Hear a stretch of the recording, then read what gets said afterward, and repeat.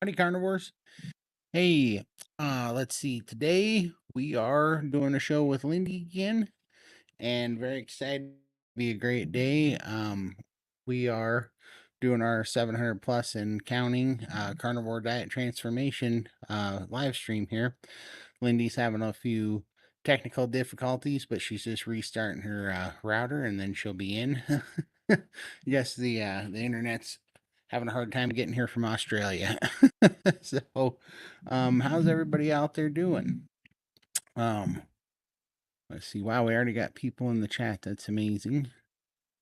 And Lindy will be back with us, but we're going to talk a little bit today about lymphedema. We've both had a lot of questions on lymphedema over the past week. California. Howdy, howdy.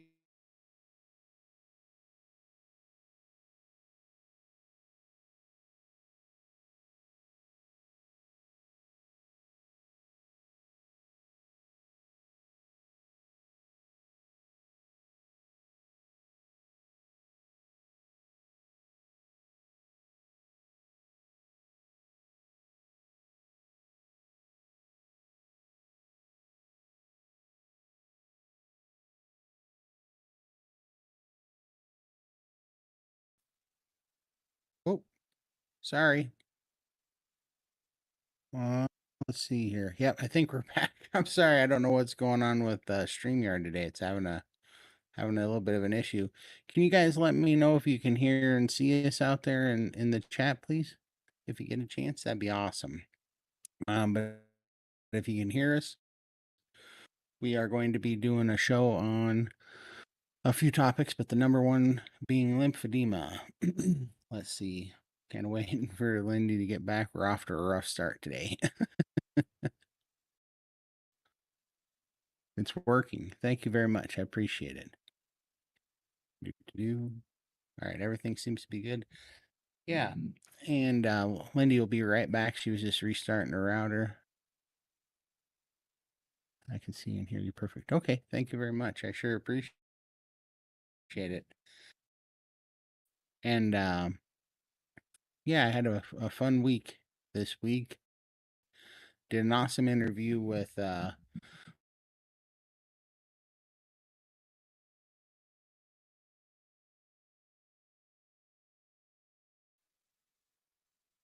perfect. And let's see. Pull this up. Limitless Lindy. We are live.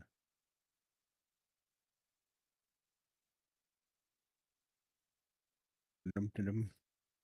Yes, destination.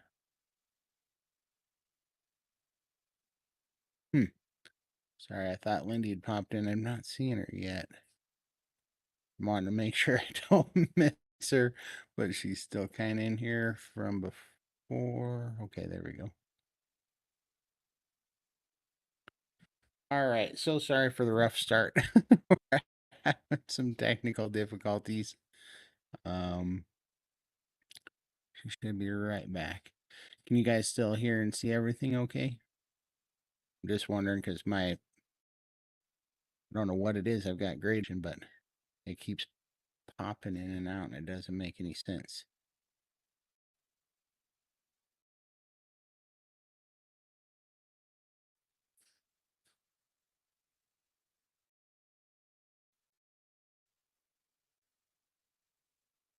Let's see. Okay, perfect.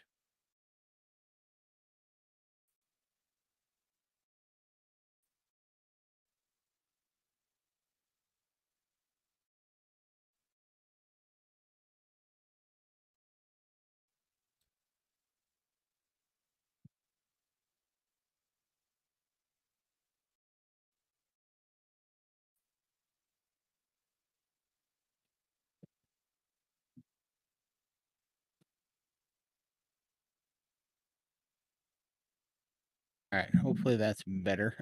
I just was making sure I had everything closed, and I do. And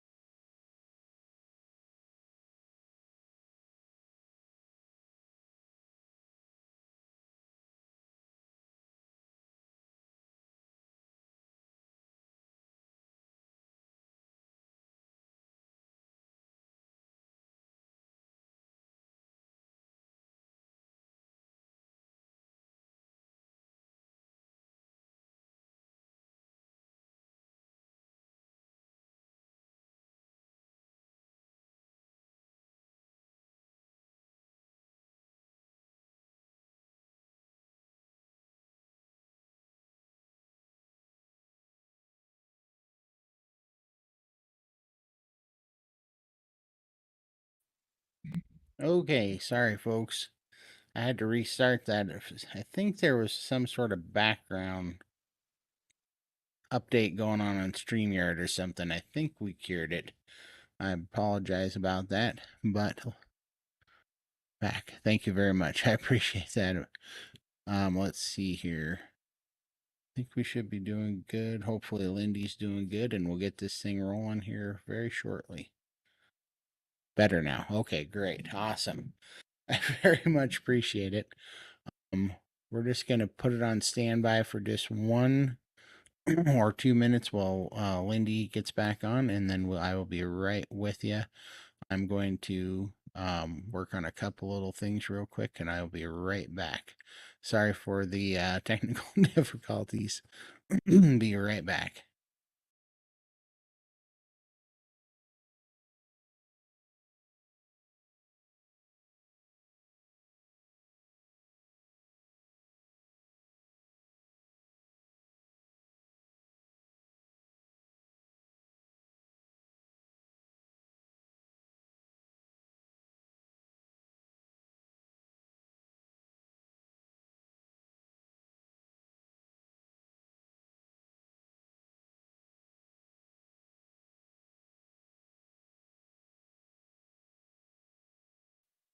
Okay.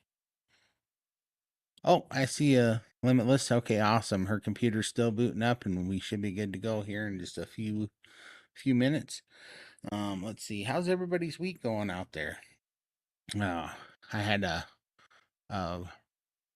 crazy week, but a good week. My dog had to have a bunch of great results.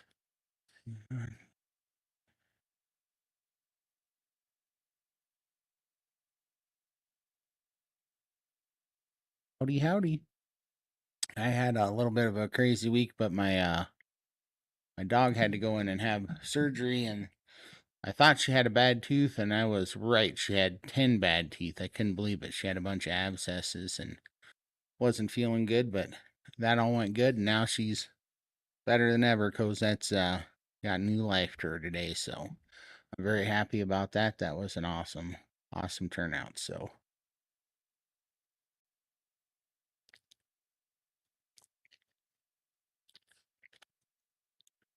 we got going on here.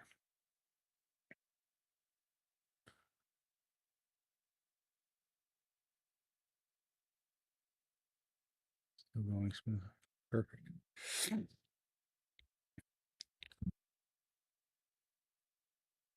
All right.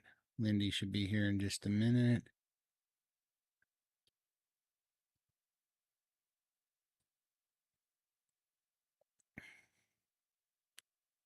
Run through some comments while she's here or while we're waiting. Hey, Michelle. Hello to my two favorite car. Oh, that is so sweet. I sure appreciate it. Lindy carries this show for sure. Oh, that's doing everything twice. Let's see. Good afternoon from California. Good afternoon to you too. It's working. Let me see here.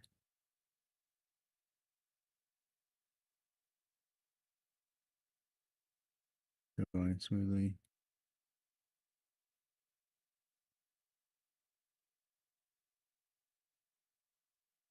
Oh, here we go. Down to 154 pounds this morning from 230. That's amazing. Congratulations. That is awesome. I mean, that is life-changing weight. Congratulations. Great job. Yeah, it's amazing what carnivore can do for people, isn't it? It's just absolutely incredible how fast it happens too, you know. Can I ask you how long, let's see, maybe you said nope. How long did that take you if you don't mind me asking?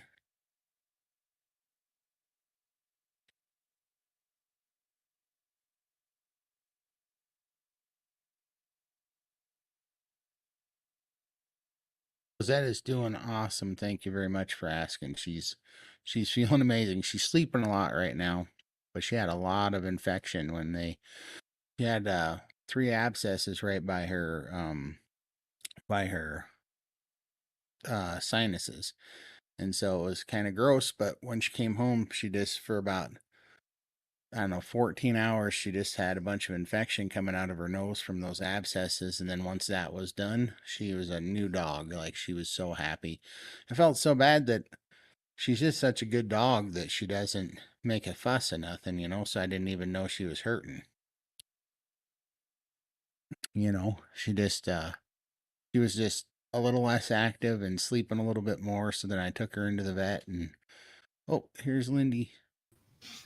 Hey.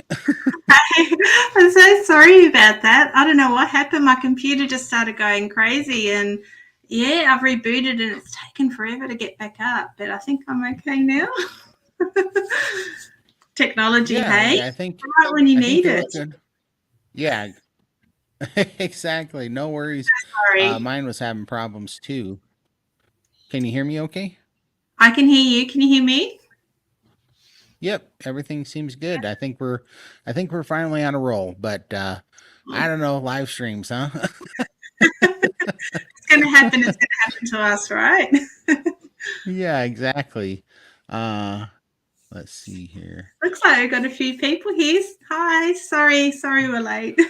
No worries.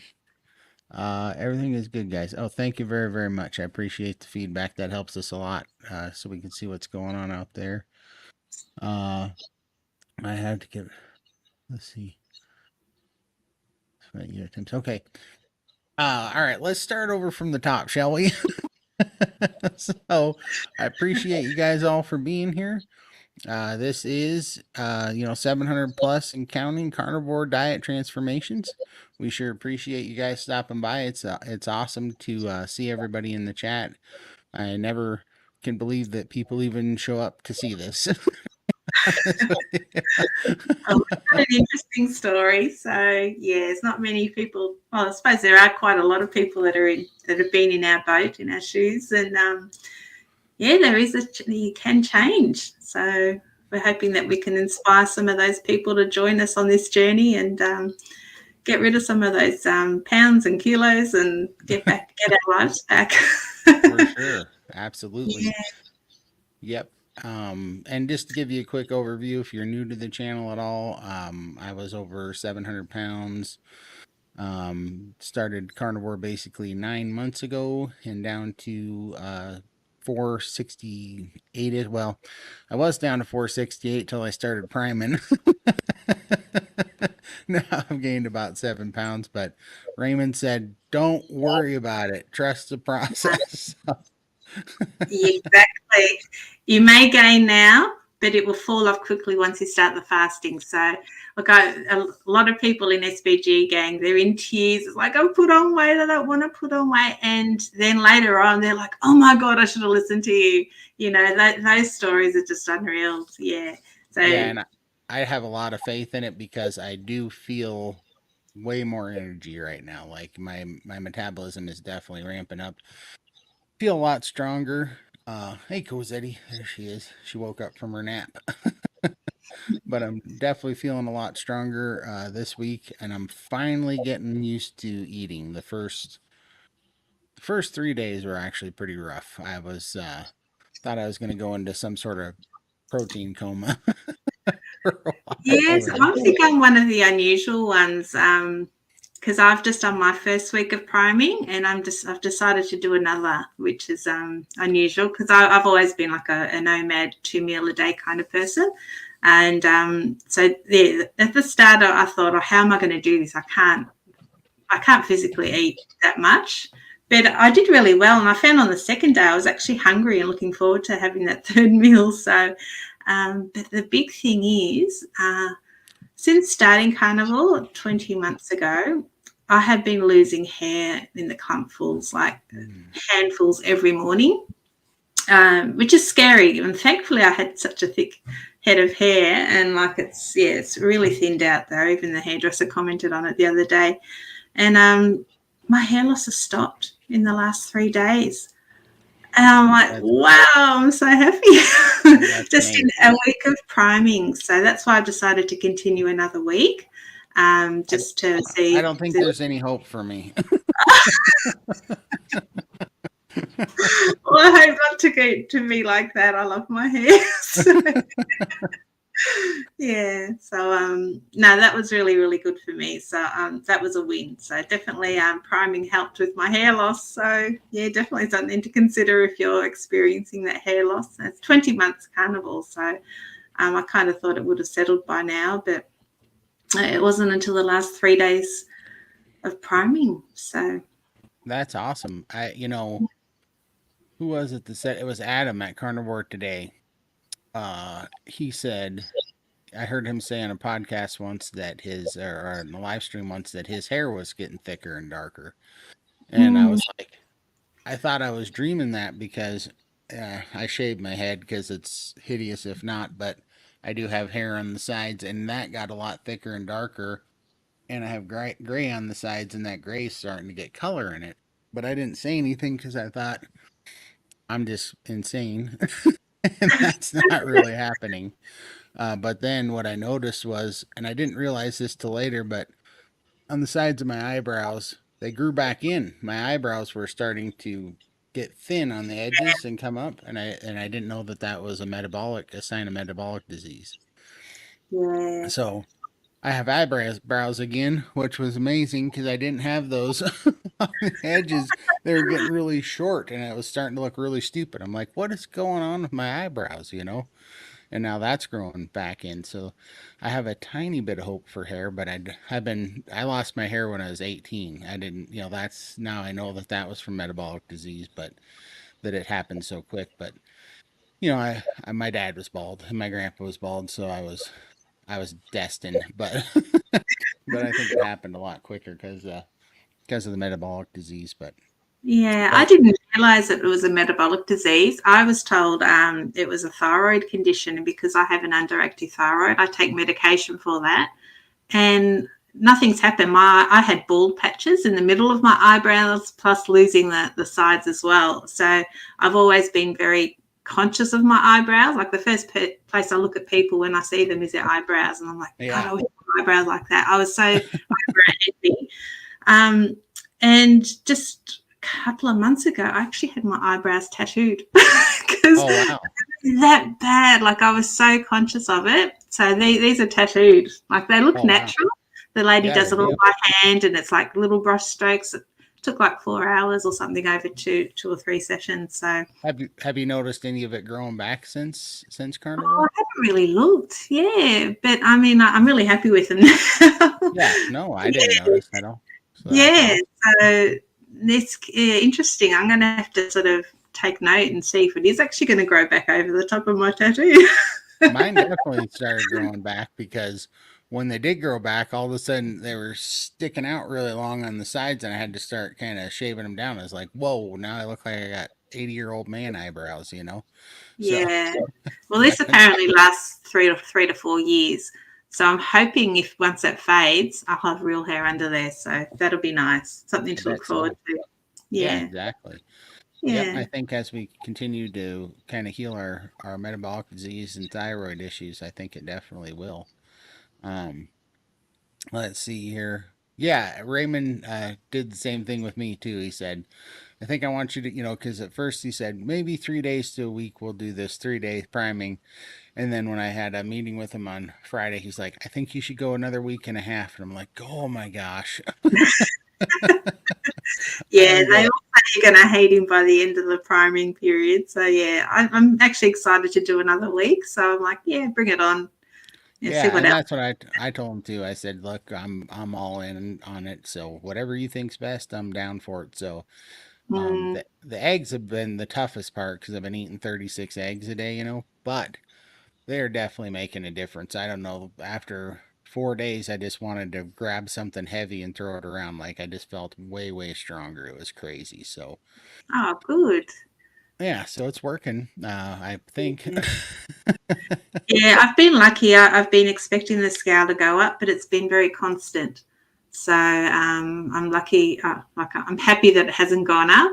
But if it does go up, I'm not disappointed because I know it's going to fall off. So I'm prepared either way. So we'll see what this week brings. Yeah, exactly. I'm not really worried about it because uh, I'm eating like 5 pounds of food a day now, And I told Raymond, I said, too much information, but I haven't used the bathroom in like 4 days, so I know I put in 20 pounds of food. So if I only went up 7 pounds, I know that that's going to come out eventually. So I'm fine with it. But as good as I feel, plus I've been sleeping a lot better. Whatever was happening when my metabolism was starting to slow down over like this last 6 or 8 weeks, I started sleeping a little bit worse too. Mm, And yeah, and so, I've been sleeping like a baby. I actually had a dream about this live stream last night, and I'd lost my voice. Just oh no, instead, I had computer issues. So maybe that was my yeah, way of telling me there was something was going to happen. for sure. Yeah, I don't normally dream, so it was nice to actually have a dream last night. That's awesome. Yep. And let's see, me and Lindy were talking, and I think we're going to address kind of go through our story on lymphedema too, because we both been getting asked a lot of questions on that. Uh, let's see here. Do you want to start first, Lindy, and want to kind of go through your history of lymphedema? Yeah, sure. Well, I've always had a problem with fluid sort of retention in my legs, and I'd never heard of lymphedema or lipedema or anything like that. But this is when Mum was still here, so we're looking at probably about 12, 15 years, sort of within that period of time. My legs were so swollen and painful to touch, like they were hot and red, and they were turning all different colours. I was weeping fluid just from the knee down, like to my ankle in that sort of area. Very, very uncomfortable, and I could be lying in bed and my husband would just slightly touch my leg with his foot, and the pain was just unbearable. So I sent myself to the doctor, which I try to avoid at all costs. I only go when I'm like desperate, and I was desperate because this pain was really bad. And she said to me, "It looks like you've got lymphedema," and she mentioned lipedema as well, which I didn't even know what they were. I'd never heard of them. And she referred me to a specialist. And at the time, I was caring for Mum and my daughter with their conditions, and the last thing I needed was more doctor's appointments and to be off the radar with them. So I never followed it up. So that was my non-official diagnosis from the medical doctor. I've never actually been back to a doctor to talk about it since. But I think she also mentioned I had cellulitis, and she did give me some antibiotics as well.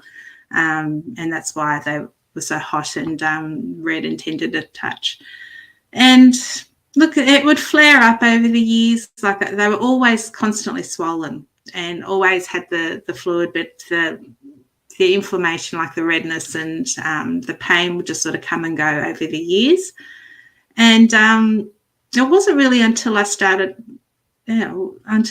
Carnivore that all those symptoms started to go away. And my legs are now literally a third of the size. The swelling has gone right down.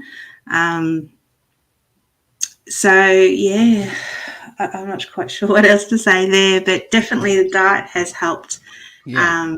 reduce I don't have any of that pain anymore that I had. The swelling has gone right down. They're not weeping at all. I still have the discoloration from all the issues that I had previously. So I've got a little bit of like the discoloration in my skin. And just on above the inside of the ankles is still a little bit like firm, like hard Yeah. skin there. So you can see, like I had no ankles. I think they call them cankles. My legs are Yeah. just like stumps. And I've actually got a bit of definition now, but you can see where the cuff was on my feet now. So yeah, it definitely has improved with my diet. And I find if I do eat a little bit off plan, that I do get a flare up and the swelling starts up again. So I definitely know that what you put in your mouth is going to make a difference with that. And it's really hard because when I was researching, all the websites tell you to eat fruit and veg and grains Right. and this balanced diet. Now, if I was eating all that before, and obviously it wasn't helping, like I was eating other crap as well, but cutting everything out. And like, even if I do cheat now, I don't cheat with sugar. I don't cheat with any sweets. If I do have a cheat, it's I don't really call it a cheat. I guess it's a keto meal because I'll have a few veggies if we're socializing or something like that. That's enough to trigger it, those vegetables. So it's not like I'm eating processed foods and sugars to trigger that condition to come back again. It's actually fruit or veg, which is keto anyway. So I definitely need to restrict all of that to keep that inflammation down in my legs. Right. Do you Mm. feel any like do you still get any fluid buildup like if you have a long day on your feet or sitting at a chair for a long time or anything? Yeah, if when I exercise, I feel it builds up. Standing up, definitely. If I'm sitting down, I have to put my feet up at night. I get restless legs as well if I'm sitting down because I do a lot of computer work, so I'm constantly sitting down. I use a vibration plate under my desk. I've got one under here now, which I won't put on because it's pretty noisy. And Yeah. when I'm working, that keeps the circulation going in my legs. That's been a game changer for me because I am so sedentary through the day with my work. Yep. Um, and I also have this sit stand desk. So throughout the day, I'll stand up and sit down, but I can't be standing for long periods of time because, yeah, it does flare up a bit. And in the morning, I feel as light as anything. But as the day gets on towards nighttime, that's when I find I've got a lot of swelling. So definitely through the night, I have to get up through the night and pee because it's all that build up from the day. Like I'll drink in the day and I hardly go to the toilet and it all happens at night. So my body just Oh, seems to retain all the fluid through the day, and then at night time I'm up, a couple of times sometimes just to go pee, which is weird. So I yep. don't know. But thankfully I can just get back to sleep pretty quickly. It doesn't Did you disturb me have too much. did you have any real dry scaly skin on your legs from that? Yeah, Yeah, like yeah. super thick. It's like Yeah, I orange can't. peel almost, and yeah, very Yeah. thick, and yeah, it was. Yeah, I'm gonna sorry if it grosses anybody out, but I was the reason why I had my head down there. I was going through my phone and getting some pictures. I'm gonna try to show my screen. I've never done this before, so um, stick with me. Let's see. Uh, show screen. Tell me if you. Oh, you're good. I never took photos. And I still hide my legs. I wear the longest skirts that go down to my ankles to hide my legs because I'm just so ashamed of them. They're Yeah, not very for sure. nice. So Yeah, this is when I was working on getting that skin off. See how crazy that is? Can you see yeah, that at all? yeah. We see it. Yeah. Yeah, that dark stuff was just the driest, scaliest, like orange peel skin. And the reason why there's all that powder on the floor and why it was bleeding, I was so tired of it. I got this like motorized sanding deal for skin and I was taking it off and I was sanding Oh, it down and I was trying to get all that skin off there because it was driving me a little bit crazy. And yeah, it's so painful too. yeah, now it's a lot better. This is closer, but everything's kind of melting off of it and going to the back. But that's how big my actually my calves are about 4 inches smaller in this picture. But I'm still, and that was about a month ago that I took that picture, and now Oh, mate. that's still coming off of there. Let's see. Oh, I'm missing some pictures. Darn it. I must not have put all the pictures on here. But let's see here. I don't see it. This was I was pretty happy the other day. I took some of um these pictures because that was an old shirt that I used to wear. Oh, So wow, that was a fun awesome! picture. Great job. Yeah, that was pretty awesome. I put that shirt on. I'm like, wow, this is like a tent now. And then Yeah, let's let's see. This was just the other day. I was feeling a lot better. That picture, I was like, these are looking better. Getting it down there. So yeah. it's it's quite the difference for sure. Let's see here. How do I unshare my screen? I The think, clothes thing is really interesting. I'm in a really funny in between sizes, I guess you would say. I took a photo the other day, like a self. My daughter took it of me when we were at a cherry blossom farm. So I had all these cherry blossom behind me, and I was just sort of, I don't know, leaning on this fence. And I had my t-shirt, and it kind of was sort of fell off the shoulder a little bit. And I sent it to my coach because my husband's like, "Oh, it's my favorite photo," and I just sent it to her just because I send her photos of like updates every now and then. She's going, yeah. "Oh, you got the whole Nisha Berry look going there," and I'm like, "Well, no, actually." I thought that was a nice compliment, but no, definitely no Nisha Berry here. But I thought it's not that I did that purposely. My tops are gaping at the top, but because Yeah. of the loose skin on my stomach, I need that size to be nice, fit nicely around my waist. Right. So all my, like, even this, I mean, it's getting quite, like, a bit loose up here, but I Yep.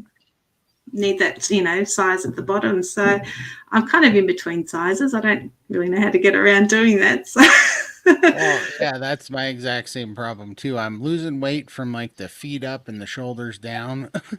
yeah, But the yeah, I'm middle just bit, yeah. yeah, the middle's the rough part because I know exactly what you're talking about. I used to wear between like a yeah, I could wear a 7X, but it was tight, super tight around the midsection, and then it would just roll up when I'd sit down. It was terrible. So I'd have to wear like an 8 or a 9X, and the problem is when you get to an 8 or a 9X, I mean, there's like four shirts out there available for you. There's like nothing out there. And Yeah, so I still have some of those. But yeah, I still wear like a 5 and 6X some days, not because I need it. If I was standing up, it's way baggy everywhere, but it's so uncomfortable when you sit down and everything bunches up and pulls on you. So I do the same thing, but I don't know. It's like bittersweet, really. It's like that's why I couldn't imagine a day that I would ever show pictures like that on the internet because I hated that. But now I was talking to my brother too. I'm like, yeah, I don't care anymore because before that bothered me because that old guy had me dominated, like it was just like I couldn't get free from it. Now I know that dude's days are numbered, that weight's coming off no matter what. So yeah. now that I got it beat, I Kind don't of care. determined you're never going to go back there again. So, yeah, No, to be proud no, of yourself, look back on the photos and think, yeah, that was me, and look at me now. Look how right. far I've come, and be really proud of yourself for achieving that. People just look at you and think, oh, you're going to die soon, which you probably were, and I was Oh, probably in that same boat for sure. But yeah. we've overcome all of that, and we've Yeah. got our lives back. So much to look forward to now. Yeah, and Mm, you just want to share it with people because yeah, I went for a long time there not knowing if I was going to wake up the next day. I was stopping breathing so bad at night, and my health was so bad after COVID that there was no. It didn't feel like there's any guarantees. I had no energy. I was just gray and green, and no good oxygen, no circulation, no strength at all. I mean, it was terrible. Yeah, now I'm like, well, I'm really happy to see that old guy dying because you know this it's like you're just kind of turning into a new person every day. It's pretty crazy. Um, yeah, yeah, I don't, I I say that my lymphedema is gone, and I believe that it pretty much is, 99% gone, anyways.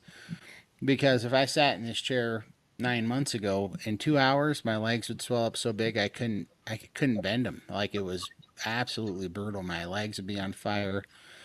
Just so, I mean, they were hard as concrete. I mean, it was crazy, and it was debilitating because my legs would weigh so much. I used to have to, I tied a rope around my ankles, and I'd have to lift up my legs onto a footstool to get them raised because the recliner that I was in, every time I get a new recliner, within 2 weeks I'd bent the little foot thing because my legs were so heavy it just was getting destroyed.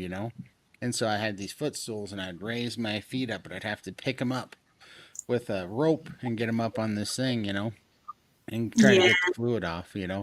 So now I realize that I still get some swelling, but it's super minimal. I mean, it's probably significant to people that weren't in our boat because I still gain in 3 weeks or a month, I'll still gain like 30 pounds of fluid if I don't deal with it, you know?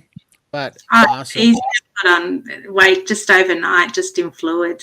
Easily, oh, we work in kilos here. Like I put 5 or 6 kilos in overnight. And I'm like, how in the hell did I do that? I didn't cheat or do anything bad, and it's just the fluid. If I did excessive walking the previous day, or just little things just trigger it. So I don't think I'm healed at all. It's obviously a condition that I've got, and I'll probably have it for life. But the symptoms have improved eating this way. So, and I know if I do excessive stuff or eat off plan, it will come back. So, yeah.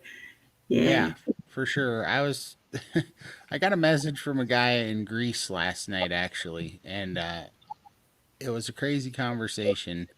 But the guy seems really, he's like a naturopath doctor in Greece, and we had a bit of a language barrier problem. And he was talking so fast and he spoke real broken English. And, but I mean, we even went on Discord and we were talking, and he was just like he was hitting on some things that were pretty incredibly insightful. And he definitely, I could tell just the guy's passion. He really believes what he's doing, and he swears that he's healed tons of people from lymphedema. And he said it's like not a problem. He goes, this is one of the easiest things to cure. And he was just talking about the lymphatic drainage system. So I was like, all right, well, I'm in whatever you want to try. He's got some supplements that he swears will turn it around in a short period of time. So I'll let you know how that goes because Oh, you okay. know the guy was he really convinced me when I was talking to him about my brother because I didn't tell him really. I told him he had MS or was diagnosed with MS and that he had symptoms like POTS, where he has vertigo and when he gets up, well, he's got a bunch of vertigo, but when he gets up fast and like sits up, his blood pressure drops and he passes out. And this guy goes, "Oh no, that's not POTS." And I can't tell you what he said it was because he was talking so fast and I couldn't understand him. But what got me was he goes, he can't have stimulants. And I'm like, "Oh, what do you mean?" He said, "He can't have chocolate, he can't have caffeine, and he can't have vitamin C," he even said. Well, that really resonated with me because over the last year, working with my brother, he's told me, he goes, "I just noticed that caffeine makes it worse." He said chocolate makes it worse. And he goes, "And I was taking vitamin C the other day and I swear it made it worse." And so I didn't tell that guy anything. And he pegged those three things. I'm like, all right, this guy might be some kind of naturopath genius because he was Wow. able to pick up on Mm. those. So, anyhow, uh, he sent me a bunch of links to a bunch of different supplements and stuff that are just on Amazon. So he doesn't really have anything to gain with this. He said, if you want, coaching, I do it for just $100 a month, which is nothing anyhow. I mean, that's super cheap. And he goes, I don't want to charge people too much because people are hurting and they need to get healed. And he goes, I just do this, but he goes, and you don't even have to pay me. If you want for free, I'll give it to you for free. If you can help me, then that's fine. So I don't know. I was like, all right, I'm hiring you. See what happens because it's just some supplements. So, and Yeah. he was super I mean, that dude talked to me for like 3.5, 4 hours. I was up till 4 o'clock in the morning last night talking Oh, to this wow. guy. Yeah, and he was on a roll. So I'll let you know if that works.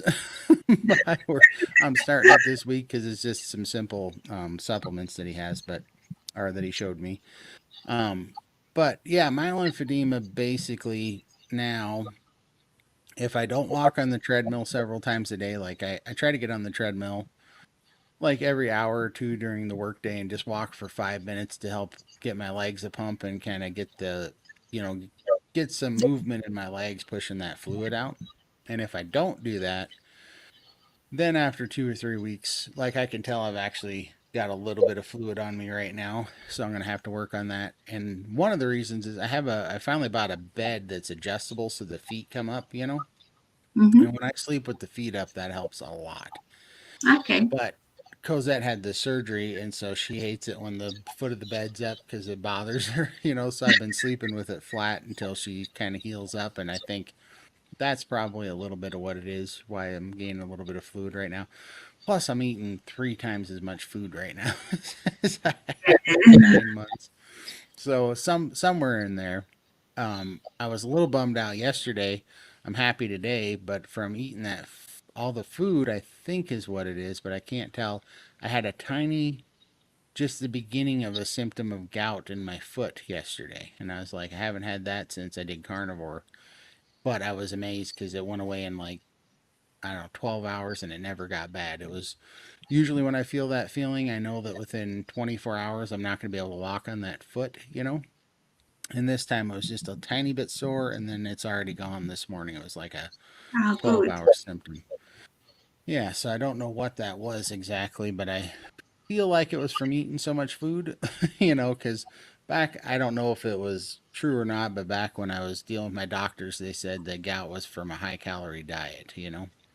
So I don't know. I sure have been eating a lot of calories, like 5,500 calories a day right now, mainly because I'm trying to get in those 36 eggs every day. So, but Mm. um, let's see.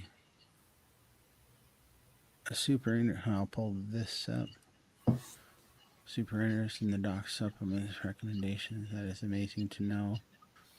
3 culprits that worsened it. I gotcha. Um, but yeah, so right now, my, I think I've lost 4 inches or more on both of my calves now since in the last 9 months. And when you were talking about how there's hard tissue in places, Mm. that was the worst part for me. And the whole back of my calf was like, I don't know. It was some sort of really hard tissue that just was super, super solid. But if you pushed on it long enough and hard enough, and I mean really hard, like 40 pounds of pressure, you'd get a thumb indent in it. You know what I Yeah, mean? yeah, But but it was all super solid and hard. And now finally that all loosened up on the back of my calf. And now I can push through and like feel the muscle. So it's all gotten jiggly and whatever. So I feel like that's good progress, like it's finally coming yeah, through. And that's why up until now, being that the swelling really has not been bad at all, it's still there a little bit, but nothing like it was. I assumed that I was mostly over it, and now I'm just kind of healing the damage that was done. It kind of feels like that, or at least getting some of that fluid off there. This guy I talked to last night too said that it's really big if you can do cold and hot showers, like get in, turn it on hot, and then turn it on cold. He said, and it kind of makes sense because it makes your it makes your muscles contract and, move. And he said that'll pump it. He said it's one of the best ways to clear out the lymphatic drainage system. I'm like, well, that's going to be fun to look forward to in the morning. maybe in summer, but it's winter here. I'm freezing as it is anyway. So Right? it's I take my jumper off and put it on. But yeah, no cold showers for me. For sure.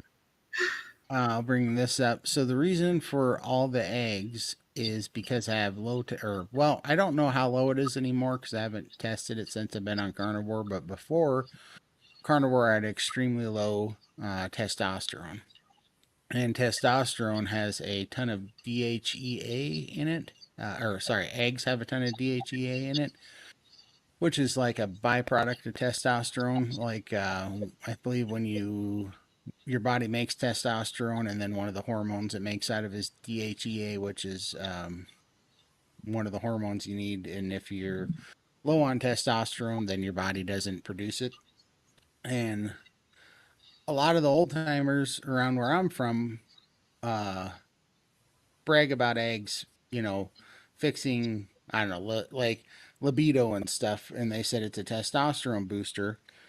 And I thought, well, I'm just going to try it and see if that helps my testosterone. And then I was brought that up to Raymond, and he sent me an article, and it was about these weightlifters that said that if you eat 36 eggs a day, it's actually like an entire um, steroid cycle for weightlifters. They said it's like an entire gear cycle. They said it's super, super powerful. So, being that I was going to be eating 3 meals a day doing this priming routine, I was like, well, I think I'll do try to do that 36 eggs, and it's definitely working. My like I just feel a lot stronger, and because I was on testosterone replacement therapy for about 6 weeks, and then I read up on it after I was on it, and it said that if you take testosterone, you can get you'll get to the point where you're dependent on it because your body stops making it, and so then you're on it for the rest of your life. So I got off of it because I wanted to give carnivore a chance before I got, kind of stuck on taking a. I don't like taking any medicine or drugs, and I didn't want to get stuck on taking. Well, that and it's not fun to shoot yourself in the leg because it has to go in the muscle. So it's these long 1.5 inch needles, and they're pretty big. And I have this thing. I don't know what it is, but every time I take a shot, and it doesn't matter. Like when I was in the hospital for 11 days getting fluid off me, they gave me blood thinners in the stomach. That was the most amazing thing I had. They did that every day for 11 days, and I had 11, like between golf ball and tennis ball lumps in my stomach that lasted for 6 months. They wouldn't go away. And so I don't know what it is about me, but whenever I get a shot, I get these big giant lumps in my tissue, and they are sore. They last a long time. And so when I was doing the testosterone, I was shooting myself in the legs, where you're supposed to, but these lumps, they take months to go away. So my legs were just full of all these really painful lumps that were bruising. It was getting really painful. I was like, I don't know why I react to injections like that, but it definitely did. And so I was like, I don't know that I like this. And they have they have other testosterone too. You can take it in a cream or a pill, but the most effective was the injections. So I said, all right, I'll do the injections. But between them not being very fun and the fact that um, you could get dependent on it, I just decided to give this a try. Now I know for sure my testosterone's better because my total testosterone when I got it checked before carnivore was 137, which is really, really, really low. It's supposed to be between, I think, 300 and 900.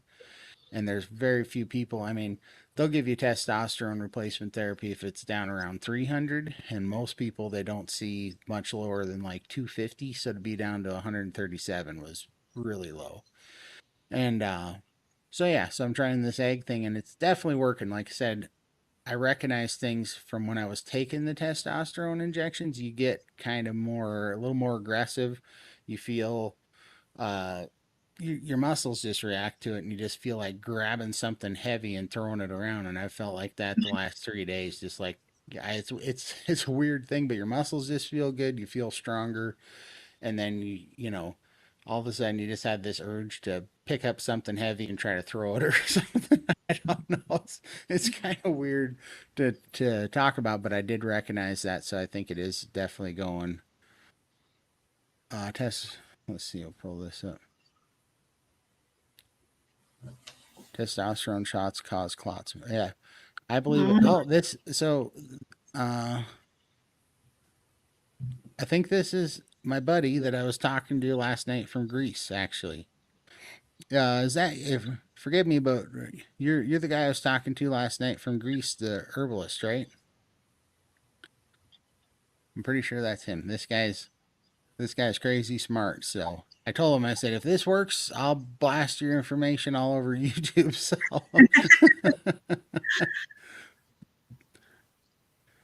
yep, that's him. That's what I thought. I appreciate Ah, you stopping in. I was just telling him about you. Um, but yeah, this that's is awesome. deceiving him calling you mate, though. Sounds pretty Aussie to be calling you mate. Yeah. Yeah, his name is Mario. Mario, I remember that. Yeah, so your name's Mario. Mario, you're from Greece, right?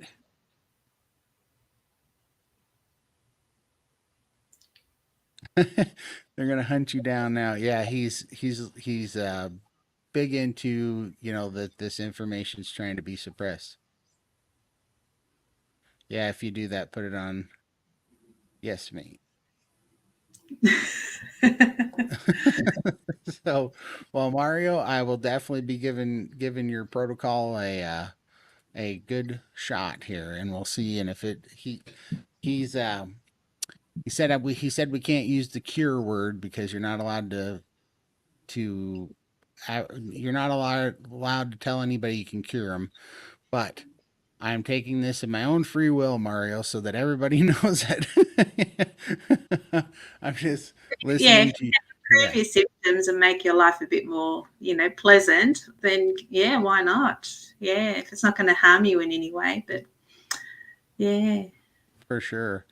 All right, I think I'm going to go to the top here and we'll start working on a few comments and then we'll go into some things. But yeah, so I don't have a ton of information on lymphedema because I had some swelling my whole life, but it wasn't anything huge. It was like some puffy feet and some puffy ankles, but I didn't have any real swelling until I got COVID. And when I got COVID, that just it must have just completely beat up my lymphatic system. So, because like I said, I gained like 84 pounds in 3 weeks of fluid, and my legs swelled up like water balloons, and it was super hard to get around, and it was super hard to breathe after that, plus the scarring of the lungs. And that basically what happened there was I went into the doctor and he goes, "You got lymphedema." And I'm like, "Okay, what's that mean?" And he's like, "Take these fluid pills and keep your feet up and wear compression socks." And so that was pretty much all the information that I'd gotten on it. And then before I really had gotten to a point where to have any idea of how to treat it or really do a deep dive on it, I got on carnivore and then it seemed to have gone away. The damage was done and I was dealing with the tissue and the dry skin and all that crazy stuff that had happened. And I'm still dealing with that, but the swelling has 90% gone away. So I didn't really look into it that much. I didn't really do that many things. Now, since then, when you were talking about that vibrating pad, does your vibrating pad about the size of a bathroom scale on kind of on a 45-degree angle, and you put your feet on it and it just shakes? Is that what it does?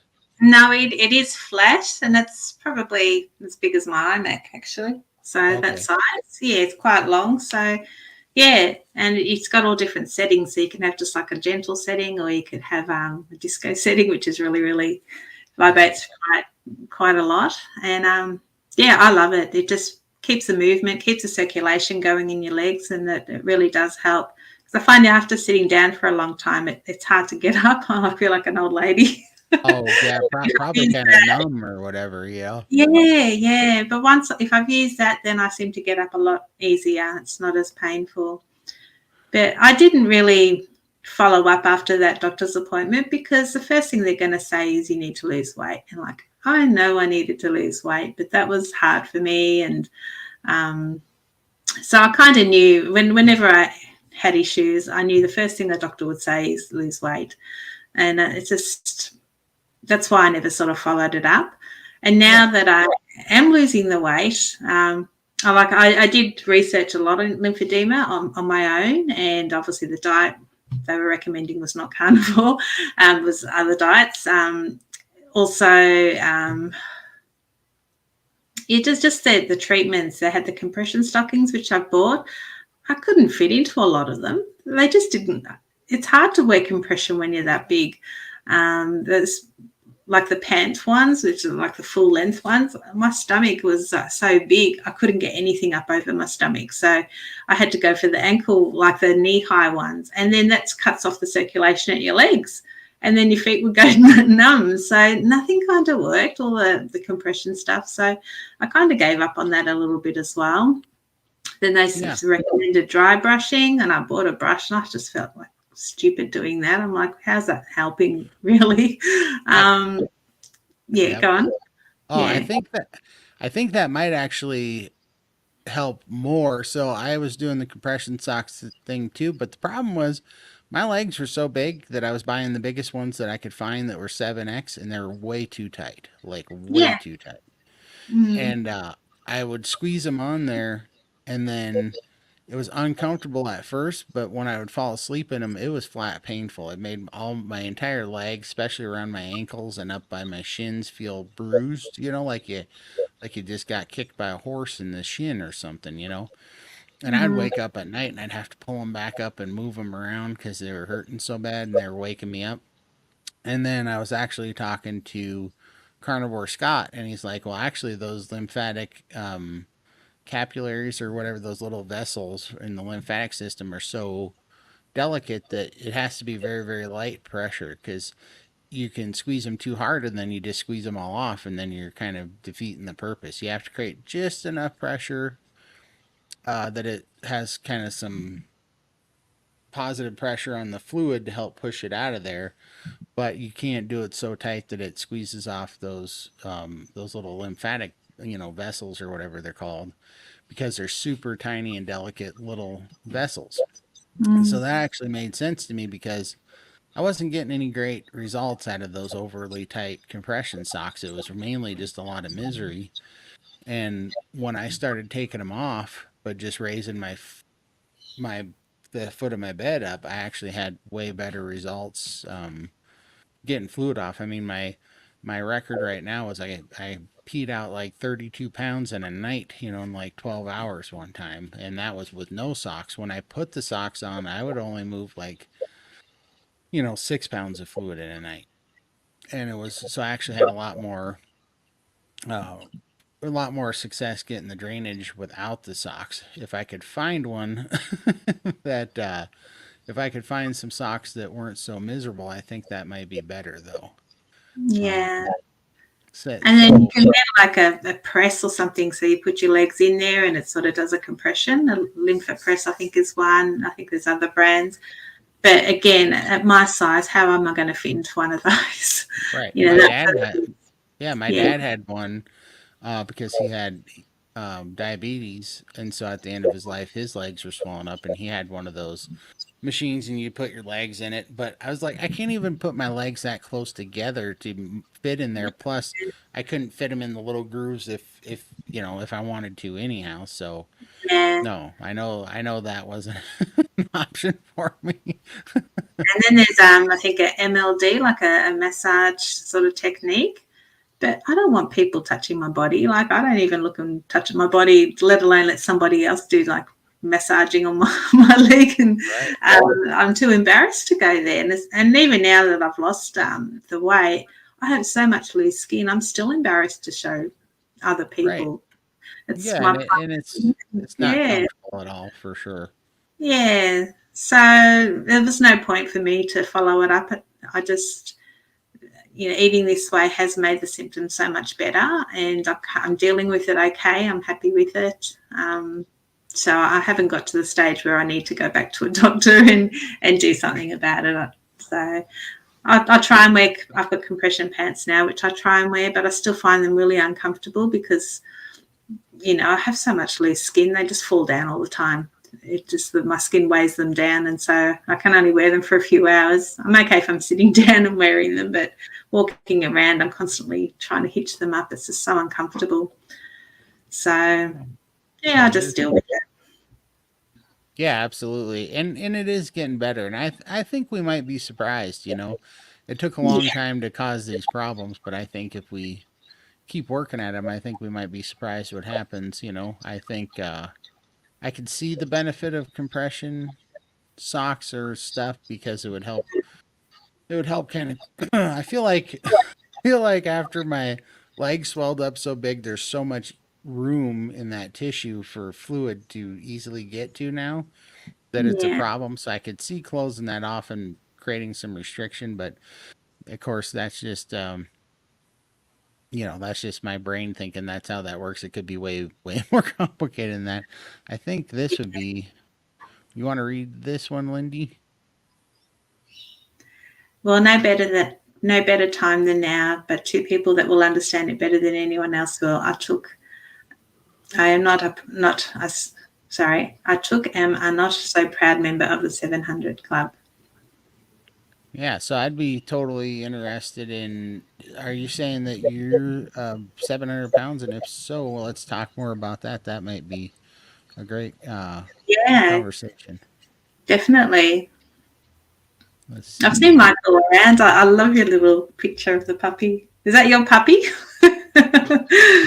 It's a very cute puppy. It does melt my heart. I love them so much. 20 years of me dealing with lymphedema. Yeah. He both legs here. Yeah. It's not a pleasant condition at all. It's very uncomfortable, but I just find with my symptoms now, they're just so much more manageable. And I coping a lot better. I'm kind of worried about summer because I find in summer it flares up really with the hotter weather. And with summer coming up here in Australia, I'm interested to see how I'm going to be compared to last year. So, You know what's so funny is you said that, right? And I heard you say that before. And so we're going into winter, and I swear my lymphedema is being a little bit more of a pain now that it's getting cold for me. So I was like, I wonder what that. oh, Yeah. And so I was like, is this just? I don't know. That's gonna be curious. There she goes. Cosette's being crazy today. So that had me really curious. I can't keep both legs down for more than 20 or 30 minutes. Yeah, I totally know where you're coming from there, man. I was trying to work in this very chair when I was 700 pounds. And like after 2 hours, I wasn't even sure I was going to be able to get out of this chair to my recliner to get my feet up. It was so bad. yeah. And I mean, it was so crazy. Whatever those muscles are on your hips to try to lift up legs that bad, it was actually hurting my hips. I thought more than once something happened to my hips by trying to get my legs up to where something got caught, like my hip was starting to go out of joint because there was so much pressure on it trying to lift my legs. I don't know how much they weighed, but they must have been just terribly heavy. Because it's so nice now to be able to lay in bed and lift my legs up without feeling like I'm going to throw a hip out. And, I don't know what that was, but that was some of the worst pain. I would get it in my hips from just trying to move my legs around. They're so terribly heavy. Mm. Let's see here. There's a physical therapist in southern Mexico that has a treatment plan as well that works really Really good for good. lymph. Again, Let's I don't like people touching my body right. or seeing my body, so I kind of shy away for all of that. And it probably will do me a world of good to do it, and it's something I might have to. I'll think about it. Yeah. Like to get some info. Well, Michael, I will definitely be doing a follow up with Mario, and I'm going to be doing this for a couple months. And he definitely told me last night. He goes, "This is very simple compared to things I've worked on. This is very simple." So I'll let you know. I don't He's know what Mario's take on the carnivore diet does for lymphedema compared to a so balanced healthy diet. Mario. I'm sorry to say this, but I didn't totally understand everything you're saying, but I know. So Mario's take on it, near as I could tell, and Mario, I totally love your enthusiasm and everything, but he was talking so fast and it was broken English that I was only catching like every third word. And And it then was 4 o'clock in the morning. and it was 4 o'clock in the morning and I was trying to hold on to it really hard, and we were on a live chat on Discord and the audio wasn't great. And I was Mm. trying to catch it, and he's so pumped up about what he does. That was one of the biggest things that convinced me too. I'm like, this isn't a sales pitch or something. This guy truly is passionate about what he's doing. And I told him that you can just feel it. But basically, he says, "Yeah, I use the carnivore diet to treat people," and he goes, "It definitely works." But his view on it, near as I can tell, is that he said something. He goes, "But the problem is if you ever go off the carnivore diet, then you'll gain the weight back." And I'm like, "Well, of course, yeah, Sleep. Yeah, yeah." sleep. Yeah, and he goes, and he did say the thing that I'm not too worried about, but I understand his where he's coming from. He said, um, that how the doctors tell you that it's hard to process so much protein, it's hard on your kidneys. So he brought that up that it's rough on your kidneys, but what he says basically is that everybody has a fungus, which this is another reason that um, well, he actually said something really funny. He goes, "You have fat virus," and I'm like, I can't disagree. I don't know what that means, but if anybody had fat virus, I have fat virus. If that's the thing, so I said you might have me there for sure. but so, but he said basically that everybody's got these funguses and viruses, and he said if you clear that up, you can open up your diet more. Not, I don't think he would ever recommend a standard American diet or processed foods and stuff. But basically, he was saying that you would be more able to, you know, deal with other carbohydrates. You know, if, like he specifically said, fructose shouldn't be as big of a problem it is for people like us if you heal your metabolic system and your mitochondria and the biggest thing was your gut microbiome, which I don't know about all the sugar and stuff, but I do know that I believe that a lot of the problems people have is in the gut microbiome. And so he was talking about candida's gut, and I think that's what he was referring to as being the fat virus was the candida's gut, which oddly enough was the first time I'd heard about keto after I ate those ribeyes, you know, was sous vide them. I looked Mm. up I looked up why is that working, and it took me to Dr. Darren Schmidt and Candidus. And so, and I can tell you this, I had a weird yeast rash thing on my shoulder that was not very pleasant. It was leaking some kind of fluid, and there was no reason it should have been there. And within 10 days of being on keto back then, that thing went away. And they were saying that was because the Candidus, it's like what is it? A parasite. I think it is.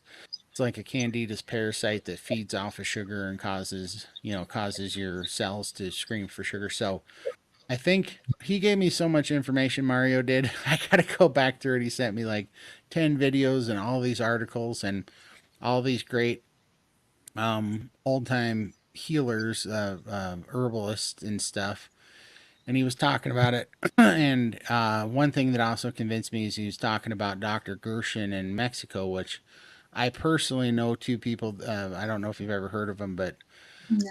uh, the original father, he was like a doctor in like the 1950s, and he was curing all sorts of crazy diseases with diet, and he was feeding them meat and stuff. You know, it was um, I think it was a high fat protein based diet if I remember right, but also they were using vegetables too, certain vegetables, and I think that they cook them a certain way, not on super high temperature, so you don't kill the enzymes in the vegetables.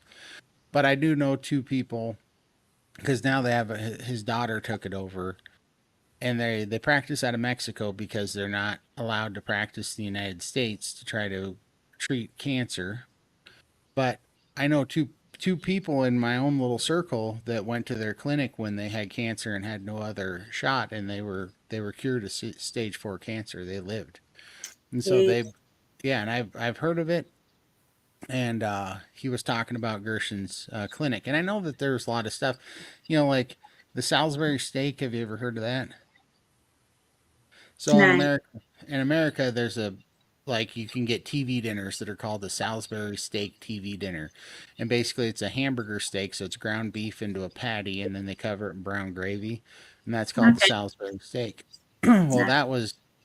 that was named after Dr. Salisbury because he called ground beef and fatty gravy the perfect health food, basically, and he was curing patients of all sorts of things and losing weight off of basically a Salisbury steak diet because it was a way of getting a bunch of fatty meat and protein in. So anyhow, it was kind of along that lines. But I will definitely, yeah. See right here, easy peasy from Mario. He's just telling me this is no problem. We're gonna cure all this. So Yeah. I'm willing to try anything. Let's see here. I was gonna see if Michael 20 years. Okay. 20 years I've been dealing with it, so I'm willing to do anything. Well, I'm definitely going to be doing follow ups, and I'd like to get Mario if he's willing to come on someday. We can talk about it. Maybe you guys can interpret for me because I'm having a hard time understanding the fella. Uh, let's see. Uh, let's see here. Same. I've got one video of autoimmune disease and how to reverse them. Not Not remission, but it's yes. prep that will make with voice new one soon. Okay. Yeah, and that Yeah. the reason why he's saying not remission. That's his code word for saying cured, but he can't say cured legally, so he uses code words. Apparently, my diabetes is in remission. That's what my doctor said too. Right? Like, yeah, well, it will continue to be in remission as long as I continue with my way of eating. But obviously, if I go back, yeah, it's going to come back, of course. But I'm not going to go back there. So. Yeah, see right here, here he is. He said, "No obesity problem is fat virus, microbiome, and genetic adrenaline and pituitary or both." Yeah, and I mean, you just have to listen to the guy. He's super smart. I know he would believe. None of this is a show. He definitely believes what he's talking in. Uh, if it's severe ones, let's see. Okay, dry brushing does help. I know it seems silly, but it adds there. It does help move the fluid a bit. I've actually got a brush. I bought one. I had a coaching session with a lymphedema specialist, and yeah, she showed me how to do it, and we went through all the movements. And yeah, I did feel a little bit silly, and also when you've got a big stomach, it's hard to get down to your legs. So I did struggle with it, and the brush has been sitting in the drawer ever since. I haven't used it, but look, yeah, maybe I should bring it out again. But as I said, I'm comfortable with everything at the moment. Yeah, obviously everything's settled down. I don't have any major flare ups, and but it's definitely tools that I can use if it does flare up again. Totally. Mm. Yeah, I'm gonna start trying some things too. I Because after you talked about the vibrating pad, I found one online. It was like $300, but I saw it on a kind of a viral video, so I'm like, I'm gonna try that. And then I also found these. They're not compression socks, but they're leg wraps, but they have these little vibrating things on the side of them. So as you wrap your legs in it, these little power packs are sitting on the side right by your calves, and they vibrate your legs. So I was thinking about getting those so that I could wear them at night with my feet up and see, Okay. yeah, and see if I can just have them running all night. I'll probably be up every 15 minutes taking a world record pee, but I'm willing to give it a try. Let's see here. Let's see. Mario's talking to Michael. Hot and cold showers helps too. It creates a pump on the lymph system, and castor oil fermentations and other lymph detox Properly done. properly done. Sorry, the reason why I keep doing this is because my stupid camera is right in front of the computer and I can't see all the comments unless I look around this dang camera. But if I don't have it sitting right here, then I look like I'm doing this all the time and people think I'm not looking at them. I gotta figure out how to do this better. Info. Let's see here. Michael subbed as well. Share that info Yeah, with another. another Greek. So Michael, you're Greek too. I'm Italian. My Ah, mum's side Italian, but my father's side English. So I look like an English, whereas my sister, she's very olive and dark hair. She looks more Italian. nice. Uh, Yeah, so this is something he told me for my brother, and I'm going to tell him today, and he's going to try it. Heated castor oil or castor oil packs. And so I'm going to tell that to my brother. He's got a pinched nerve problem. Let's see.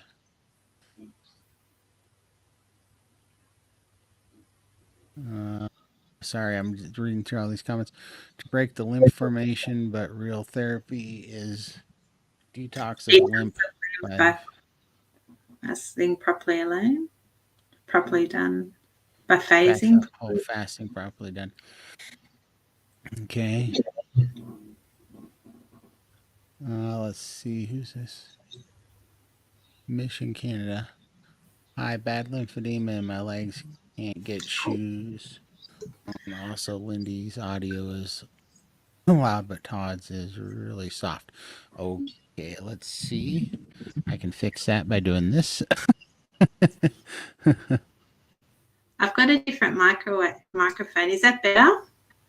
Yeah, I think yours is really good myself. As can people give us an audio check and tell us if we're too loud or too soft Testing one, For two, some three. Can reason, you? my computer automatically adjusts it. See, it Oh, keeps speeding up, and I push it down, huh. but then when I don't use a microphone, people can't hear me. So my husband lent me his. I got you. Well, you sound fine to me. I can't Yeah. tell a difference. Okay, let's see what Mario has to say. Since now we're on the lymphedema topic, when lymph system gets blocked up, it gets edemic and And holds holds pressure pressure and and cause. cause circulation issues. Yeah. Yeah.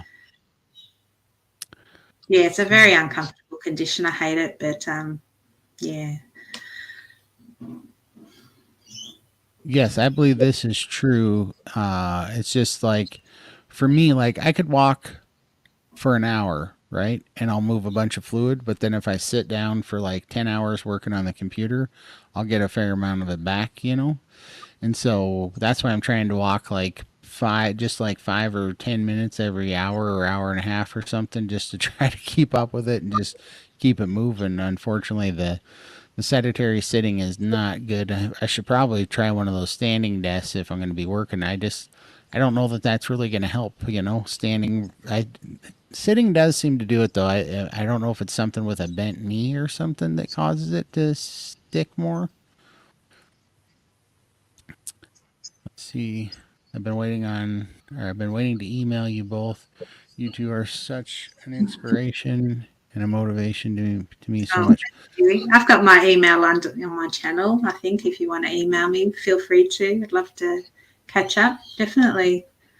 It's so Yeah, hard and when you haven't got anyone to talk to, just to share your symptoms, share your stories, and offer. We can't give medical advice, but we can talk from our experiences and how we cope with things. And I think it helps just to have a little support network, doesn't it?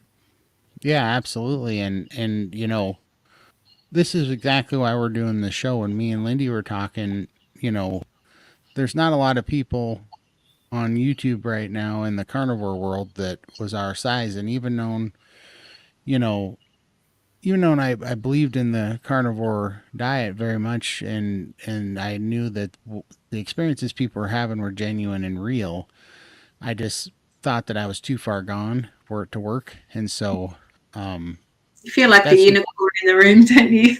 yeah, right. And when I started, I didn't know you, and you didn't have a YouTube channel, and when you started, you didn't know me. Well, first of all, I was a year later when I started, or 10 months later, but you didn't know me, and neither one of us knew Bill, right? And so, yeah, when I was looking around, there's no seven. I didn't even know any 600-pound people, and so I just thought I'd gone too far to be helped. And, did you think kind of the same thing?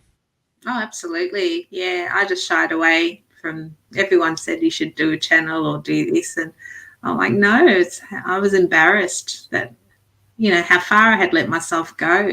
And I still don't want to think about the past Totally. too much.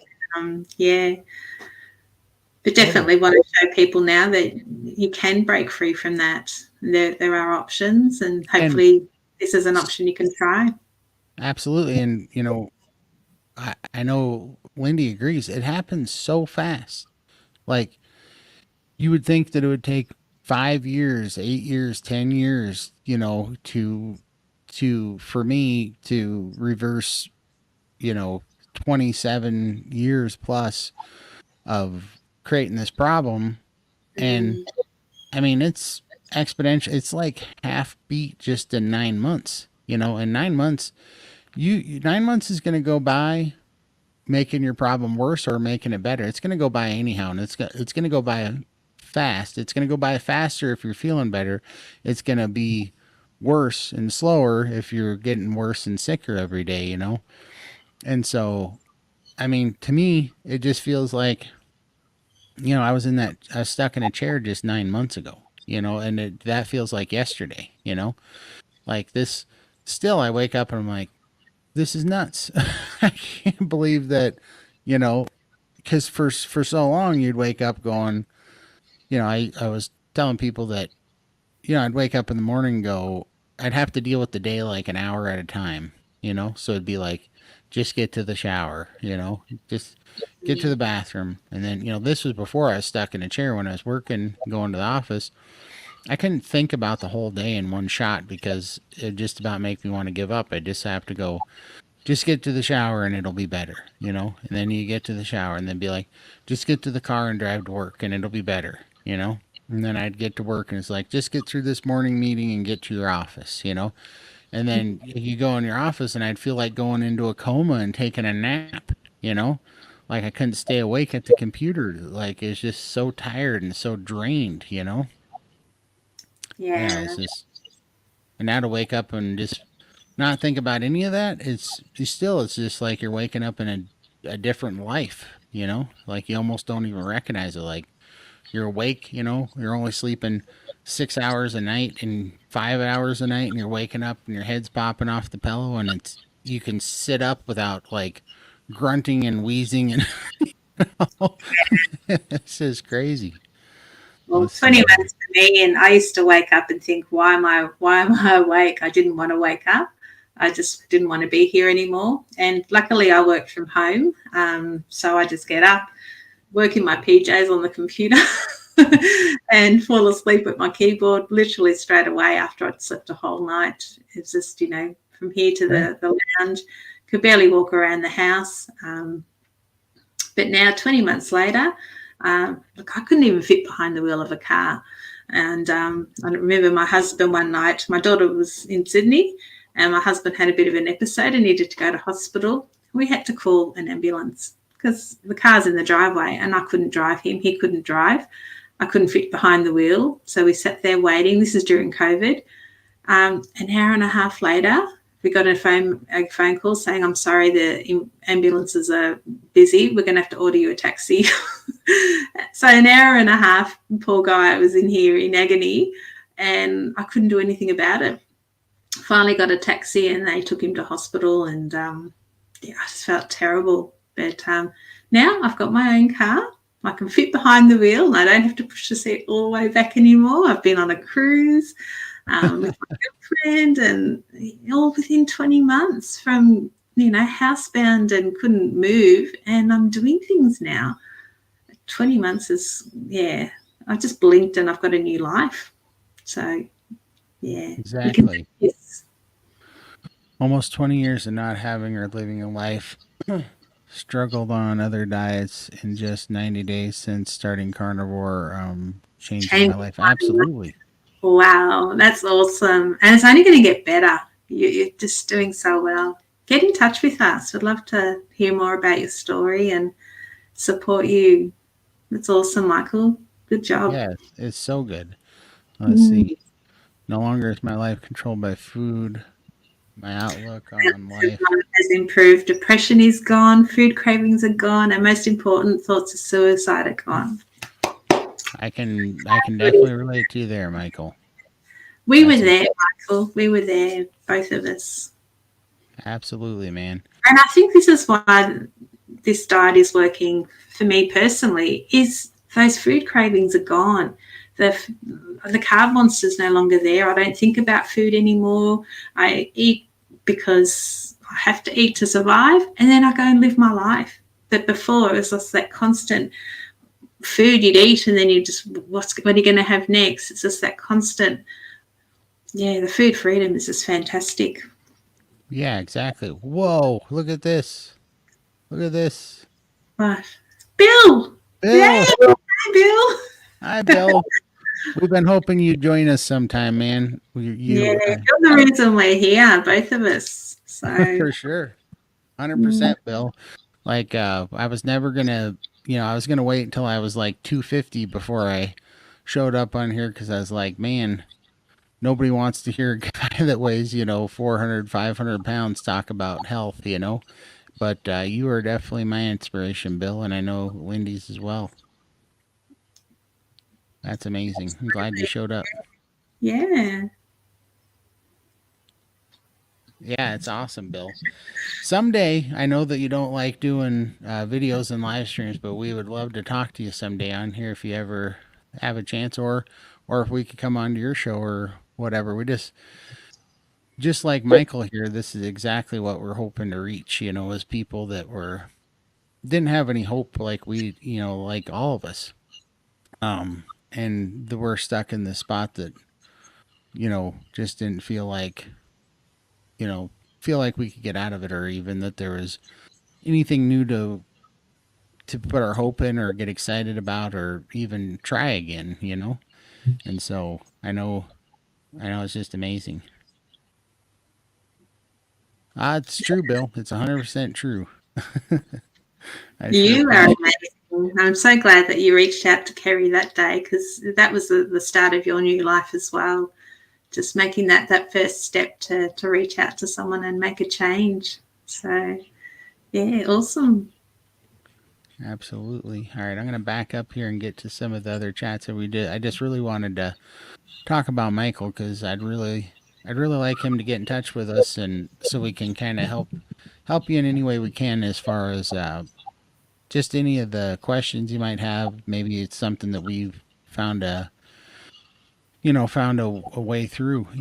And also, you know, I think that the steak and butter gang is pretty amazing. And you started with the steak and butter gang, didn't you, Lindy, from get go?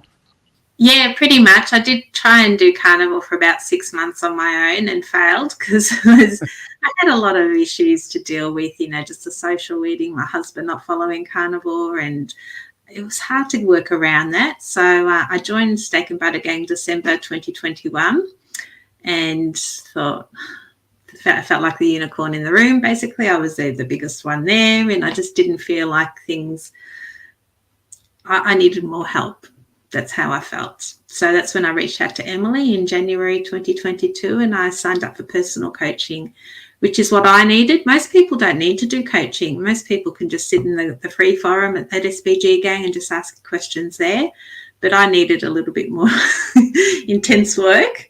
And they really helped me deal with all those social situations, dealing with my emotions, the grieving the loss of my mum. And so it was more than just what to eat and how to eat. It was the whole package. And they just really got my head straight and gave me some tools to help me with all of that. So if it wasn't for them, I'd probably be still spiraling up and down. Yeah. Yeah, and so I think I don't know, maybe if you could email one of us or both of us or however you want to do it. My email is just thecarnivorecure@gmail.com. And if you just wanted to get in touch with us, we'd love to help you in any way we can. Maybe we can introduce you to the steak and butter gang too, because I find, when I heard that, I kind of stumbled my way through it, you know, to It's this actually point. part of Steak and Butter Gang. I've actually sent you a message in the Steak and Butter Gang chat to Bill. So if you log in there, you'll see my message. I reached out to you a little while ago, but you probably haven't seen it. So Yeah, yeah. I did notice that Bill was in there too. I didn't know that until like a month after I was in there, and then I saw Bill in the list. I was like, "Hey, Bill's in here. That's awesome."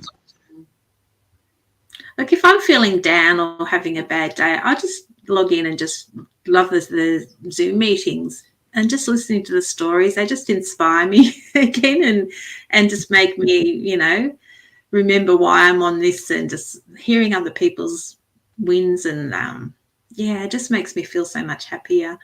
So even though yeah, I don't really have the coaching anymore and I kind of know what I'm doing, it just helps to keep you motivated and inspired. Yeah, and I totally agree because first of all, listening to all those people's testimonies and victories every day, and seeing their progress is amazing by itself. And then I get questions, and there's so many things that I just had all these thoughts about, like, is this what's happening to me? Is just stuff like when I was like, I can't eat, I don't think chicken's good for me, and then to find out that there's a lot of people that can't eat chicken.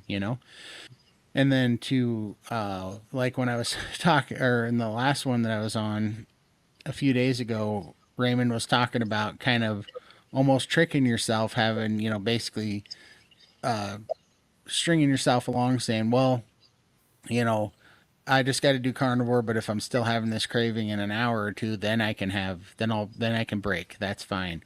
And knowing that if you wait that hour or so, it'll go away. If you eat carnivore and you go get something, the craving will go away. And that resonated so much with me because I had two. I didn't know I was tricking myself at the time, but they ended up being very powerful. When I went to carnivore from ketovore, I went to carnivore with the total thought, with the total plan that if I was going to have a cheat day, I was going to cheat back to keto, right? So if I was going to have a bad day, I could just fail the keto. And that was one of them. And I never have failed the keto, but I swear that it gave me just some sort of mental break by knowing that I could if I wanted to. Like it took some of the pressure off. And then the other one was when I was having, if I made kind of a deal with myself that if I was having a terrible carb craving, that I could eat the carbs that I was wanting and I could go off the rails if I wanted. But before I did, I had to go and make like steak and bacon and eggs and whatever and eat until I was stuffed and then wait 1 hour. And then an hour later, if it was still that bad, I could go off the rails. And every time I did that, I would get there, I would eat the bacon, the eggs, or whatever, and then that carb craving would go away. And then it wasn't this big giant, brain monster that was consuming my thoughts at the time. It just went away. It lost all of its power.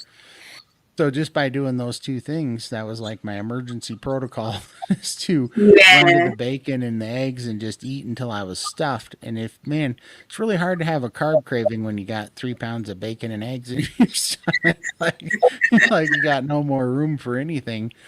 And at the time, my thought was I was just kind of thinking of it mechanically because I knew that you have two types of appetite control. One was leptin, which most people that are insulin resistant lose the leptin sensitivity, so you don't get the signaling from your brain anymore that you're full, that you're satiated. And but the other one is the appetite control that's in the stretch markers in your stomach. So my thought was, I don't care what craving I'm having, if I can trigger the stretch markers in my stomach, my brain's got to shut that down and not let me crave anything.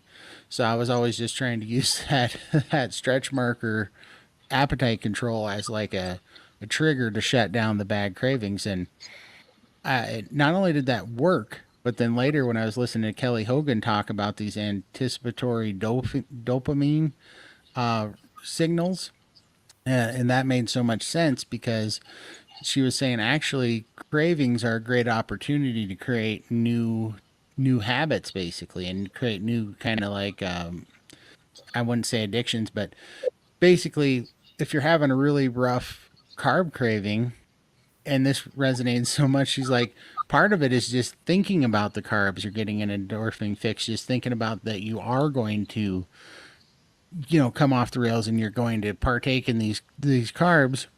You get an endorphin fix just off of that. And I could remember thinking that like after work, craving pizza or something. And I would get happy just knowing that I was going to drive to town and get a pizza after work. Like I would start getting like an endorphin fix just thinking about it. And then unfortunately, what would happen is I would get there, I would enjoy it, and then I'd be sick as a dog and miserable and hate it, an hour after I ate it. But And you so get guilty. Get the guilt. It's like I yeah, shouldn't have eaten that. I know I shouldn't have eaten that, but totally. And you would carry around that for a day or two, and a lot of times yeah, that stress and guilt of eating something bad would throw me off I mean, it was just a terrible cycle. That'd just put you in a downward spiral into, now you feel depressed and miserable and you're beating yourself up. And so then you're like, well, it'd make me feel better is ice cream. you know? So you just spiral out of control. And now it's funny, but I know how miserable it was when I was there and how completely, I mean, it gets dehumanizing after a while. But yeah, what I didn't realize is that, like Kelly Hogan says, is there's a great opportunity there because if you take that craving and that the whole uh, process and what's like the whole going through the motions that you would normally do to feed that craving, thinking about it, going, in a certain time, eating at a certain time, preparing it a certain way. If you do that, but you feed it the right thing, even though it's not what you really want, your body starts to kind of flip over and you start craving the right foods. And that definitely happened for me because I did that for, I don't know, maybe 6 weeks or something. I just had that emergency protocol. And I'd do Mm, that, and all of a sudden I'd be like, I'm so hungry. I really want to. And it would be like, ribeye. yeah. That's not what I usually want. I usually want tacos or pizza. And now I'm like, oh, I got to have a ribeye. And so I didn't realize what was happening at the time, but I do think that I used those cravings to kind of reprogram better habits, which was super helpful in the long run, you know? But you also need to figure out, are you really hungry, or is it you're eating because you're bored or because of a habit or whatever? And so if you can't think about eating eggs and steak, then it's probably just you're eating out of boredom or comfort or something like that. So that's also another good tip. If you're not going to eat the steak and that, then you're obviously not really hungry. Go and find something else to do, and it should Right. pass. Mm. Let's see here. Got to run Todd and Lindy, but I'll be happy to come on your Come on your channel. channel at some point. Still a tad nervous on live streams. I'll get used to. Yeah, well, so am I, and I had technical issues today. I'm like, oh no, I've left Todd in the lurch. Yeah. But we Yeah. made it. Yeah, it's This hard is work. no this is no professional outfit, Bill. You'll be you'll be in a good group because we're all just stumbling through this. We can be nervous together, Bill. And Michael too, if you want to chat. I would love to have you here too. Yeah, Michael, and no, like whenever whatever and whenever you feel like talking or emailing us, or if you ever want to come on, be more than happy to have you and just kind of go through this. This is literally the reason that we're doing this is because I know that I know we're a small subset of the weight problem. There's not a ton of people in our shoes, but I think, in percentage to everybody else, but I know there's a lot of people out there that, don't ever come into this realm because they just think they're too far gone. Not true. You're not, Never too late. for sure. Okay, let's see here. I was gonna try to catch up. Man, you guys are amazing. I cannot believe how many comments we get. It's crazy. It was about 8 weeks ago. I made a video and I had 0 subscribers, and I was convinced that nobody was ever gonna see that video. All right, let's see here.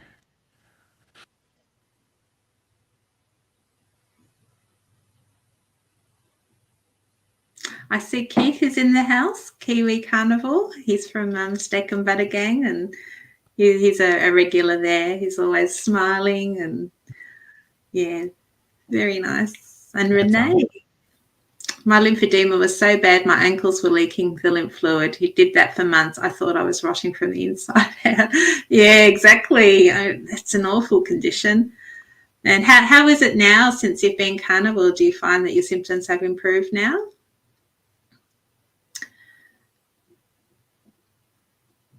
Let's see here. I'll go ahead and we'll check up with her and see if she has an update on that. Mm.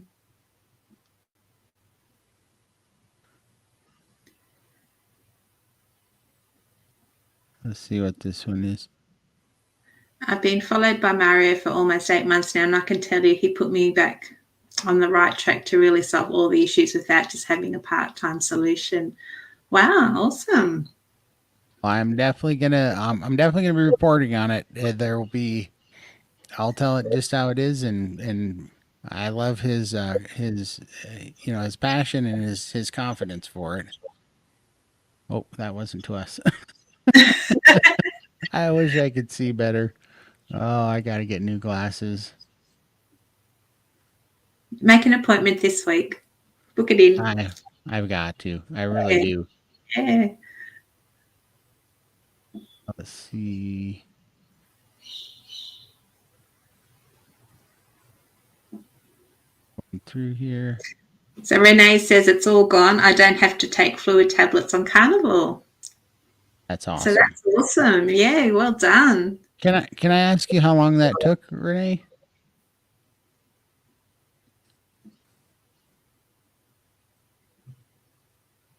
I had somebody reach out to me. She's in Australia as well, and she says, "Oh, look, have you like considered posting a story in the Lymphedema Australia group?" And I'm like, "Well, I've actually responded to a few comments in there, people asking about diet and what they follow, and I got pounced on by all these people saying, how could you do carnivore? It's the worst thing you could do." And I'm like, I'm sorry, I'm sorry. Oh, I didn't say I'm sorry, I just ignored it. I Yeah. just thought, obviously I'm doing fantastic. And it's just really sad that people are asking the question. Carnivore may not work for everyone, but it has worked for me. And I'm just telling you what my experience with carnivore has been, and not telling people that they have to do it. But if people are looking for solutions, this is an option that you can try. And yeah, I thought it was really rough that people pounced on me for that.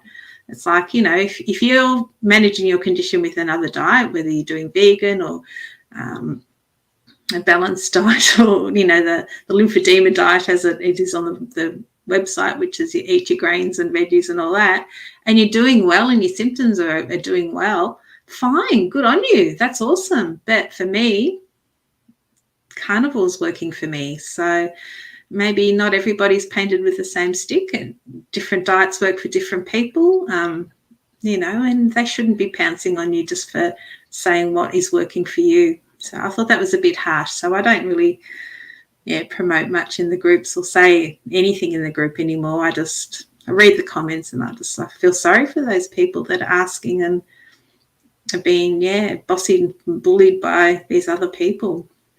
Yeah, totally. No, Mm, I agree. It's I don't if it helps you and I don't care what diet on you're on, if it's working for you, it's helping you, more power to you. It's anything's better than the sad diet, that's for certain. yeah. Let's see, more shout outs to Mario. So I'm looking forward to being in remission. Let's see.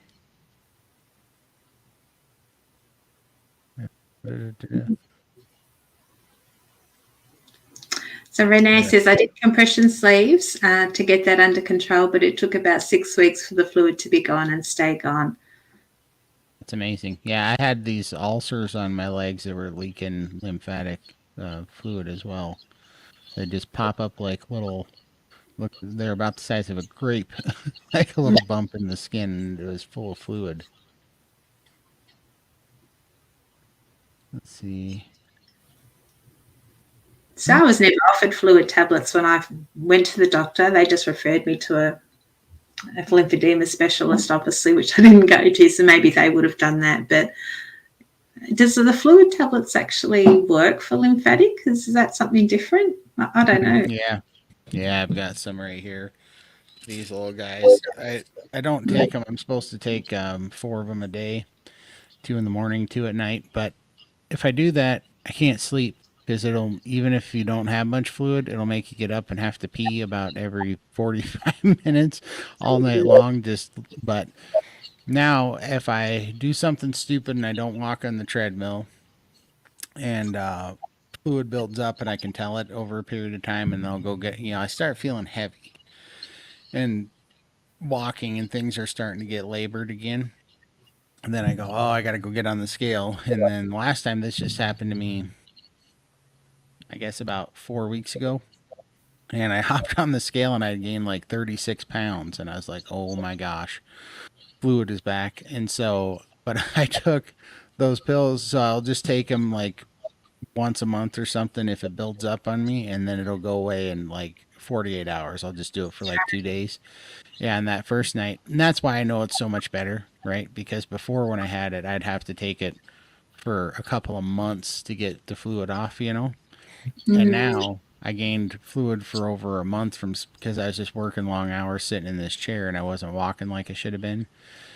And the first night, yeah, I peed out 32 pounds. So I mean, it was like it literally took about 36 hours and it was all gone. And now I've just noticed that if the veins and the ligaments and stuff on the back of my hand are popping through, I know I don't have any fluid. When they start, right now, I can tell I have a little bit of fluid because the veins aren't popping out as much. And so yeah, it's weird, but I look at my hands, and if my hands are looking puffy, I know I've got fluid on me. So I can tell I probably have 15 pounds of fluid on me right now, or 10, And so I probably here on a night that I don't feel like sleeping, I'll probably take it and get Yeah. all that off of there. Let's see. But yeah, they definitely work. They're actually intense. And they not only make you go to the bathroom, but it's like your eyes pop open. You're like, I've got about 30 seconds to find a toilet. So Something. do you have extra electrolytes or anything? Because you on the toilet so much, you'd have to have a bit Oh more. yeah, Or yeah. When yeah, I'm doing that, I take these Dr. Berg electrolytes. Where is it? Dear, I take these guys, and it's got. I take. I always have this gallon water pitcher, and I put 4 scoops of it in there, and that's 4,000 milligrams of potassium. And potassium is always the one that I seem to be short on. But for each scoop, it's got 1,000 milligrams of potassium, 100 milligrams of trace minerals, 40 milligrams of sodium, 60 milligrams of chloride, 120 milligrams of magnesium, and 75 milligrams of calcium. And so I take 4 scoops of that, and I feel so much better when I like. It's weird because I'll drink electrolytes like 3 or 4 days in a row, and then I just feel like I'm over electrolyted or something. Like like it doesn't taste good anymore. It's off putting to drink it. And yeah, so then I'll stop drinking it for, a period of time, sometimes like 4 or 5 days. But I notice like somewhere around 3 days into it, I'm just feeling down, kind of like my mood's not quite as good. And then I'll remember, now I know what that feeling is. And so I'll take the electrolytes and I'm like right back every time. So I know this is something me and Raymond were even talking about on Friday. I said, I know that the carnivore community loves to kind of say that supplements and things aren't necessary because you can get it through your food. But I told him, I said, I got to tell you, if I don't take, because I take quite a few supplements. Honestly, I take vitamin B1. I take a vitamin B complex that has B12, B6, and a few other Bs in it. I take vitamin K2, vitamin D3, and I take C calp for the iodine. Um, and then I also take Dr. Berg's adrenal gland formula, which I don't even know what's in it. I just take it. But what I do know is that I crave those supplements in the morning like I used to crave like coffee and caffeine. And every time I take it, I feel really good in the morning. And same with my electrolytes. And it makes a real difference to me. And I was happy when I was talking to Raymond, and he was happy to hear that because he goes, I just started taking, and I take vitamin C too. And he goes, I just started taking supplements again for the first time in like 3 or 4 years. And he said, it's making a big difference. And he goes, I didn't have anybody else that was telling me that. And he goes, so I'm happy that you're having the same go of it. Cause he said, I think we need to, you know, right now he's, we're kind of doing a test step. In fact, he kind of basically said he's got some things with some amino acids and stuff he's going to try with me. And he basically said, I don't know if it's going to work, but if you're happy being a guinea pig, and my little test rat, if you're down with it, and I'm like, yeah, I'm totally down with it, because man, I wouldn't have ever done carnivore and stuff if I wasn't trying anything just to see if it would help. So I'm completely okay with, especially with as much research that Raymond does and as much knowledge as he has. If he's got a reason to believe that it'll help, I'm completely on board with it. yeah. I'm only taking vitamin D and folate, which I'm Mm. deficient in both. And then I've just got my thyroid medication, so just the three. Yeah. Yeah, and do you feel like you feel a real difference when you take it? Like vitamin D definitely makes me feel better. No, I don't know. I just feel the same. I just do it because the doctor tells me to take folate and vitamin D, and the thyroid obviously that needs topping up because my thyroid's no longer producing, so I need that. But yeah, no, I feel the same. Everyone was saying, oh, you should feel energized and all that kind of stuff. But I just feel maybe I am. I don't know. How can you tell? I've had such a major life change in 20 months that I don't know what's the pills and what's carnivore. So it's like kind Yeah. of all a bit of a blur to me. But I feel good. No, I know what you mean. I used to do all these, when I was heavy and on all these standard American diets, I would take vitamins and it was just like, I was such a dumpster fire of a metabolic disease person, that nothing made any difference at all. And I was convinced that supplements and all these, herbalists and homeopathic medicine, I was just convinced that it was all nonsense. But then when I got my diet clean and had everything so streamlined, then I could actually take something and go, oh, okay, that actually does do something. I think before we were just all so sick that, when you got so many things going wrong and you're making it worse every day with every meal you eat, it's like you can't, there's no baseline there to judge from. Let's see. I think we're almost to the bottom here. There are a lot of chats talking amongst each other, so that it was a little bit to go through, but it's awesome to see you guys getting so much information. And then we'll go on to some other topics here. Yeah, thank you very much, Bill, for stopping by. That was awesome. I'm so glad you came in. Yeah, Bill's doing amazing, isn't he? Yeah, yeah. Oh my gosh. The thing just happened that I hear Terry talk about all the time. The computer flipped and I just lost my place in all the comments. No. Is that a stream now thing or? No, the comments update, and so like you're in the middle of all these comments, and then the screen updates, and then the bar scrolls up, and now you don't know where you are. Oh,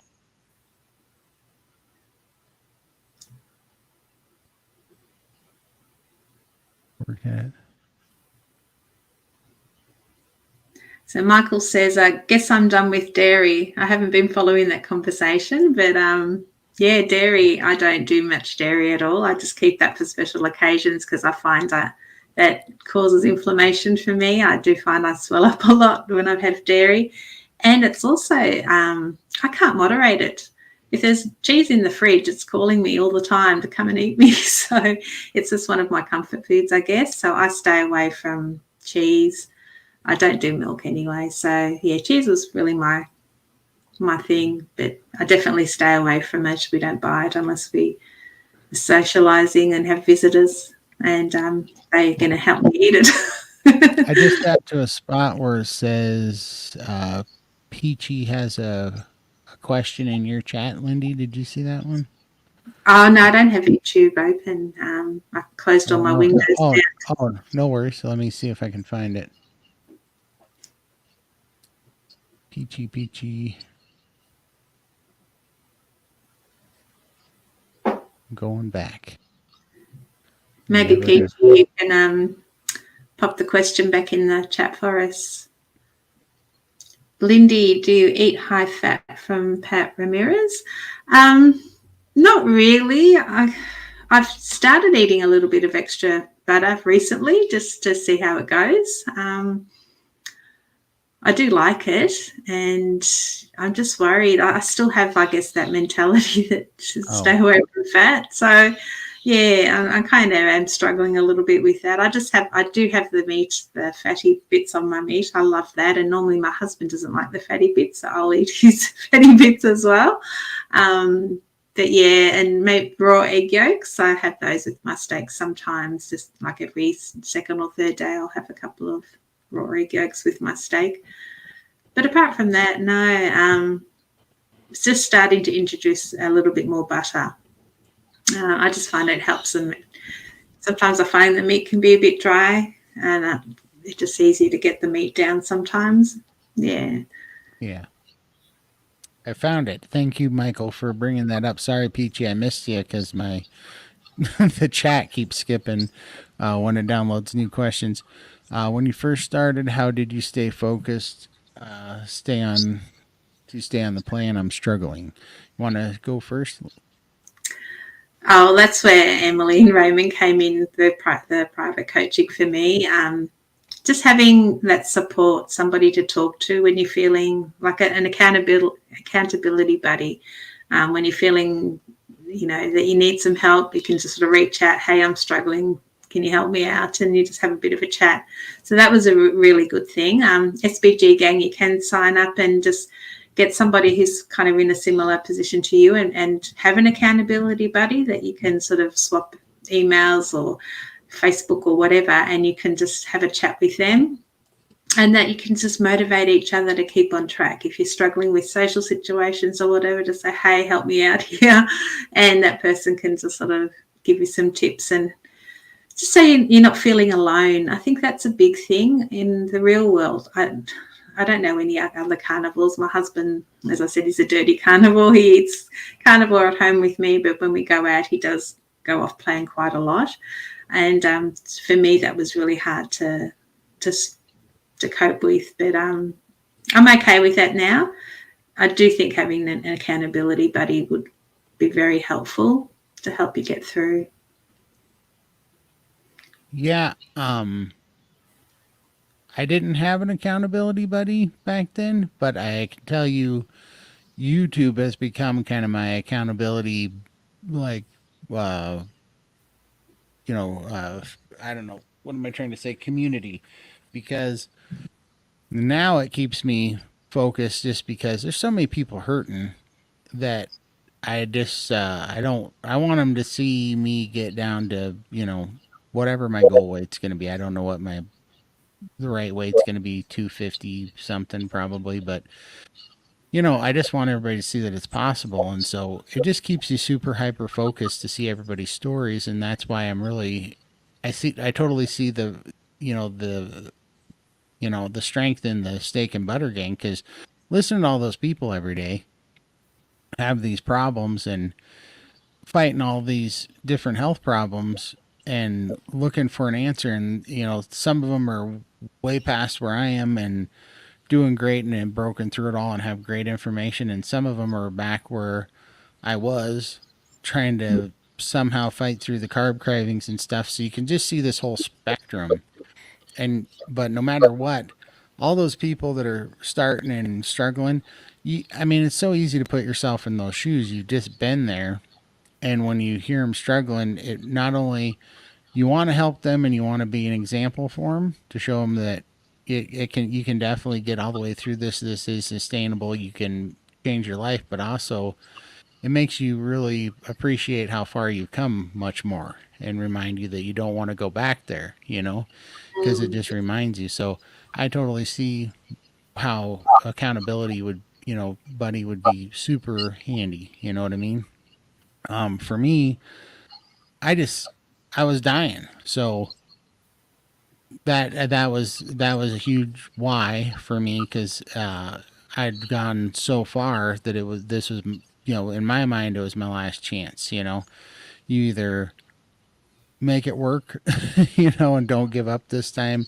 And luckily, I've been through a million other diets where I told myself, no matter what, I'm not quitting this thing. No matter what, I'm not giving up this time. But when the diet doesn't pay you back, when it doesn't get easier, when you don't get stronger, when you're just focused on losing weight and so you're trying to treat a symptom instead of cure the disease, uh, everybody's going to get beat down. You like hunger, like is it Dr. Chapey that says that hunger will always win, or maybe that's Kim Berry, but they're right.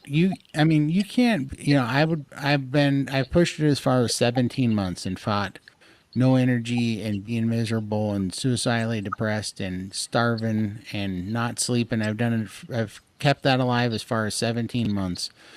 But at the end of the day, if you don't even want to wake up in the morning anymore for 17 months, it's going to win. It's going to wear you down until you can't take it anymore.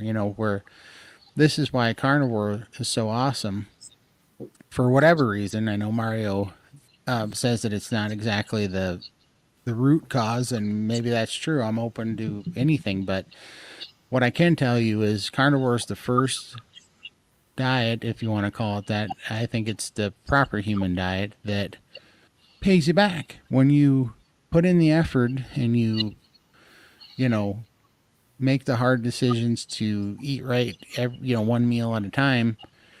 You notice that after, maybe not after days, but after, a few weeks and then a few months, you actually, it gets easier. You get so much stronger. You start feeling better. And then once you get that synergy where you're like, man, I can, I sleep better. I have energy. I feel happier. Like you just want more of that, you know? And then you get to this point where you really do. I hear this all the time, but it's so true. You feel like a Superman, you know? Like you, some days you're like, I didn't even know I could feel this good. I mean, the idea of how good I feel right now, still at 468 pounds, I've been 337 pounds and never felt this good or this strong or this happy. You know what I mean? And now it takes all the weight off you because, you know, uh, before you go to bed hungry, you'd wake up in the morning and be like, I don't know if I can do it today. And then you'd repeat that every day going, is this the day that I'm just going to finally break? Is this the day that, and you also know from previous failures that when you do break, you're going to spiral because you're just going to beat yourself up. You're going to hate it. You're going to feel completely defeated and you're just going to spiral. And so you're avoiding that like the plague, but also at the same time, you're always carrying that in the back of your head because you know that this is just temporary. You know it's not sustainable. You just know that inherently inside you that I can't do this forever. And so that weighs on you, weighs on you, weighs on you until the inevitable happens and you just go off the rails. You spiral out of control. Where this time, it's so sustainable for me and so I feel so much better that it's just like I know that I know that I finally beat this thing. I know it's just a matter of time because I will eat this way for the rest of my life. I know certain people think that it's restrictive, but not being able to stand up for more than 90 seconds out of the time, that was restrictive. Not knowing if I was going to make it to the bathroom, that was restrictive. Getting dizzy and lightheaded just taking a shower for 2 minutes and not being able to fit in a normal shower, that's restrictive. So now I just say, yeah, maybe I'm being restrictive like an hour out of the day about what I eat, but it's completely freeing in every other part of my life. So to me, that's what kind of got me through it. But you got to take it a day at a time, in my opinion. And just like I was saying, I had to barter with myself on each meal, and I had to make this emergency plan. If I'm having a bad day, which I know now what like my kind of triggers are. If I'm feeling stressed, I get a bad night's sleep and I go to bed hungry.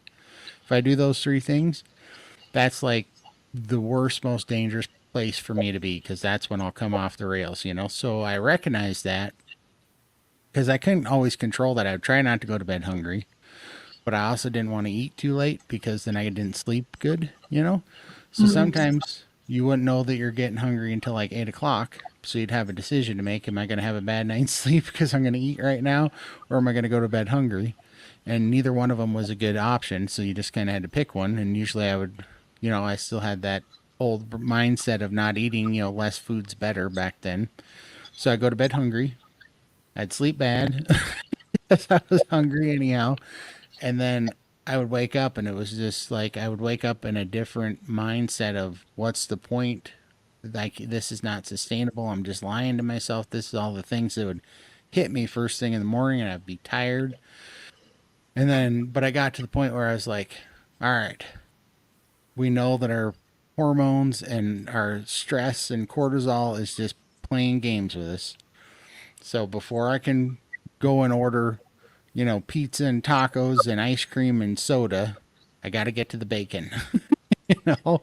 And so I just tell myself, go eat a pound and a half of bacon. And if you want to go off the rails in an hour, then fine. And every single time without fail, that worked. And within 30 minutes eating the bacon, it was like I came back into my normal mind. I was like, man, I was kind of being a dramatic person there for a minute, you know? So that's my only suggestion. That really worked for me well.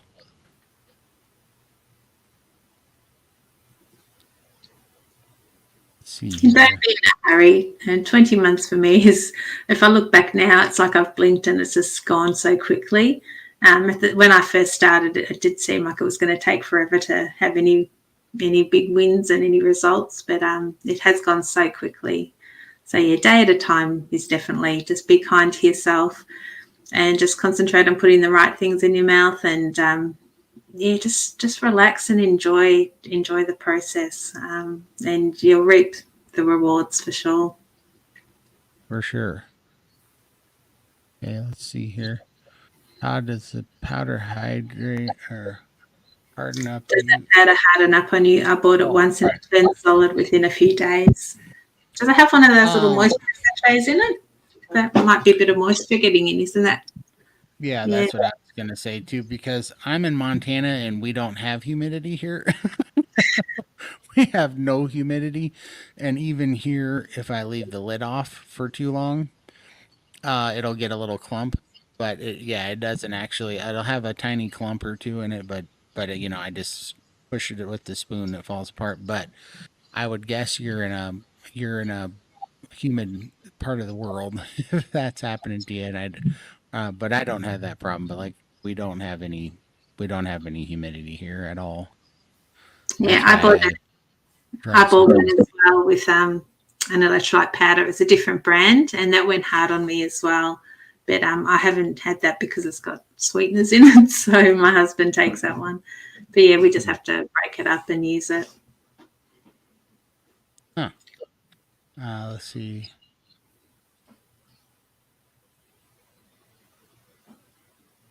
Let's see.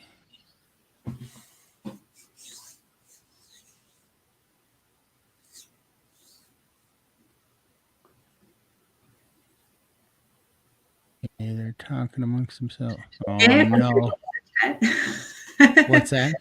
I see lots of chat going on. Oh, Yeah. tons of it. My chat just did the update thing.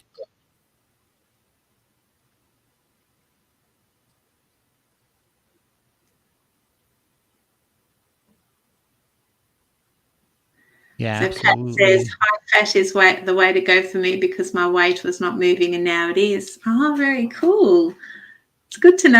I'm really scared to do a lot of butter and high fat. So yeah, I still got those old thoughts in my head. Yeah, right.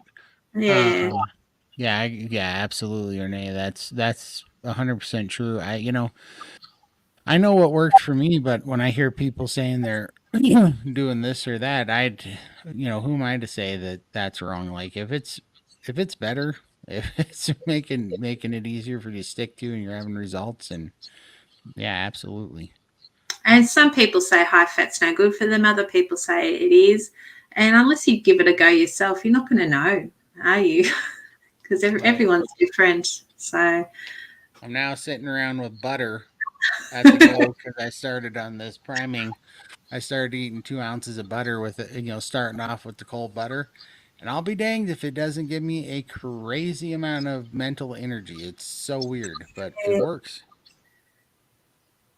and sometimes you have a bite and you think, oh, I don't like the taste of it. So obviously your body's telling you that you don't need the fat at that time. So I think Dr. Chafee says that as well. If it tastes bad, then you don't need it. Right. So yeah. Yep. I mean, I really agree with that too. I forget who said it, but they're like, don't eat if you're not hungry, but if you are hungry, eat. And it's like, well, how do you tell, what the difference between a craving and hunger? Well, cravings just overtakes you and it's for all these bad foods. But yeah, hunger, he was just like, just think about steak and bacon and eggs. And if it sounds appetizing, you're hungry. If it doesn't, you're not, Yeah. you know, that's been very, very true. And I do that a lot.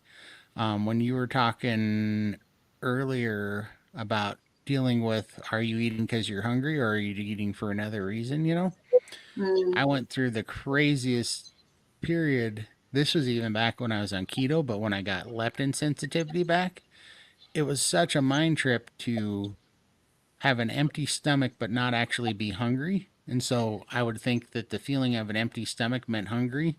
But then I was starting to learn to kind of think about things that way. And I was like, well, I have energy. I'm not craving anything.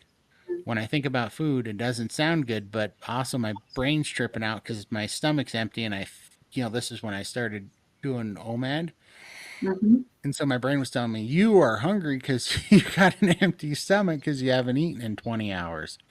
And I'm like, yeah, but I don't think I am because I got plenty of energy and I'm not craving anything. Nothing really sounds particularly appetizing. So I think I'm in a fasted ketosis right now. And so finally, it was constantly driving me crazy, but I didn't know what to do with it. So that was about when I started just drinking water because just a little bit of water in my stomach would make that whole conundrum go away. Then it Yeah. wasn't a struggle anymore. Yeah, the adrenal, Dr. Berg's adrenal formula definitely gives me energy, and I definitely feel good when I take it. So I don't know what it does. He says that it helps your adrenals. It appears to. So it's kind of above my pay grade to say why, but I'm definitely a fan. Let's see. Yeah, see, here's Renee's another supplement person. We all gotta come out of the closet and help Raymond on this because I think there's something to it.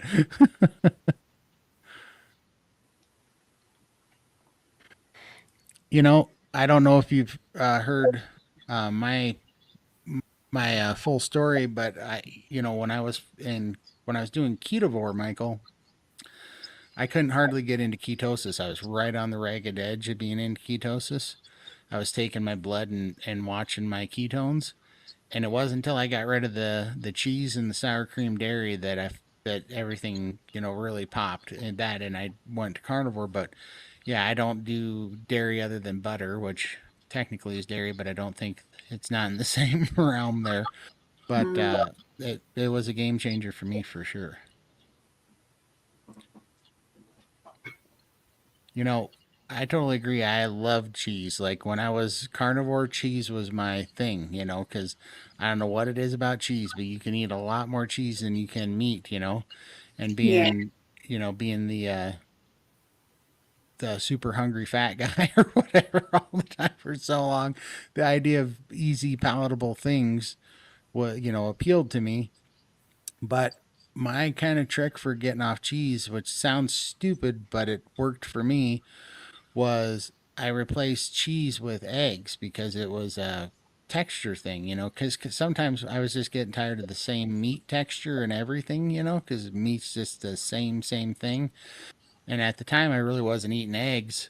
So I started, at first I was still ketovore and I was eating taco salad. So I boiled eggs and I took the cheese out and I chopped up the eggs, and it was at least just like a textural change up that helped. And then I really started liking eggs a lot, as you can see, because I'm eating 36 of them. I think I'm not going to like eggs anymore very soon here. But there, there's one for you. Yeah, that's what I answered just earlier. Sorry, I've Oh, brought it yeah. up before. Yeah.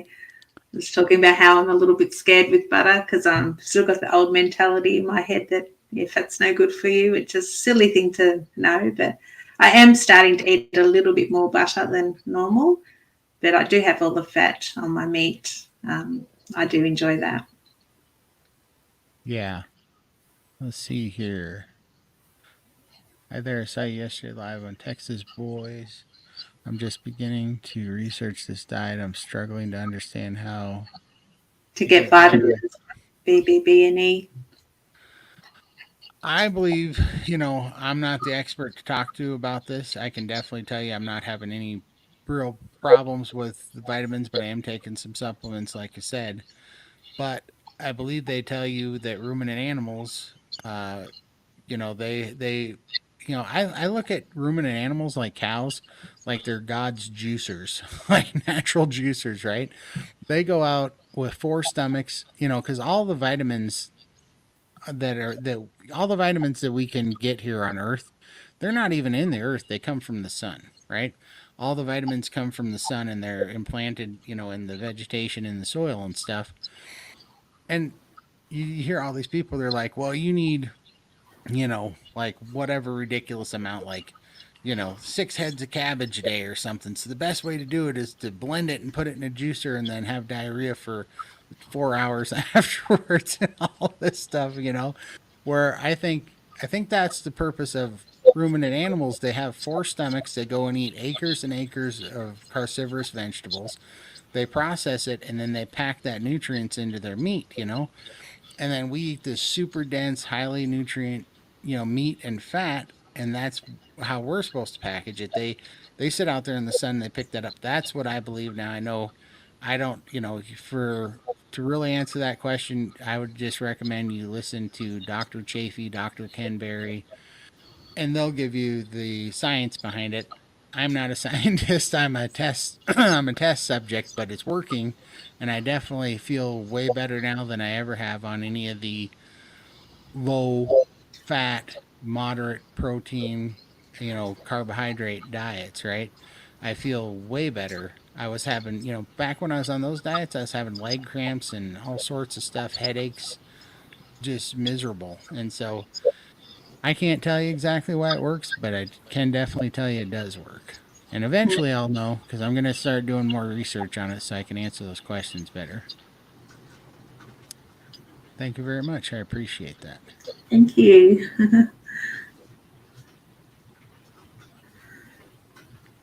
I think with vitamin C, also people that are doing the normal standard diet need more vitamin C than us carnivores.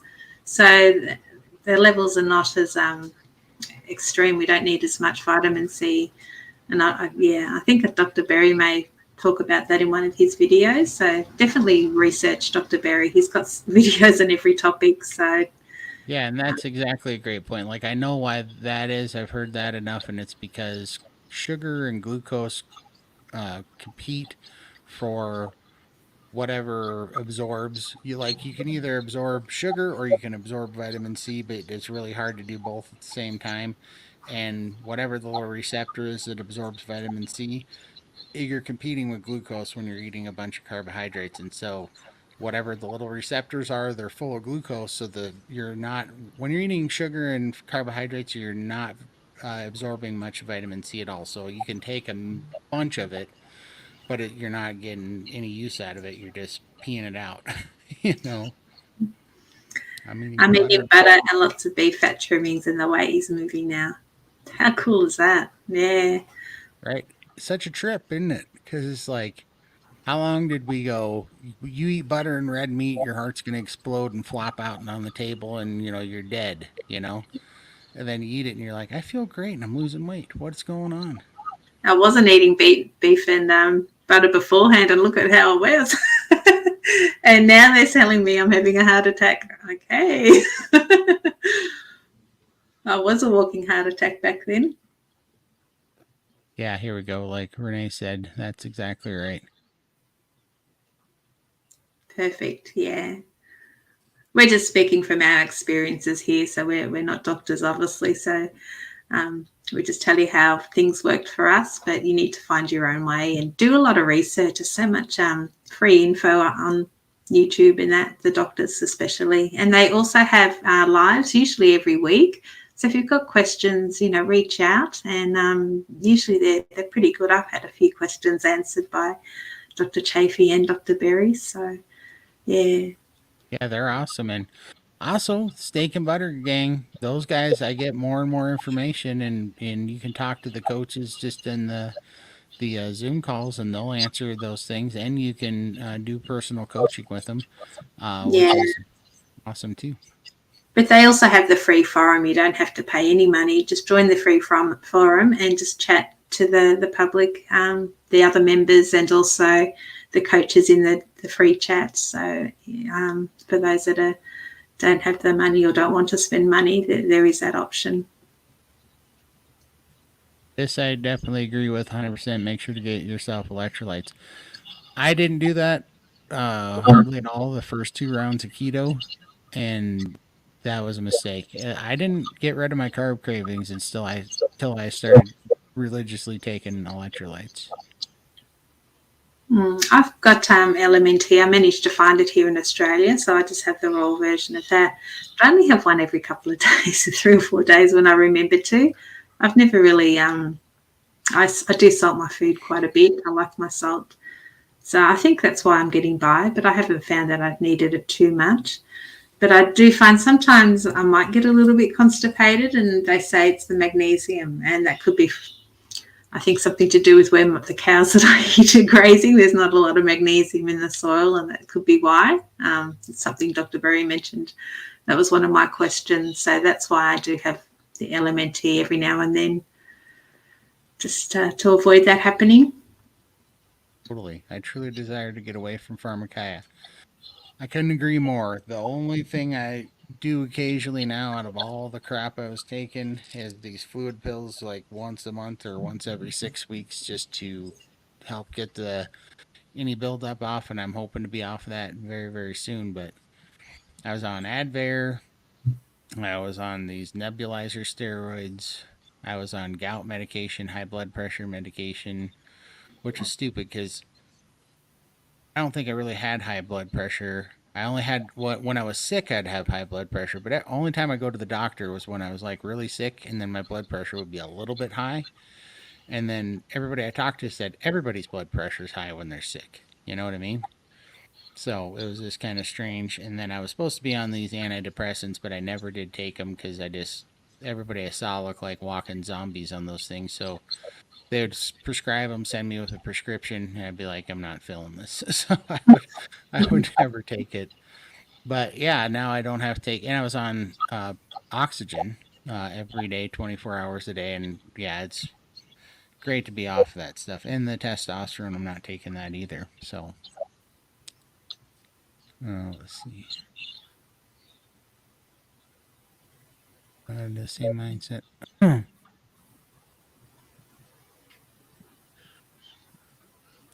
But, yeah, and this is something trying to talk about. She's talking about that it can be helpful to cut down carbs slowly.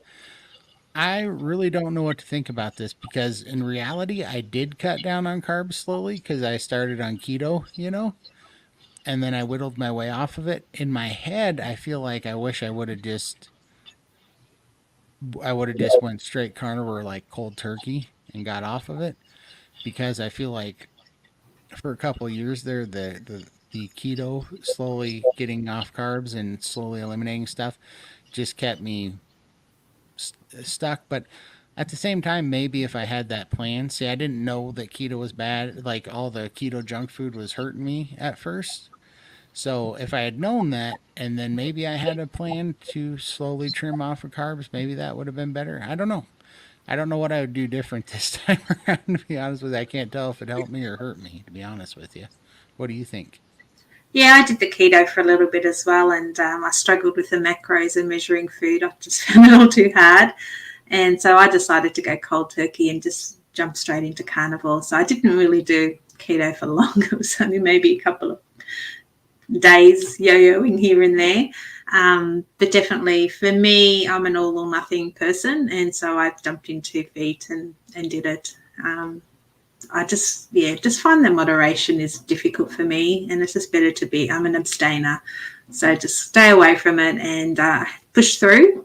Just have to keep strong, and then once you get over that hurdle and you know what you're doing, it just all fell into place. So Yeah, I think Russ at Homesick Buckeye calls it Band Aid rippers, and I think I'm definitely a Band Aid ripper. yeah, Intermittent fasting is how I finally learned how to lose weight. I would yeah, agree. and carnivore, you just naturally end up intermittent fasting, which is really good. And I guess my thing is I just fell into the 2 meals a day for quite a long time, and then I started to stall. And you need to switch your body up, change the way of eating so your body doesn't adjust. And that was I think going to 3 meals now is changing things up again, which is really really good.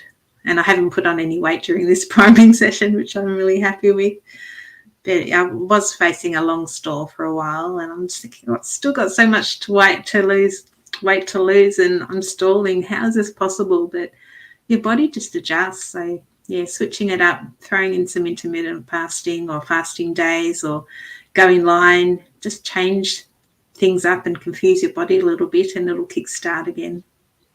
Yeah, I believe so too.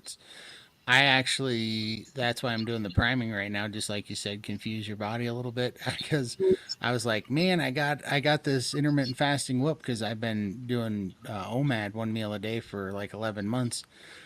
But yeah, then I like 2 months ago I was reading about how if you do OMAD more than 2 days a week, it's actually starts having diminishing returns, because your body now it's no longer a stressor on the body. Your body thinks this is its new environment. So then Yeah. yeah, so then your metabolism just slows down to kind of pace itself on what it thinks is available for food. And so you actually end up slowing down your metabolism. And I knew that about 2 months ago and I was like, I wonder if that's happening to me. And then I noticed I wasn't sleeping quite as good. My mental focus and just like mental stamina wasn't quite as good, and the scale stopped moving quite as fast, and my Mm. energy level was down, and I wasn't popping off the pillow in the morning anymore. And I didn't have quite as much enthusiasm anymore, and I'm like, I think I'm under eating. And now I'm doing the steak and butter protocol of priming, which is a little bit miserable, but Not under yeah, but for sure. Big And bowl. but I'm feeling better, right? Like I even though I'm slightly nauseous all the time because I've got like 2 pounds of protein in my belly at all times of the day. Uh, I have more, my energy's back and I'm sleeping better again and I'm waking up better and I'm sleeping way harder. I'm waking up way more refreshed and my mental focus is back. So I know I'm on the right track. I will report to you guys when the scale does anything fun. But I do think I'm on the right path now, thanks to yeah, Raymond and the steak and butter people. They are getting me squared away. You know, I don't know if you're talking to me. I think you might be. But you know, this resonates with me because it's crazy how I watch Adam at Carnivore Today, or I watch really just any of these people I follow now. I resonate with every one of them, and what I'm realizing is we were all, I don't care if you were 30 pounds overweight or 500 pounds overweight. I don't care if you're fighting obesity or an autoimmune disease or whatever. When I hear everybody talk, it all is the same story. And what I'm realizing and what I really truly believe is we all have the same disease. We just have different manifestations of symptoms. And that's why everything resonates because you can just completely relate to these life changing stories over and over again. And that's why I really think the carnivore community is awesome because it keeps you so laser focused and excited about what's happening, and keeps you kind of chasing, feeling better every day and healing up every day a little bit more. And so I think not only are we maybe resonating with you, I think you'll find that the more and more you listen to everybody's stories in the carnivore community, it's and that's why I know it's so genuine and true. There's no arterial motives to it. Nobody's trying to make money off anybody or sell them, sell them some magic pill. It's just everybody that was in a dark place, wasn't sure how they were going to get out, and they turned their life around, and now everybody's just talking about it. It's quite amazing.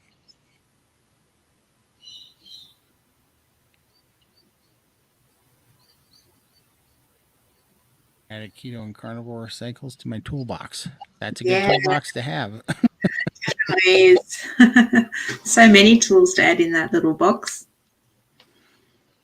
Absolutely.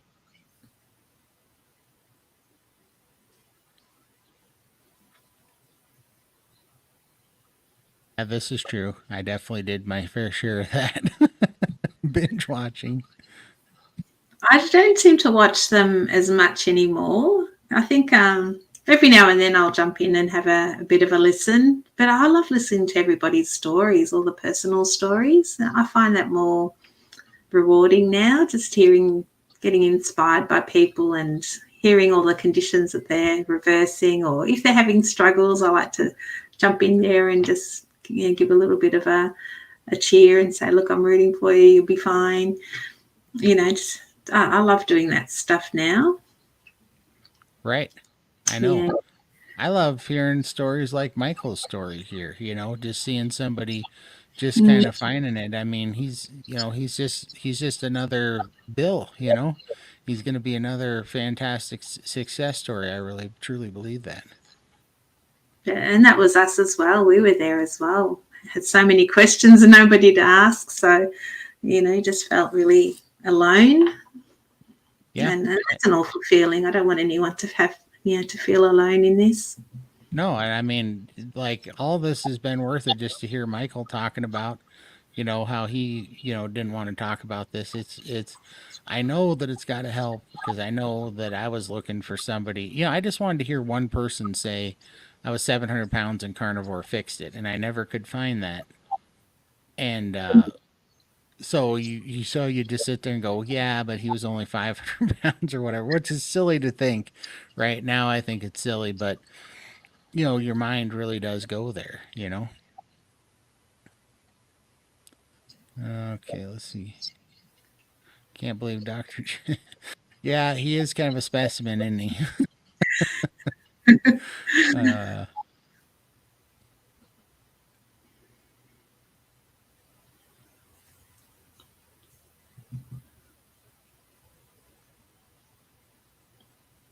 yeah, JT's the man. He's funny. He's a cool guy. I was just on his show a couple of days ago.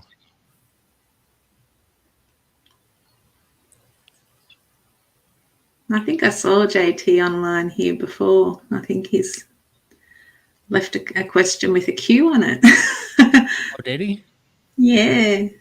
I'm gonna have to go find him. JT, I'm sorry if I missed you. I am new at this, and I'm not a pro like you are, and I'm kind of blind. Live stream. You're doing very well, I thought. Thank you. I told I told JT that when I'm not so terrible at this, I'm gonna have him on, but I didn't want to be embarrassed and be a train wreck after being on his show because he's so awesome at it. Um,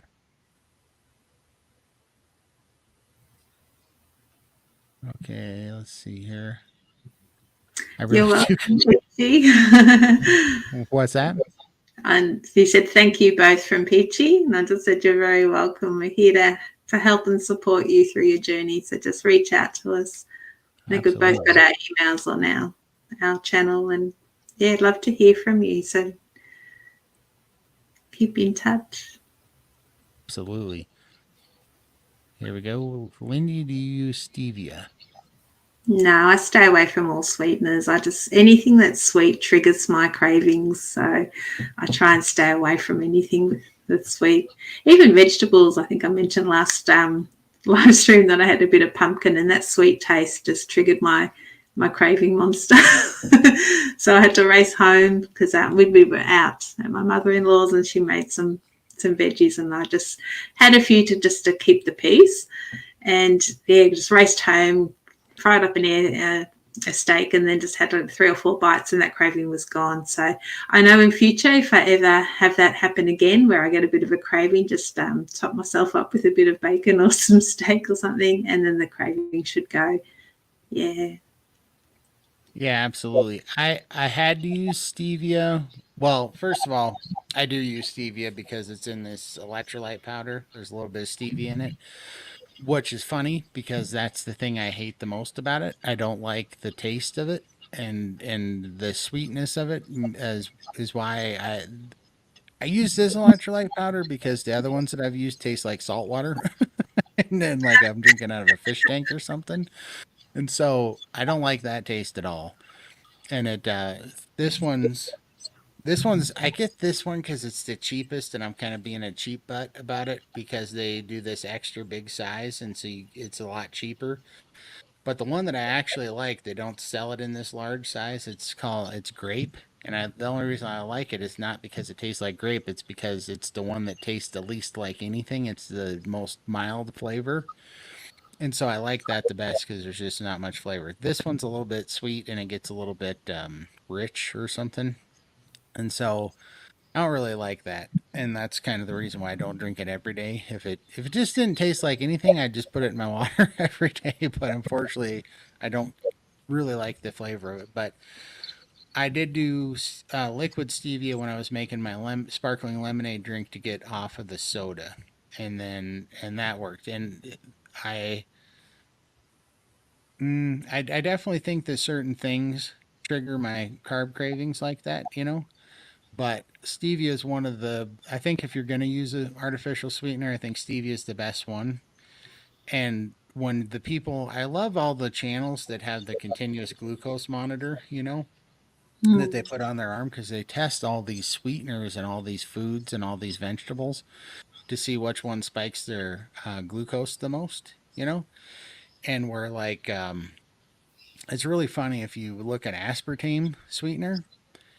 When they take it, their glucose drops, but that's very telling. And the reason why is because they can't measure insulin, right? There's like no real good test to measure insulin, so you're looking at the glucose and how the glucose responds, and then you can tell what your insulin's doing by that.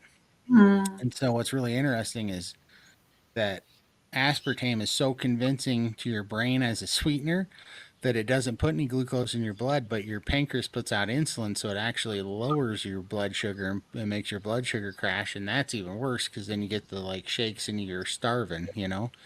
So that's terrible. That's what my mom was fighting with her Diet Coke addiction. But I did that sparkling lemonade that I talk about, and that was the first time in my life that I've been freed from soda addiction, been cured ever since. And now my mom's been on that for about 2 months, and she's been freed for it. And she's been a ridiculous addict for like 35 years.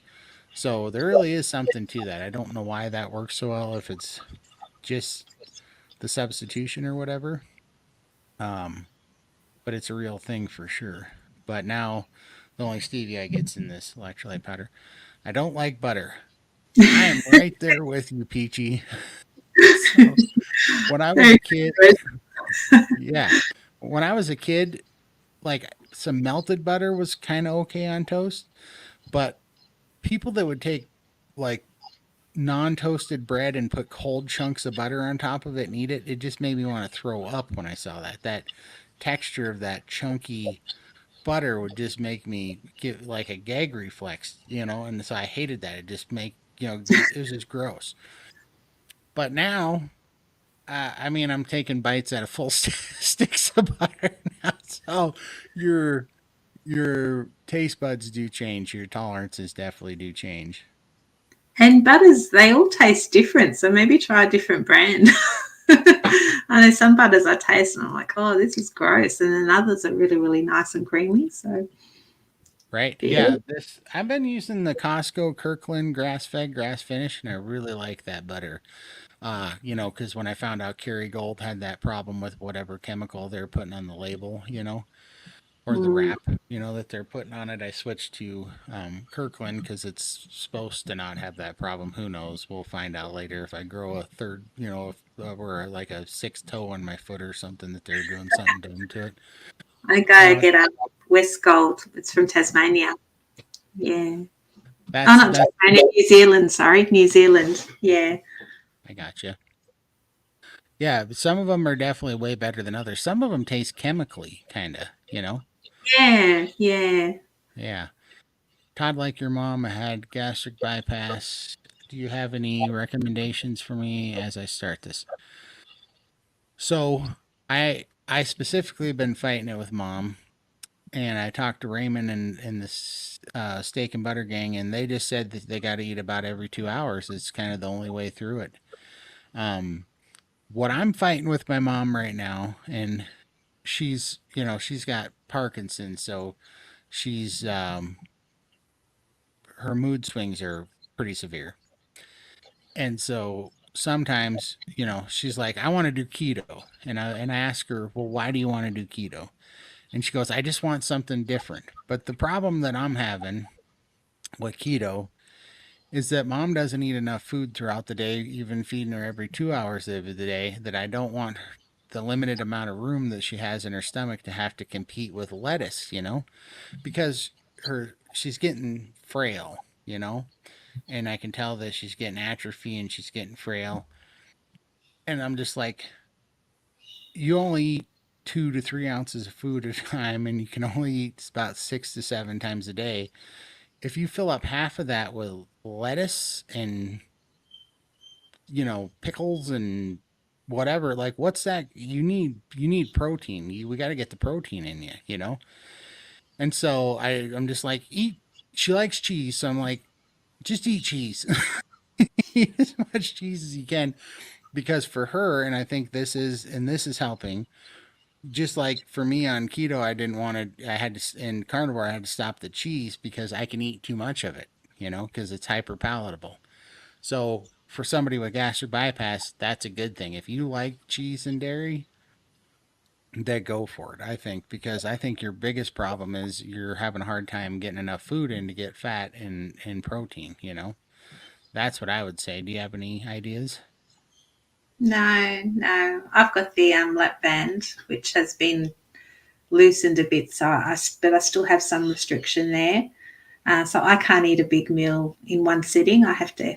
Normally takes me an hour or two to eat sometimes, and I just have to chop it all up and just eat like a baby almost, which is a bit of a pain. But just getting.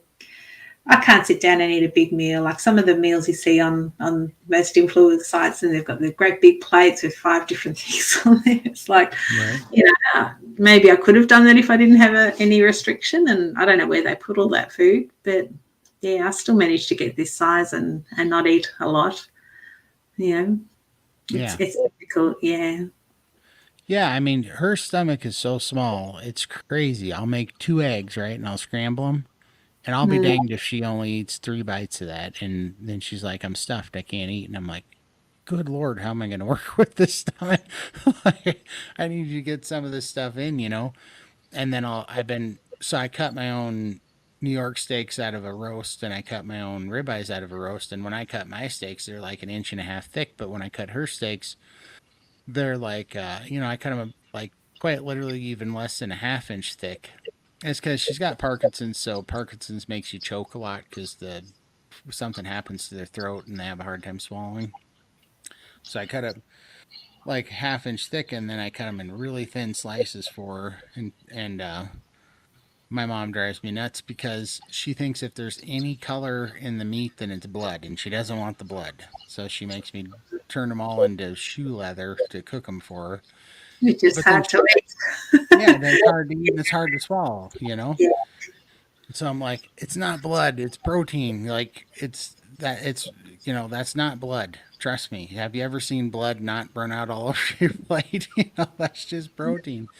But so I've been playing a trick on her. Don't tell her if she's watching, but she doesn't have the greatest eyesight, so I turn the lights off and I let it be a little bit pink so it's juicy, but she doesn't see it if the lights are dimmed, and then she eats it, and she'll even go, "That was a good steak this time." I'm like, "Yeah, it's because we didn't cook the bejesus out of it.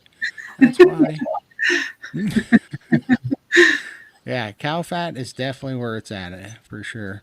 I had to cut out all the stevia. I think it was also It stalked me, stalked me. Yeah, I just find it really triggering. It just does that carb monster going, and I don't like that monster, so I stay away. for sure. Let's see.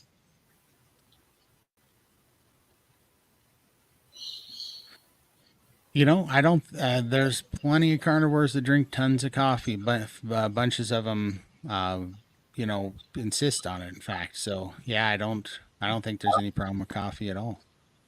Yeah, I don't have any issues with coffee. I don't. I choose not to drink it every day. Like I used to have 1 cup a day, but now I just have it for social occasions, or every now and then I think, oh, I might have a coffee. But it's just personal choice. If I drink it, like I could drink it just before bed, and I still sleep like a baby. So I don't find it affects me at all. But I just choose to not drink it. So and keep it for those special occasions. But that's just my thing. But I don't think if it's not causing you any issues, then yeah, do what you like. It's your if it keeps you on track with everything else, then and that's your what you want need to do, then you do that.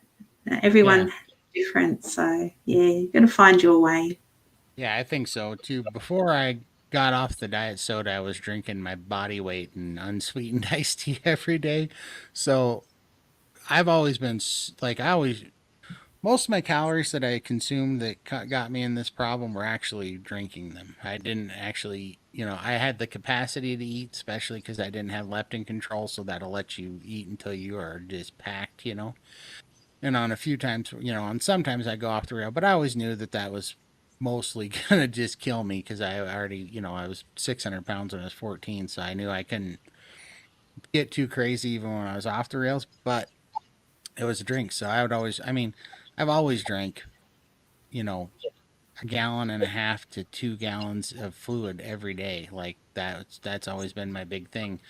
So it was no different when I was drinking iced tea. I was drinking 2 gallons of iced tea, and then that will not let you sleep.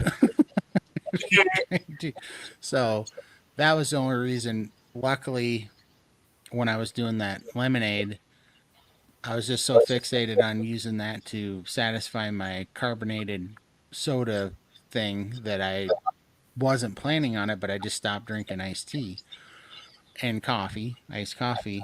So I was just doing that. And then after about 5 weeks, I was just craving water, just ice water. All I wanted was ice water for some reason. And so I drank that for like a week. And then after that, I realized, I haven't had caffeine in like, 6 weeks and I'm sleeping really good. So I just haven't gone back on it. That's the only reason why I'm not drinking coffee or tea. It's just because I've really enjoyed how much better I sleep without the caffeine. Because whatever's in my family's chemical makeup, we are super sensitive to caffeine and sugar highs, like we just go crazy on that stuff. And that's why I loved it because I would get a ton of energy out of caffeine, but I was like an insomniac. I would never sleep. I would never get good sleep. So, Oh, I yeah, was literally bottle fed, short black espresso by my grandma.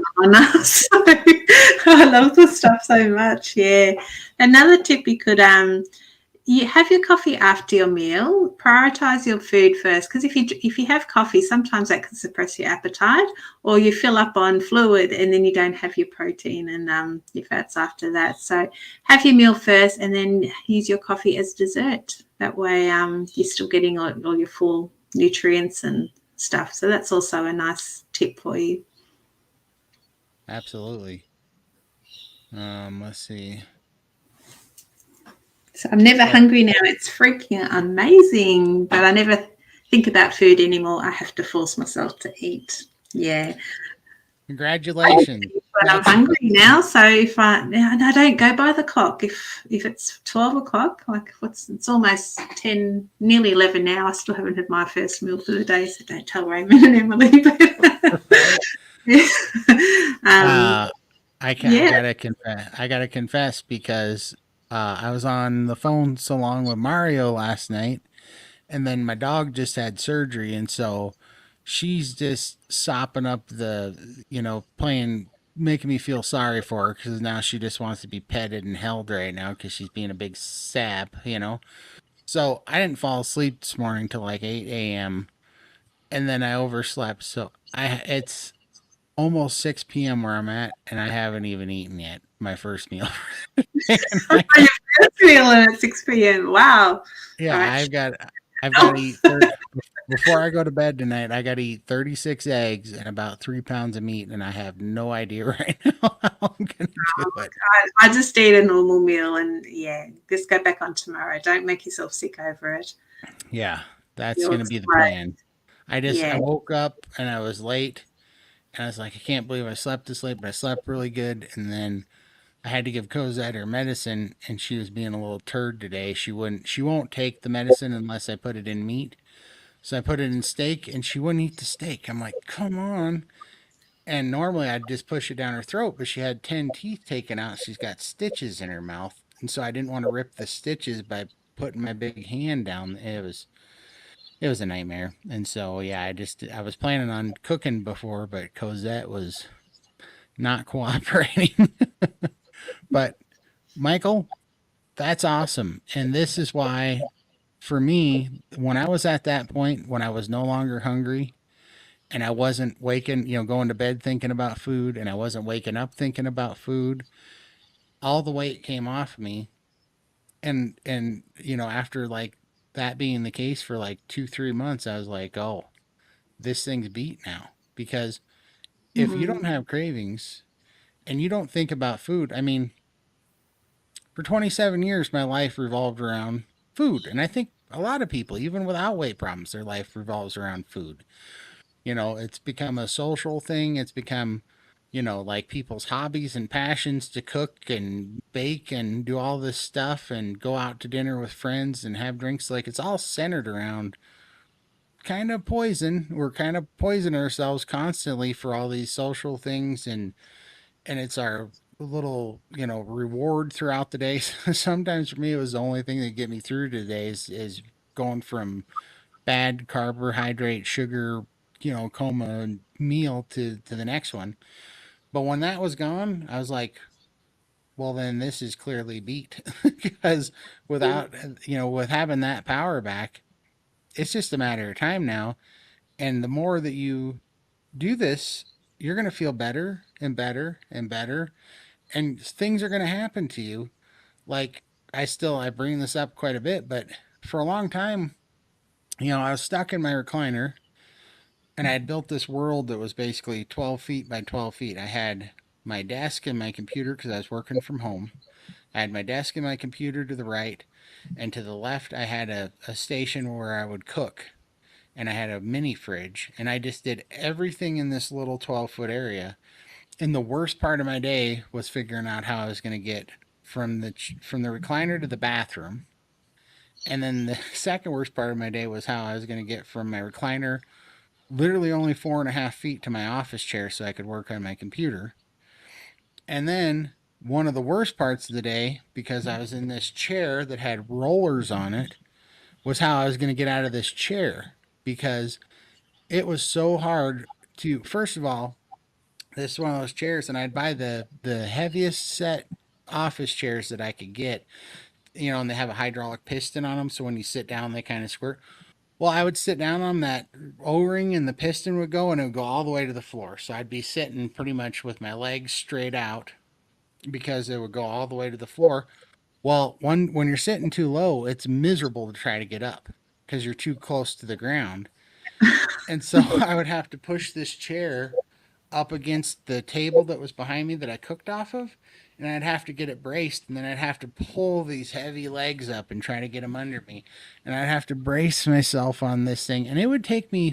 I'd have to get mentally prepared to get out of this chair for like 15 or 20 minutes just to get out of this chair, and I'd do the rock thing, and I'd get up, and it was always nerve-wracking because I was about to fall over because my legs were dead because they're full of water, and God help us all, if I fell down, it was going to take a crew of firefighters to get me off the floor and some rig and tackle. But I'd get up, and then as soon as I got up, I had 90 seconds to get to where I needed to be, and I was going to run out of oxygen, and I would start getting dizzy and tunnel vision, I was going to go down.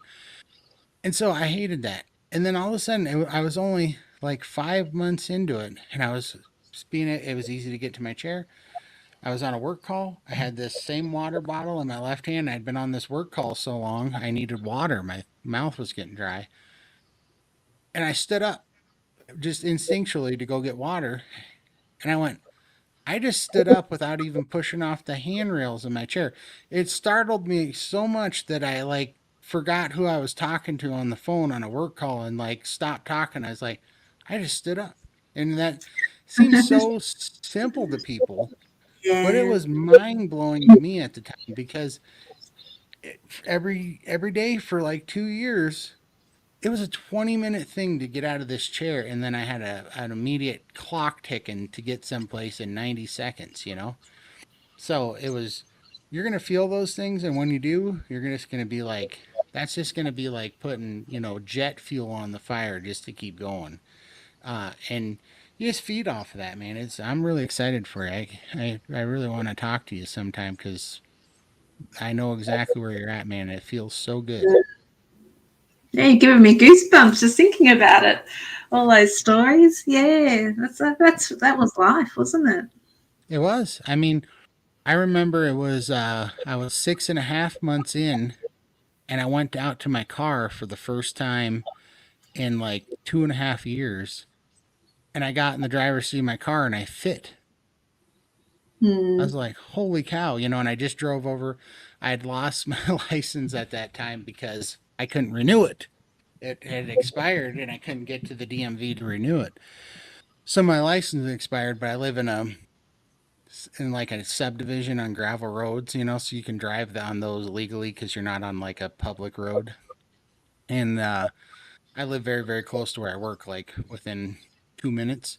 So I drove to where I work and I couldn't believe it that I could, just it felt so good to drive again.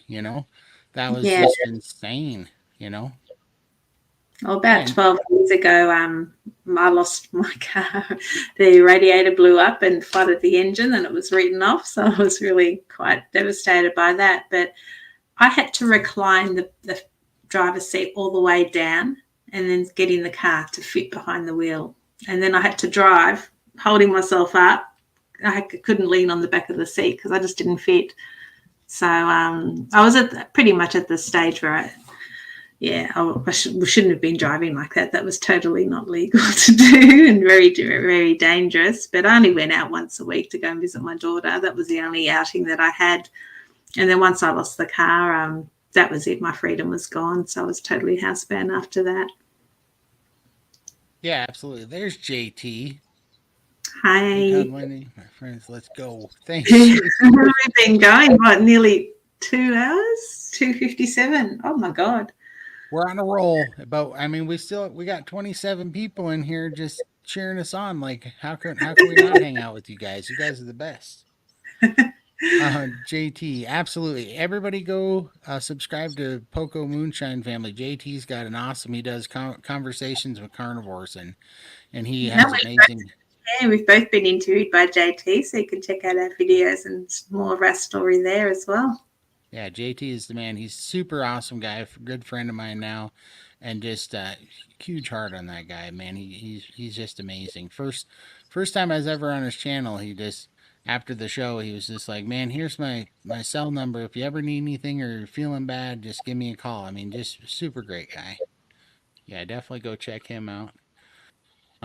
Let's see. There's that. Um, I don't know. I feel like decaf coffee is like fat-free desserts. Like it's just like a no-go for me. But like I'm If only it's drinking. coffee, I want a good coffee. Yeah, like I want to see the whites of my eyes when I drink coffee.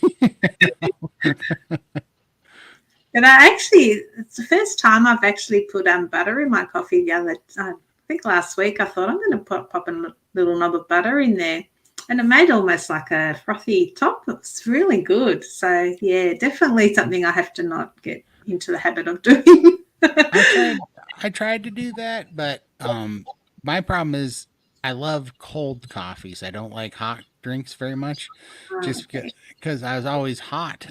So I didn't like hot drinks. I was always sweating. So I love iced coffees, and if if you put melted butter in iced coffee, you have a butter chip on top of it. Oh, that's my husband, the dirty carnivore. That's his crutch. He loves his iced coffee, and he has it with ice cream. But he doesn't have the cream. I'm like, shouldn't you have the cream and not the ice cream? Because the cream is Right. carnivore. But they probably got sugar in it anyway. But whenever we go out, that's his go-to. He loves his iced coffee. But yeah, no. I also sometimes I'll put my electrolytes in the coffee to make it a little bit salty, and I don't mind Right. that flavor as well. Yeah. Yeah, that would be better. And also, I hear I've never done it. I've just never been the guy to drink beef broth, but people say to put the electrolytes in the beef broth because then that's the nice salty beef broth. I bet that would be good. I hear that Yeah, helps I'm too people. So, lazy to make it. It makes. I did buy I can't get Instapot here.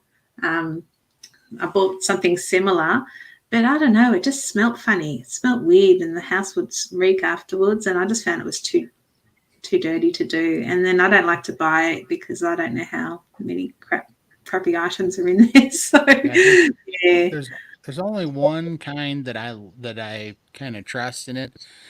It still even has like a little bit of garlic in it and stuff, but it's the best one you can get. It's called Kettle and Fire.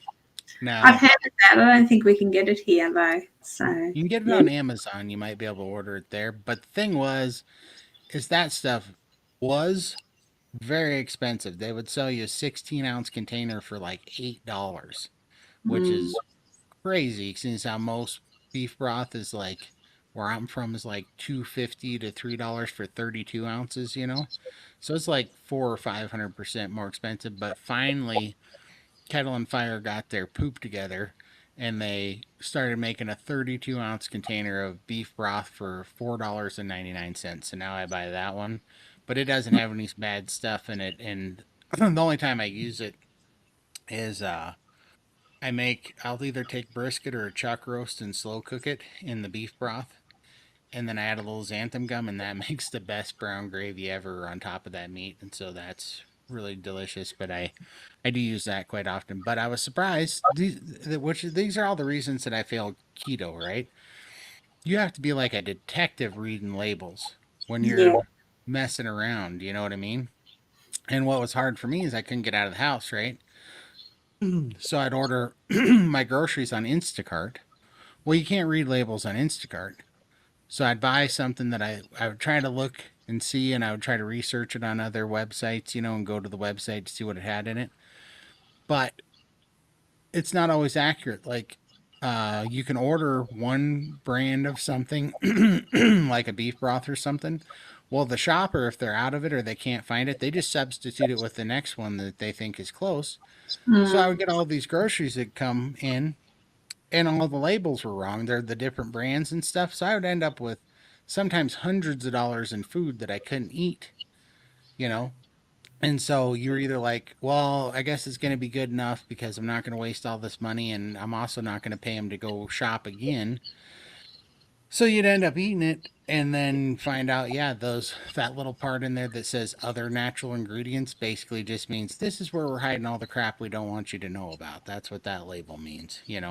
yeah, yeah, I definitely did the bulletproof coffee on keto, and like I said, it worked. But that's why I would use the MCT oil instead of the butter because it would stay liquid form instead of getting all just solidified up on top. But yeah. Again, yeah, I love my coffee too much, and I just want to drink it all the time. So that's why I kind of restrict myself to special occasions. Yeah, I just like to keep it simple. yeah, absolutely. I was lucky though that even when I was standard American diet, I liked my coffee or my iced tea mainly unsweetened, and I didn't actually care if my coffee is sweet. I'd still get into the caramel macchiatos and stuff in the morning if I was going to have it hot. But iced coffee, I liked with I'd get like an americano with like 4 shots of espresso in it, and that was pretty amazing stuff. Let's see, get butter and coconut. I'm trying to find. Man, I don't know how I'm going to get to the bottom of these comments. You guys are amazing. Yeah, be careful. Let's see.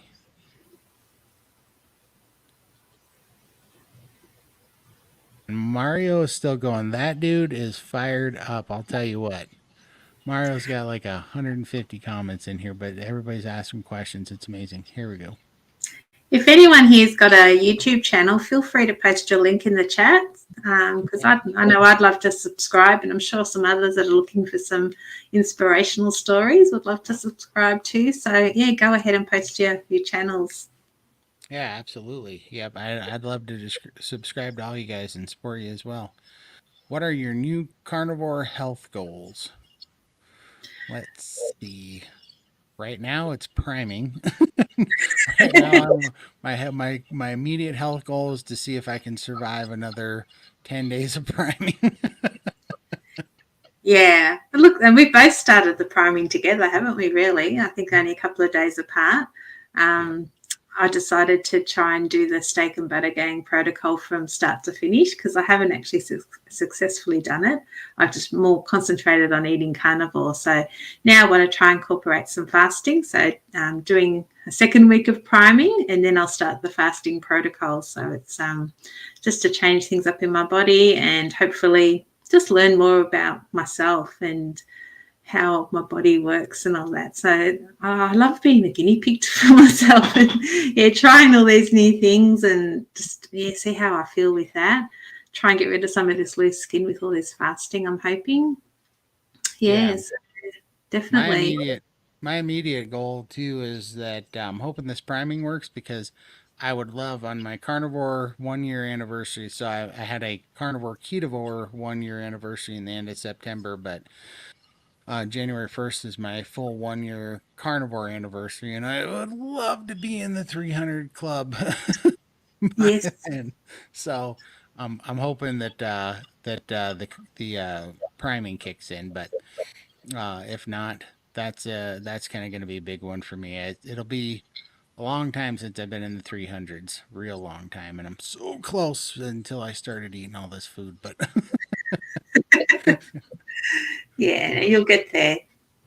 for sure, and that's why you know we all sit here and daydream about the goals, and where we'd like to be, and then I've learned to not get fixated on those because, like, I just in the long run I don't care if this takes 3 more years the way I feel now. Who cares? It feels great to feel like this. So But that's the thing, even if you do reach that goal weight that you want, then there's going to be something else that you're not happy with. And I think that's just going to be a constant battle. So it's just like whatever it is, just just do what you have to do to keep yourself on track and feeling healthy. And whatever the number falls at, that's what it falls at. Like I'm not going to worry about it anymore. So I totally, don't have a goal weight in mind. I'll just see where it takes me and continue doing the right thing. I've been carnivore 6 years, lost 120 initially, but then kept falling off, and now I'm losing again. Got 60 more to go. Huzzah! Good on you. yeah. Yeah. And you know, what's the saying? You don't lose unless you quit. The game's still going. So just Mm, stick at it. And then for me, when I was doing the 2 rounds of keto, I would have said, and I don't know what you're doing diet wise. I'm just saying, it took me several years of keto and transitioning to carnivore to find out what worked for me and to really do the elimination to find the kind of the right balance. And so I believe if you keep hitting it and you keep going, man, I think you'll find that right combination for you. mm. And it's important that, when you fall off, don't cut yourself up about it. I mean, everybody's going to have a, a bad day, or, if you've got a social function, you have to eat something a bit different. Just know with the next meal, you're straight back on your proper way of eating. So just don't let it get into I'll start Monday, start next week, or start, because that spiral will get you. But if you go out and do something and you have some wine or you have some sweets or whatever you have, then it's just like, okay, I've done it. I've got it out of my system. Now it's time to get back on track again and start with the very next meal. I think that's really important. Totally. And Pat, this resonates with me because, yeah, I mean, you know, that's why I think that's why I've had so much success this last time because I was in a serious spot too. And the more serious you're, I guess you could say that gives you a really good why, right? When stuff like that happens. And, to me, I just appreciate the results so much more because I didn't think that I could get here from where I was from that super serious spot. So you just you respect it so much more and you appreciate what it gives you back, in the new life you're able to get. So that I love that's like I said when I'm in the steak and butter gang, I love hearing other people's stories from when they're just starting and because it reminds me of the struggles and how lucky I am to be at this spot that I am because it really is like, yeah, I gotta really appreciate where I'm at right now and not risk it by playing with all those artificial sweeteners that could totally spiral me, out of Mm. control. And so it just keeps you laser focused, and that's really good. I definitely think you learn more about your body doing this, and the issues that got you into that bad state in the first place. So yeah, look, I'm on this for life. I feel amazing, and I don't want to fall back into that spiral of yo-yo dieting and um, binging and purging and all that kind of stuff. That was an awful life, and yeah, definitely this is for life for me. Yeah, I don't know if you're talking about our comment about the vitamin C. I don't think it's about all vitamins. I don't know about all the other vitamins, but definitely on vitamin C, whatever it is particular about vitamin C competes for room with glucose and so it won't absorb, but I don't think that's the same for all vitamins, but definitely for vitamin C.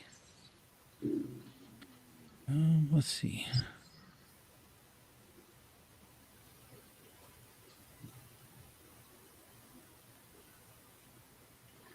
Renee asks, how long does the priming take? It's different for everyone. Normally it's 2 weeks. I think the first week is normally 3 meals plus snacks, and then the second week is just 3 meals, and then you start the protocol after that. But some people may need to prime a little bit more. It just depends on you individually. Yeah. At first, I was told just do 1 week priming because I've been carnivore for quite a while now, and um, but I found in the last 3 days, like I've been losing a lot of hair over the last 20 months. And in the last 3 days, my hair loss has pretty much stopped. This morning, I had a shower and brushed my hair, and my comb was empty. And that is such a big win for me. So I mentioned that to Emily and Raymond, and they're like, look, let's do another week of priming. Obviously, I needed it. So, yeah, that was a huge win for me. I used to think it only lasted 2 weeks for the 3-day protocol. Now I'm convinced it's going to last until Raymond gets to see me Yeah. cry. It depends on the individual, like how, yeah, and that's where the having the coaching or being in the group, you can ask these questions and they can guide you along, and let you know whether they think you need to keep going or whether you can. Some people don't need to do the week or 2 weeks; they might only need a short time. But everyone's at a different stage in their journey. I think Raymond just wants to see a grown man cry. That's what I'm convinced. Oh, just kidding. Raymond's awesome, but yeah, for sure. I don't know because I've never gone through anything like this, and Raymond was just excited that I finally, after 3 days, something different happened. Well, one, I was having energy, but which was better for sure. I recognized that right off. But two, after the third day, even though I stuffed myself to death, I woke up and I was like, I'm kind of hungry. Yeah, And I got that too. yeah, and that's Yeah. strange. Yeah, the first morning that happened, I was like, how? How are you hungry? Because I went to bed that night so full. I went to bed at 11 o'clock and I was still up at 3 o'clock in the morning holding my stomach. Like, how? Because there's just a bowling ball in there of eggs and meat. And I was like, oh my gosh. And I was reminiscing, going, I'm no stranger to overeating. I did that in the past all the time. But what I realize is when you overeat on carbohydrates, you have a sugar crash and it puts you into a coma, so you at least sleep through it. Where now, I ate all this food, so my mental energy was through the roof. I was wide awake, and I was like, great. So when you overeat on carnivore, you get to experience it in like high definition. You don't miss any of it. You're all aware of everything that's going on.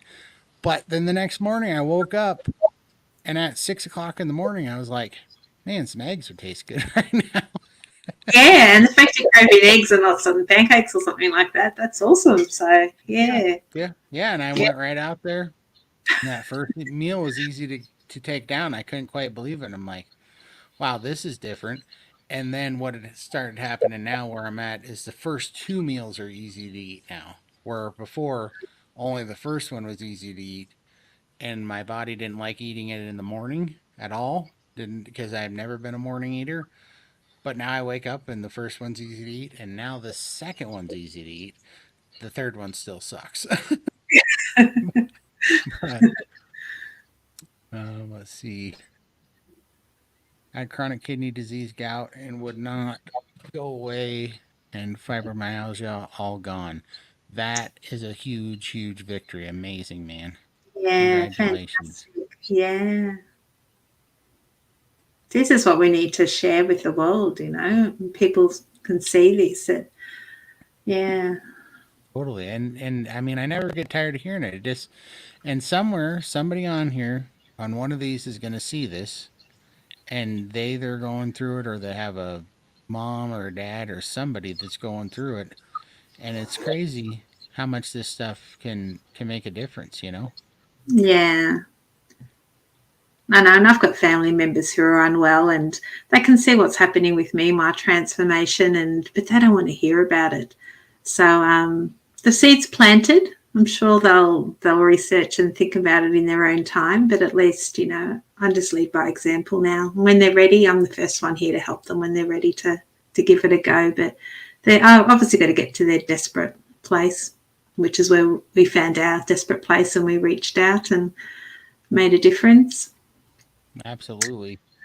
I was scared to do high fat too, Lindy, but I took the plunge and it's working. Oh, I'm going to have some butter with my brekkie lunch later after the call. So yeah, I'll give it a go. Because yeah, I do find if I enjoy it, sometimes I do want to have a bit of butter. Yeah, Yeah, yeah, absolutely. definitely give it a go. I'll have some today. Yeah, this morning the only thing I've eaten today was I took 2 bites out of that stick of butter. That's why it's sitting here because I was like, I don't have time to eat for this, but I need some mental energy, so I took 2 bites of butter. I will say that that butter was sitting on the counter last night because I forgot to put it in the fridge. Cold butter, way better than room temperature butter. Room temperature butter, not so good. Yeah, I hear people freeze it as well. They make those brown butter bites and freeze them. And I've never done it myself because I just think if they're in the freezer, then I'll probably eat too many. So Right? I've never actually tried it. So yeah, that's why I try to Yeah. limit my butter. Yeah, I've never tried the brown butter ones, but I know that my favorite eggs, I take about a half a stick of butter and I make soft scrambled eggs, but I brown the butter first. And man, brown butter on those eggs, when you cook it in the brown butter, game changer. Totally Wow. way better. Mm. Let's see here. You guys are amazing. I cannot believe you find us at all this interesting. I'm just gonna put that out there. I am so glad. I used when me and Lindy were talking about this, I'm like, I sure hope somebody shows up. Me and Lindy will be talking to ourselves in a vacuum.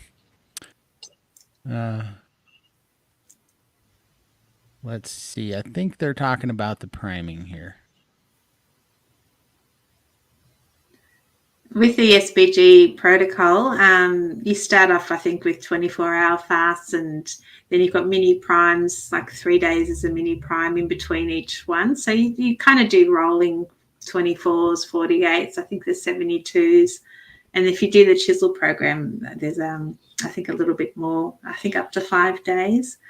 But yeah, I haven't really looked ahead. I'm just going to take it a week at a time and work through it that way. And not because the thought of having an extended fast does scare me a little bit. So I think I just need to. This is why we prime first, so that we're in a good position to start with the fasting. So the thing is, you shouldn't be white knuckling. If you're white like knuckling through a fast, then you haven't primed enough. So that's why we're doing this priming first to get us ready for the next step. I am So super excited about the fasting stage because that's what I've always been comfortable doing, and I know how powerful when we start doing the OMAD and skip. That's going to be huge because it yeah, yeah. yeah, so I'm super excited about that. I want to see like what a 2 weeks of OMAD and skip looks like because I'm gonna or 1 week. I don't know what it is, but I'm gonna be really happy about that. First of all, one of the things that sucked, and I'm terrible at it. I mean, I'll be perfectly honest.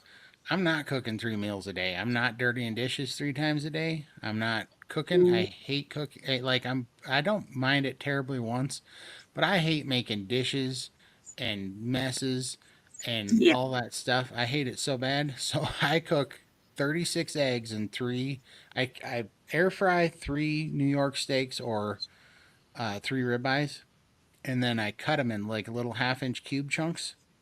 And then I mix up 36 eggs and I fry all those eggs, scramble them in butter, and I throw all the meat in with the eggs. And then I literally bring that whole ginormous break your arm bowl of food and I bring it in my office while I'm working, and I just eat out of that bowl three times a day until it's gone. I'm like, this is all I'm eating, and sure, the next two are a little rough because it's a little cold and dried out, but like I'm still only gonna dirty one pan, one bowl, and one fork because I refuse to do all that extra mess because it drives me nuts, you know?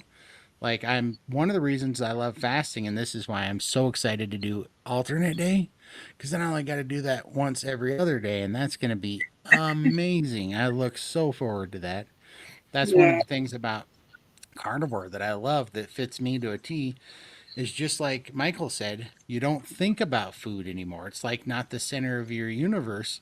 So when you don't think about it, it becomes a little bit more of a pain in the butt. Like before, if you were making a pizza and some ice cream and it was this big endorphin thing and you were enjoying the endorphin fix the whole time you were making it, yeah, people get hooked on that. But now when I'm making a steak and I like not even caring about the food, then cooking Mm, three times a day is not your friend anymore. yeah. I guess I'm more worried about, like, I can do 24 and 36-hour fasts, and I have done them in the past, but my struggle is having my husband eating while I'm Mm. fasting. Just having, yeah, I'm kind of feeling, okay, well, I can smell the food and I'm feeling hungry now, and I just feel like I should be sitting there eating as well. So just that's going to be my struggle is fasting while he's still having his meals. I had that too because when I started cooking for my mom, but I was doing OMAD and I'm making all this food, that Mm, was something was really worried about. But then I was surprised that it just didn't bother me. Like I was so satiated. The cooking was a little bit annoying, but like for her, even when I make my eggs and stuff, I make enough that she's got like two or three meals out of it. And I put it yeah, in a Tupperware container and I feed her the first one and then she goes and warms it up for like the next two. And then that night I come in and I make her a steak or some bacon or occasionally she likes turkey or some sausage patties or whatever. And I just go make whatever that is real quick. But that's like no big deal. It's like a tiny, she's like a bird. So it's like a tiny little meal that takes seconds to cook. But I thought that that might throw me off the rails cooking all those meals, and it doesn't. I have no craving because it's just when you're really hungry and it sounds good, then you'll eat it. But when you think about it and it's not appetizing, so half of my mom's meals that I'm cooking, I'm like, oh, this is gross. I don't even want it because I'm satiated. It's funny. yeah. I do three It, meals a day. I divide one ribeye into three meals and add a little butter pat and some goat cheese and air fried beef pat perfectly satiated. Yeah, I've actually got a big bag of fat sitting in the fridge because we had a meat delivery when I have to put it in little snap block bags in the freezer. So I'm going to add some fatty bits in my air fryer today with my lunch. So I'm looking forward to that. Absolutely. Yeah, I think I've been sleeping on the cold fat game this whole time. The first time I'd ever heard that cold fat was better for your digestion was in the steak and butter game, which is why I'm chewing on cold butter now. And I was like, I'll be danged if they're not right. That's crazy. Yeah, I 100% agree with switching up your routine at the plateau or stall. I have to do this for certain. Yeah, for sure. Your body just gets used to the routine and adjusts. So you need to confuse it every now and then. I gotta agree on the goat cheese. You can keep all the goat cheese. I don't mind the saltiness. I guess I like salt, so I find it quite nice. The Yeah, goat cheese is the really kind of loose stuff that you can kind of like pick up and it hangs down, right? Like even when it's cold. it's very crumbly. Oh, maybe I'm not thinking of goat. I think feta's goat cheese as well, isn't it? But yeah, it's very crumbles. Mm. I guess the one that I'm thinking of, because I like dry cheeses. That's my problem. There's some kind of cheese. I thought it was goat cheese, like cold. You could pick it up and it's like soft Play-Doh, it just kind of drips Oh, down. bocconcini. I think bocconcini. It's Italian.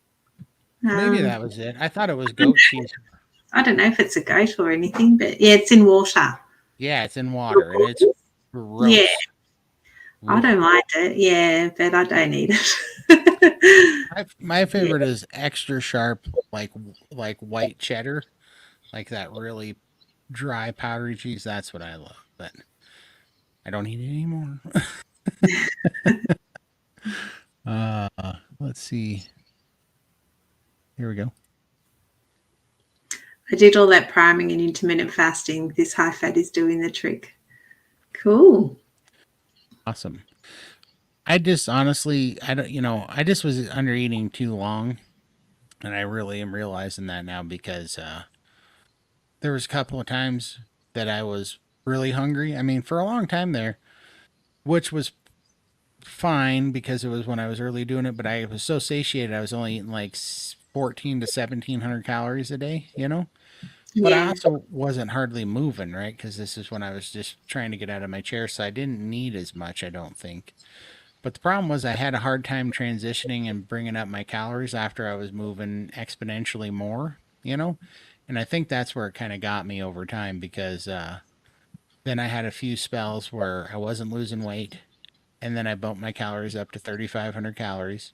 Then I lost a bunch of weight, and then for whatever reason, I after I wasn't that hungry anymore, I brought it back down to like 1,700 calories, and I was losing less weight, but I was still losing. And then because I'm an idiot, I went through two more spells where I was hungry, but it was mentally freaking me out because I was worried about going off the rails. So I just didn't listen to it. And I think that's when it really brought my metabolism down. And then on Labor Day, for whatever reason, I was craving T-bones for whatever reason. So I bought like 10 T-bones and I ate two of them, which would have been my normal size. And I was like ravenous for T-bones. And I was like, I don't want to go off the rails. So I just went to bed hungry and I thought this will go away in the morning. And then it didn't go away in the morning. And I was ravenous in the morning. And so that day I ate six T-bones, which was a massive amount of meat because they were big T-bones. And then I ordered more T-bones on Instacart and had 10 more T-bones delivered. And for the next 3 days, I ate six T-bones a day, which was a ridiculous amount of weight.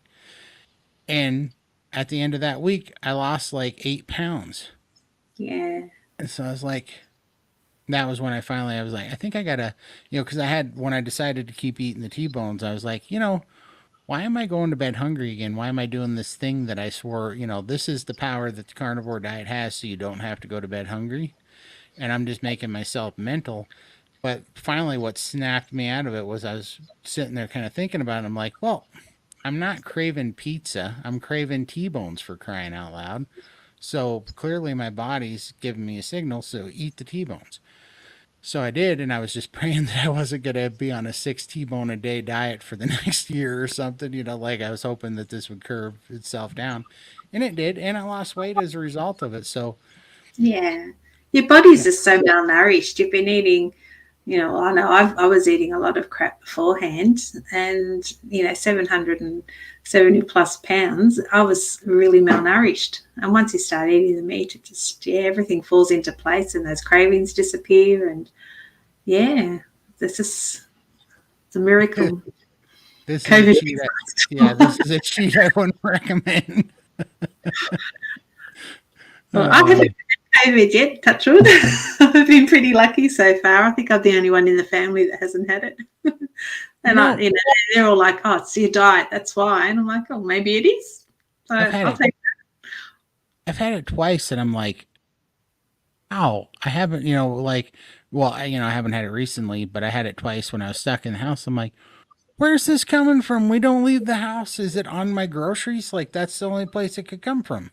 Like, Yeah. how am I getting COVID? This is crazy."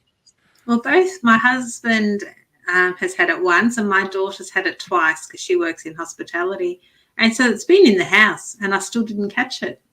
So yeah, I must be one of those unicorns. Right? Well, yeah, absolutely. When I first got COVID, it didn't bother me. The second time when my immune system was shot, that was when it went south.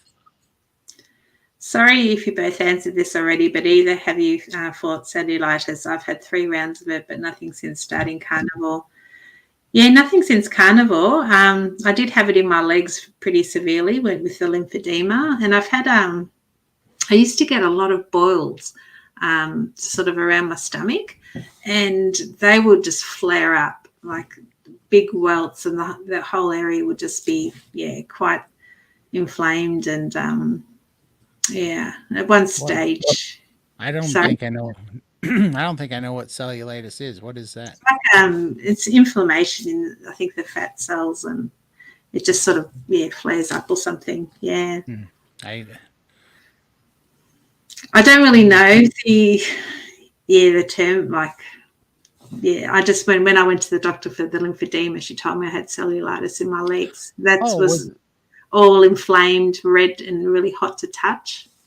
is that what? Yeah, okay. I've never had one of those, but is that what Kelly Hogan talks about when she first started? She was getting boils And on she her. got boils as well, but then the whole area surrounding it, like the ball would be like so big, and then the area around it would be just, the whole area would be inflamed and red. It's Yeah, I've just like never a had that. huge infection. Yeah. And I never went to the doctors. I just sort of sat through it and just hoped it would go away. But you couldn't touch it. I couldn't lie on that side, or yeah, they were awful. Yeah, Hmm. but I don't get it anymore. No, so that's all cleared up. So that's Yeah, a big win. when I was younger, I always wondered what it was. But when I was younger, I'd get these cysts on the inside of my leg that I'd pop and end up putting a. I'd just end up lancing it myself, and it was, pus would come out of it. And I think I always thought that was just from my legs rubbing together, honestly. But other than that, I've never had anything like that. That's not nice. Very painful too when it happens. I had the Yeah. biggest fight of my life with stevia. Yeah, it's addictive, but some people can have it and not have an issue with it. So I guess it's an individual thing as well. Mm. Yeah. Todd, I truly believe I do, and I appreciate the encouragement for sure. Excuse me. But yeah, I right now maybe it's arrogant confidence. I can't tell you, but I don't worry about it anymore because every day, you know I've always had this thing where I can cheat to keto, and I haven't used it. And then every time I think about using it, I'm like, well, I don't even, I'm not even craving or having a weak spot to want to use it. But I just go through my head, am I ever going to use that? Well, sometimes I go, maybe you should have one of those taco salads and just see now how it would affect you. And I'm just like, I want to make it to a year first. So it'll be great to have a year solid without a single slip up. And then I think about it, I'm like, well, actually, it'd be kind of great to have 5 years without a single slip up. So I don't know.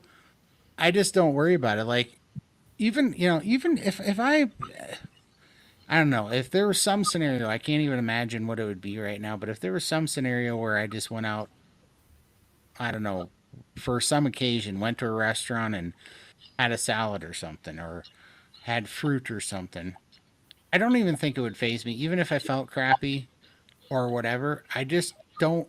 I'm not going to tempt fate, but I don't even think I could fall off the wagon that bad because this time I'm not beating myself up about it. And that was one of the things that kept me in it the worst is that weird cycle of feeling bad, going, there's something wrong with you, you're broken, you're a failure, you just, nothing's ever going to work for you, all this stuff. Now that I know that this exists, you know, that this is possible, I don't really think I could ever, and I mean, I'm being as serious as honest as I can be. I don't see a scenario that I could ever not find my way back to here in a very short period of time and be right back on track. I really don't see it. And because I truly believe that so deeply, I don't have to worry about nothing. I know that it's just a matter of time now. I really do.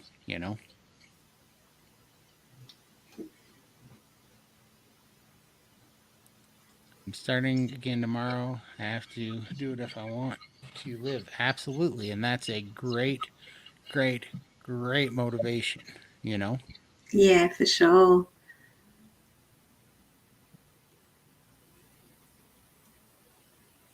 Okay. Want to read that one?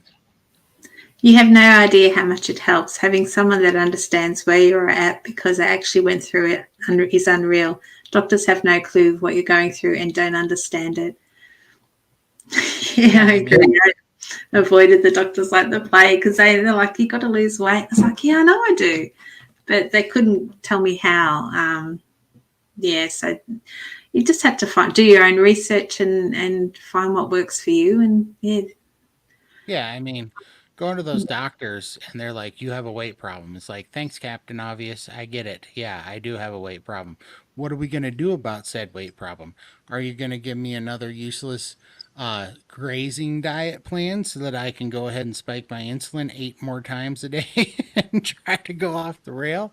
You know, it's like, and that's what was so maddening to me when I did find carnivore and then it did free me was this whole time, all the countless visits to the doctors, all the problems, all the nights, the two stints in the ICU for one for 3 nights and one for 11 nights because of my lungs and being on oxygen that racked up almost $100,000 in bills just in those two visits to ICUs or to the ICU. All those times, and these guys talking to me about a psychologist to treat my mental addiction to food, and to maybe it's time to really start thinking about gastric bypass surgery. Even though my sister failed the lap band and my mom failed gastric bypass surgery, but somehow on a wing, I'm just supposed to have my stomach cut out just in case it might work.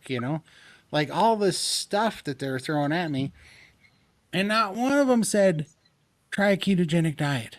Not one of them. And so, yeah, right now, and then after I've said this before, but this, something broke inside me when I was stuck in that chair on oxygen, wasn't sure I was going to wake up every day. I find carnivore, I lose over 200 pounds. I do a Skype interview with my doctor. And for the first time ever, I heard these words come out of his mouth. I'm worried about your diet and what you're eating.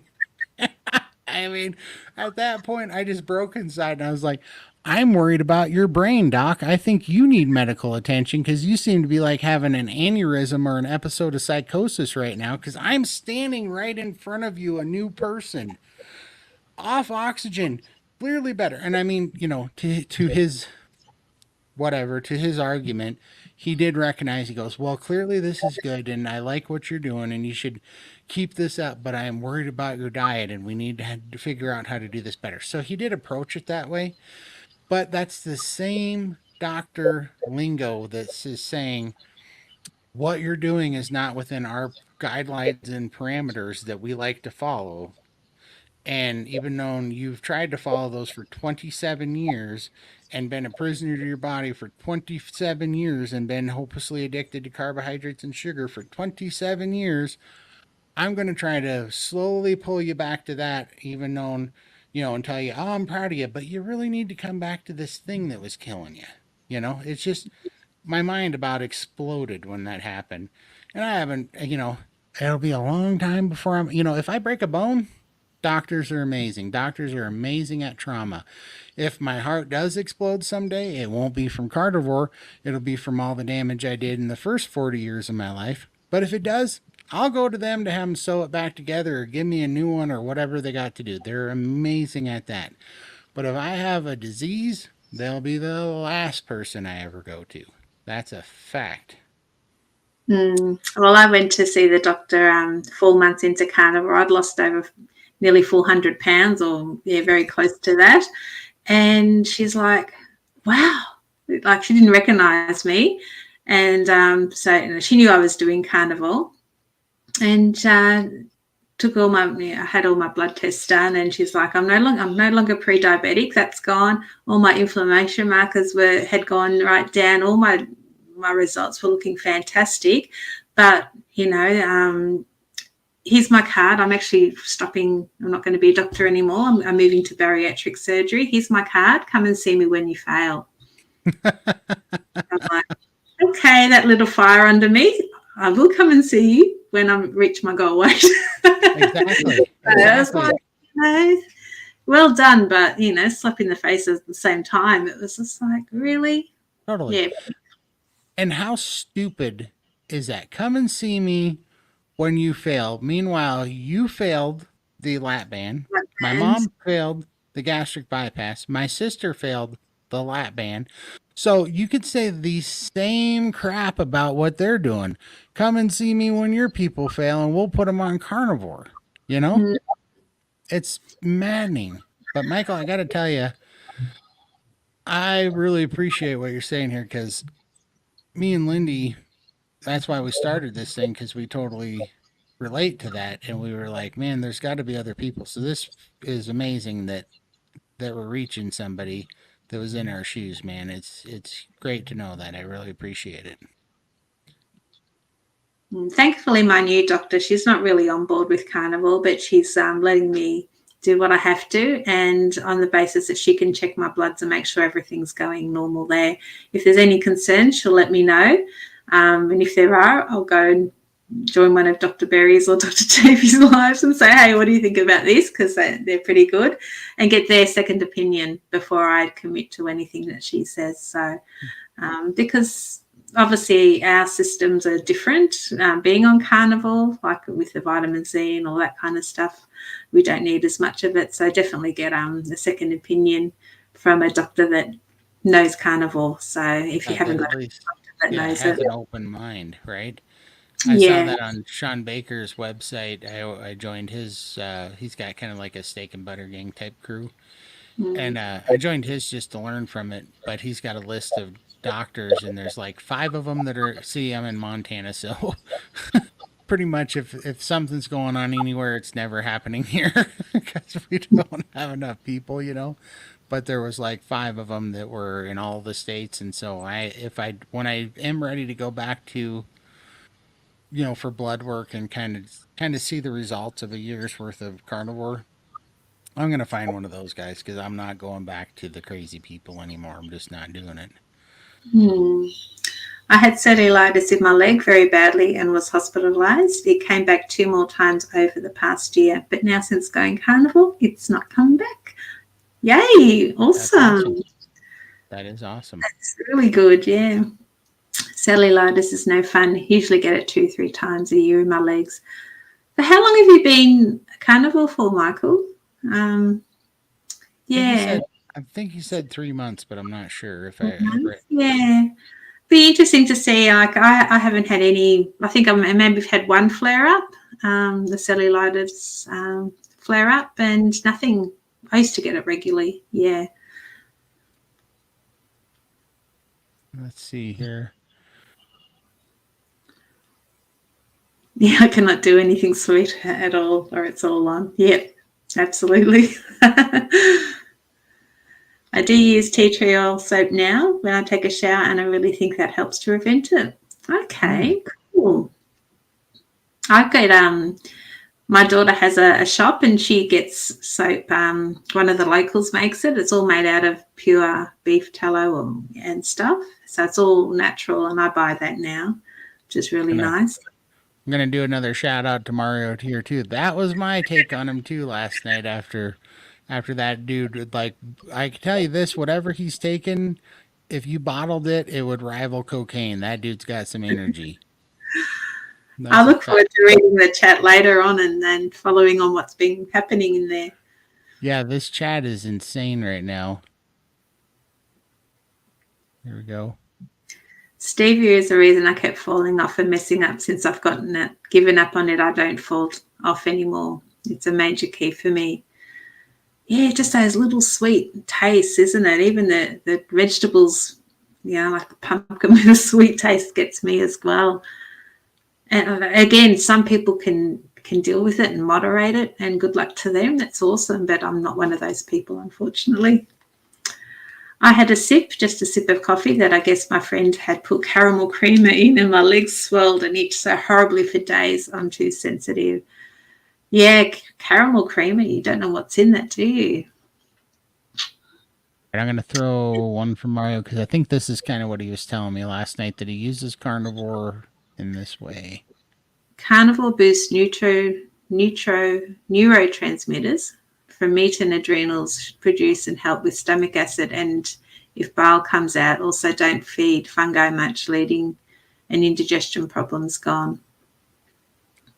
Yep, and I think that's what he was kind of saying. Sorry, Mario, if you're listening. I was trying to hang on to every word, but you are Mention full of overload. energy. Yeah, and but yeah, I think what he's saying is that the reason why the carnivore diet, in his opinion, is so so beneficial is because it doesn't feed the fungus and the gut microbiome issues, and so it helps cure it. So I think what he's saying is that if you tackle the fungus problem and cure the gut microbiome, that you'll have a little bit more leadway with other foods. Maybe not going off the deep end with them, but at least you'll have more control and stability over different types of foods without them kind of going off the rails on you. I think, but the dude talks quick.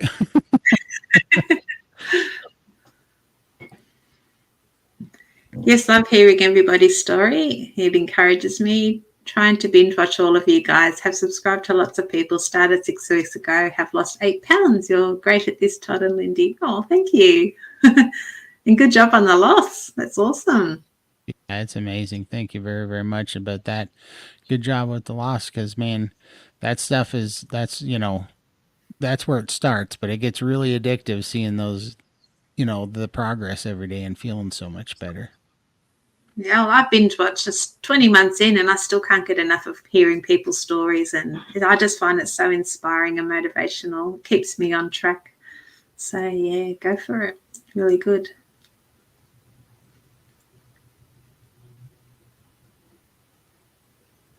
I hope everyone's putting their channels in our chat because I want to come and join them all later. Are they putting channels? I haven't seen one yet, but I'm so far behind. Yeah, don't know. Can't see any links. But Let's see. I get hungry when everyone. Let's see. That's funny.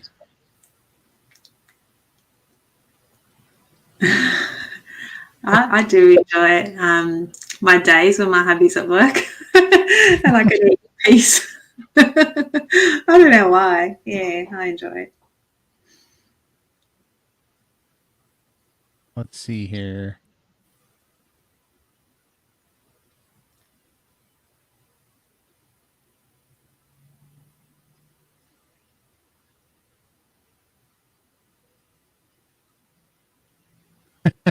Exactly. I mean, you guys are amazing. I just got back from a walk and was recording a video and chatting with a friend that reached out about having just started Carnivore. Come back and you guys are still here. We are. Geez, they're doing well, Todd. What Yeah, time is it where you are? it is almost 7 o'clock. It's 10 to 7. It's almost noon here. So, yeah. Well, I'm good to go as long as you are, but I understand we were going to do a 3 hour one, and we're almost at 4. So you tell me whenever we got to go, because I don't have a problem. But Monday's a I quiet day for me because it's Sunday in the US and all my clients are in the US, so they're all probably home anyway doing stuff. Tomorrow gets busy again all through the night. yeah. Todd, I'm Um, very proud of you doing all that for your mum. I had to do creative things like that for my dad for the 4 years we took care of him. He passed in 2014. Grateful. yeah. Yeah. Sorry about your loss, but yeah. She changed a lot of my diapers. So even Stevens, I suppose. you know, but no, I'm just thankful. I wish I would have known about carnivore before my dad and brother passed away, because I just feel like that would have been a game changer. So no, it's a blessing to get to, point anybody in that direction. Even though, Mom, if you're listening, you fight me on it. But one thing, she tells me, I'm going to have this and I'm going to have that. And I'm like, no, you're not, because I do the shopping. She gets mad at me. But, she, most of the time she's on board and then some of the time she's not. But I can just tell by how finally this is about 2.5 months into it. And she's just kind of calmed down. You know what I mean? Like she was going back and forth so much before, but I can tell the carb cravings are finally dying down because it's not a problem. It's not this big deal anymore. If you Yeah. ask her, she goes, well, if I think about it, I would still like something different, but it's not like this nagging thing. You know what I mean? But it's like all of us, we all struggle in the start, don't we? And your mum's no different. So, of For course, she's sure. going to be fighting that. Yeah. It does get easier as you get on. Get on. Absolutely. Mario, you are a beast. You get the gold prize for most comments ever I've seen in the chat. I don't know what you're on.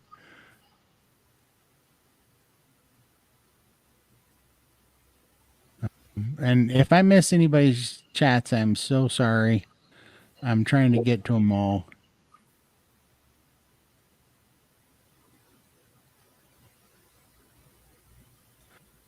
I never had it, but I do love what they support. What's that? Tacky Squash by Black Rifle Coffee Co. is whites of the coffee, eyes of the coffee. Yeah, I don't know what that is. Tacti Squatch. I Yeah. think I think it's Black Rifle Coffee. I think they're coffee company by all veterans, and so I feel like that's a military term, slang for a military term or something. Okay.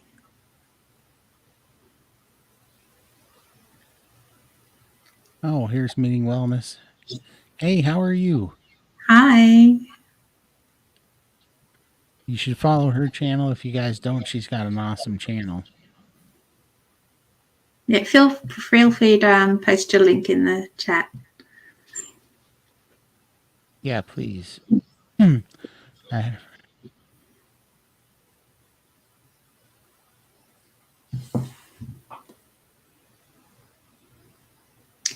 Where are you both located? I'm in Melbourne, Australia. I am So in Bozeman, Montana. We're basically right next door.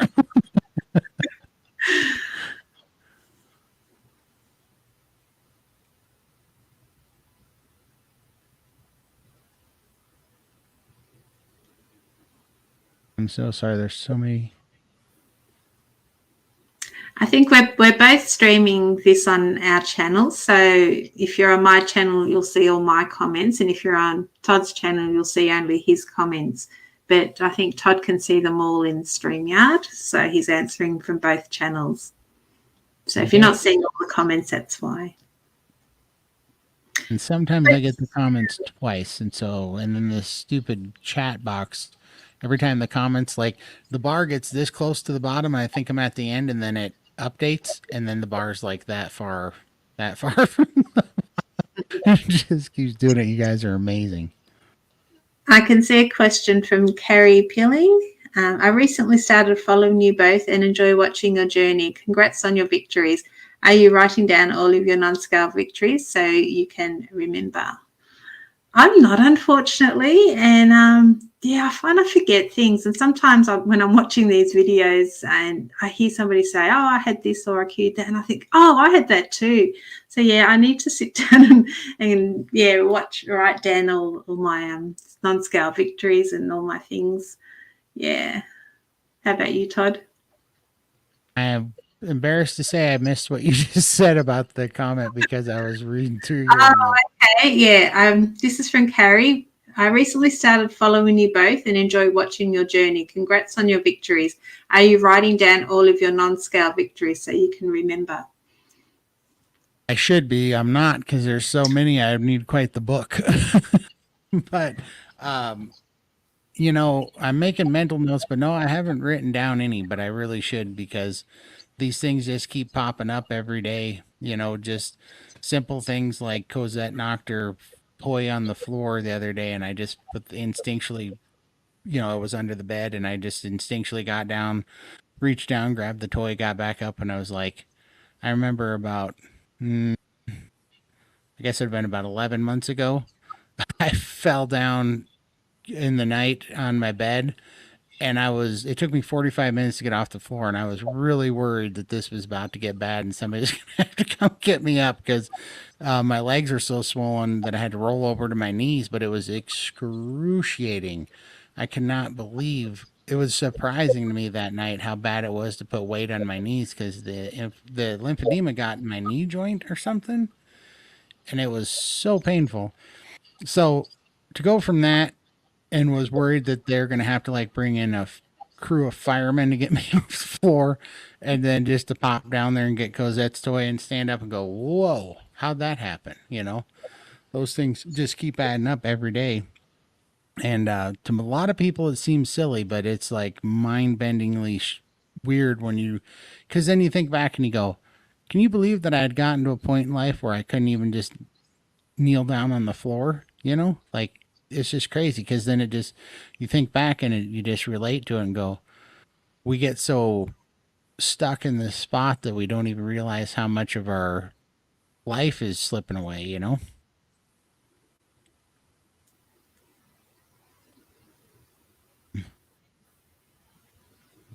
Here we go. Oh, that's probably not to us. Saw the thing about groceries. I thought they were talking about us. Can you order Um, groceries delivered from Walmart because there is a way to mark no substitutions for specific products when you order via phone?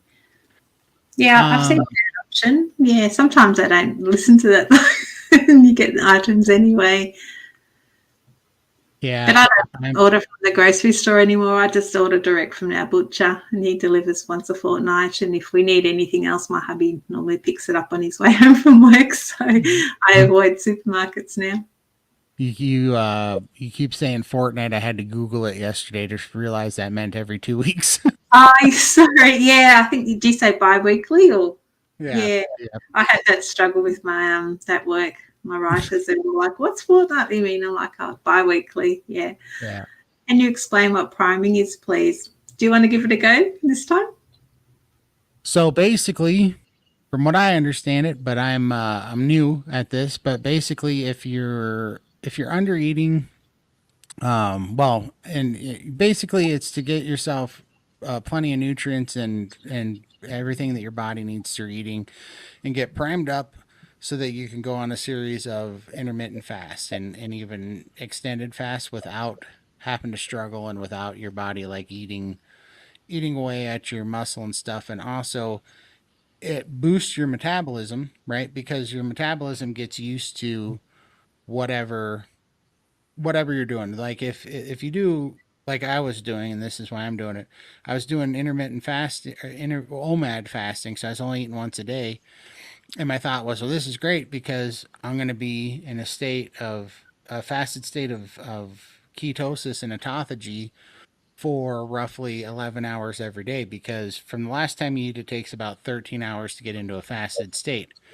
Well, fasts only work because they're a stressor on the body. They're unusual.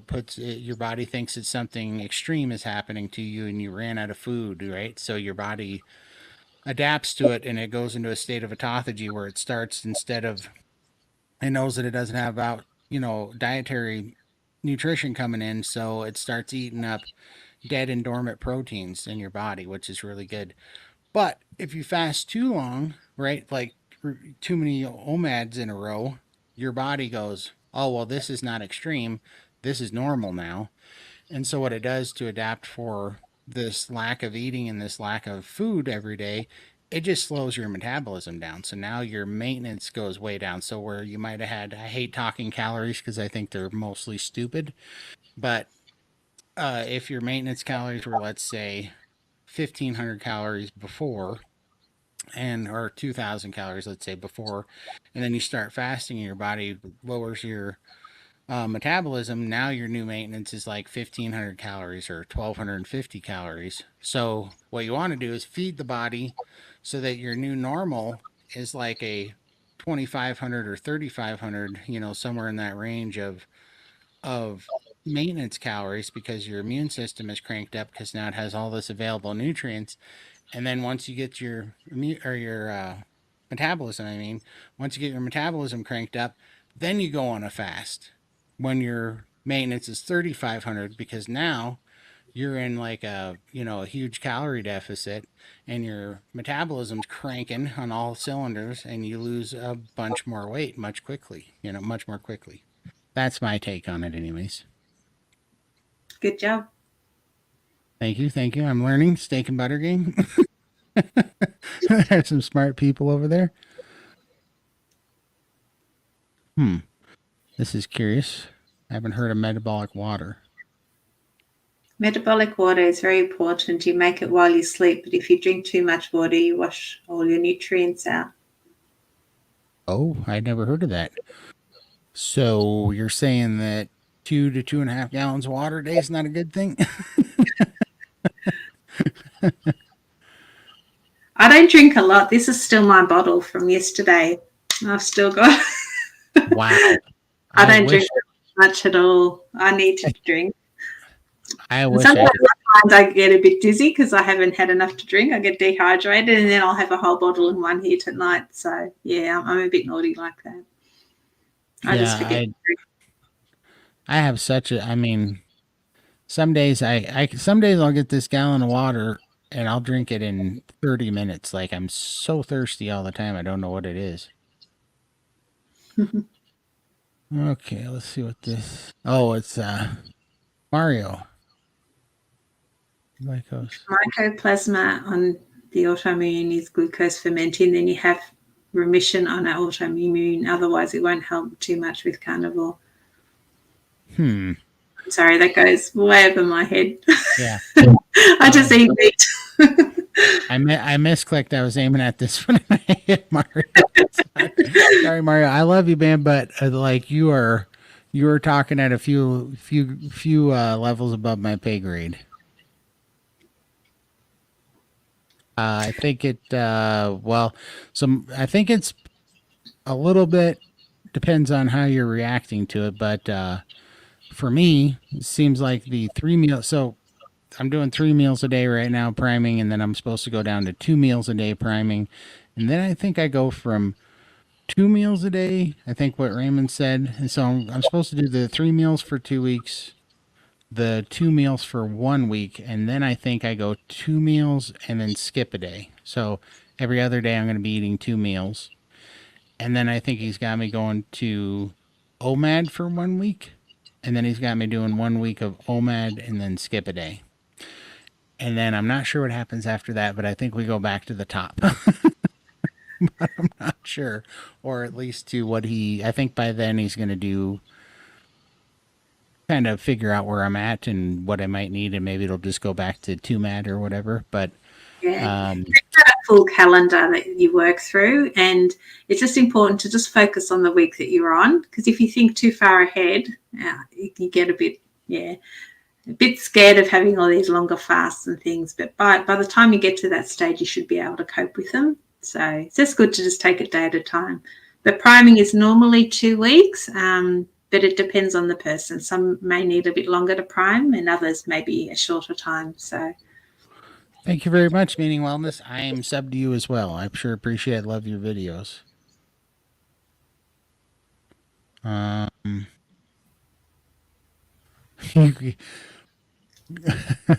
this chat is just blowing my mind. The bar just jumped again, and now there's another 5 inches of chats on the scroll bar. It's crazy. I'm You just going guys to are make insane. a shout out to my daughter from the Willow Branch. She's in the chat. So she's my oldest daughter, and I love you, darling. I used Howdy, to chat howdy. with Mario. Here we go. Question. I'm curious to know more about the priming too. How are you eating differently doing priming than regular carnivore way of eating? Just eating 3 meals a day. Before I was eating either OMAD or 2MAD. Priming is the first week generally 3 meals and snacks if you want, but all carnivore. And second week is usually just 3 meals a day, and then you start the priming, sort of the fasting after that. But it's still just all pure carnivore foods, nothing different. I had prayed to lose weight 8 years ago and prayed 2 years to deal with myself or whatever was in my way to not lose weight, and started. Lost 80 pounds. Now 6 weeks on this, down 8 pounds. Feel great. Congratulations. That's awesome. Way good work. Um, do, do, do. All right. Well, the priming is the subject now. Everyone starts off priming, 3 meals plus snacks for the first week. But if you have questions, I'd definitely recommend joining SBG Gang, and they've got the free forum. You can sort of shout your questions in there.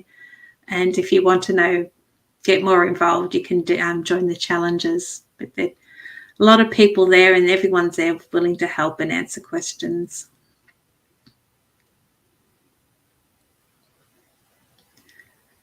Thank you.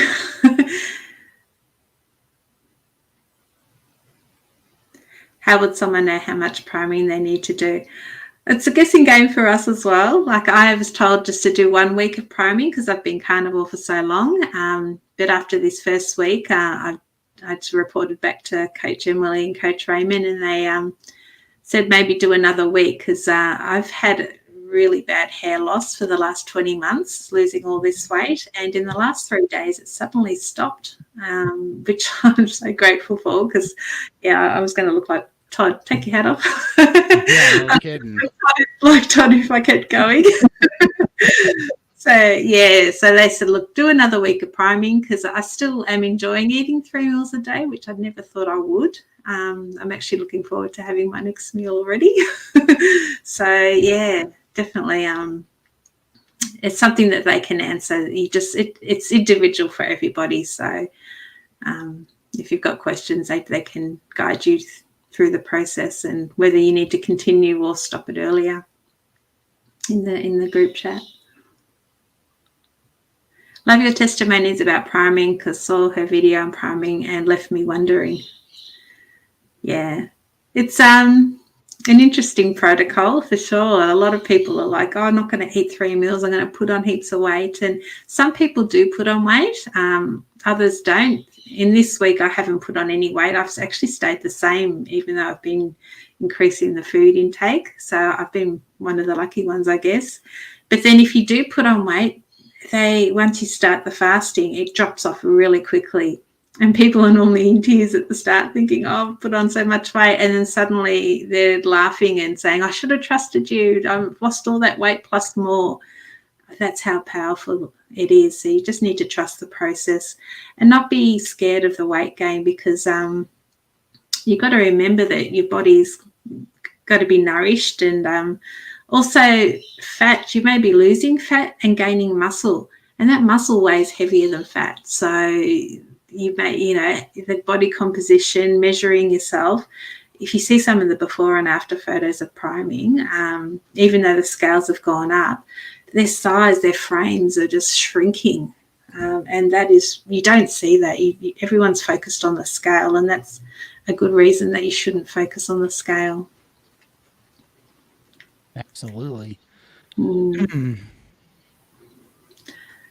I don't like eating in the morning unless it's a weekend. Any commotion puts me off my appetite, and I feel I have a clearer head if I just deal with everything faster and letting myself really enjoy PM.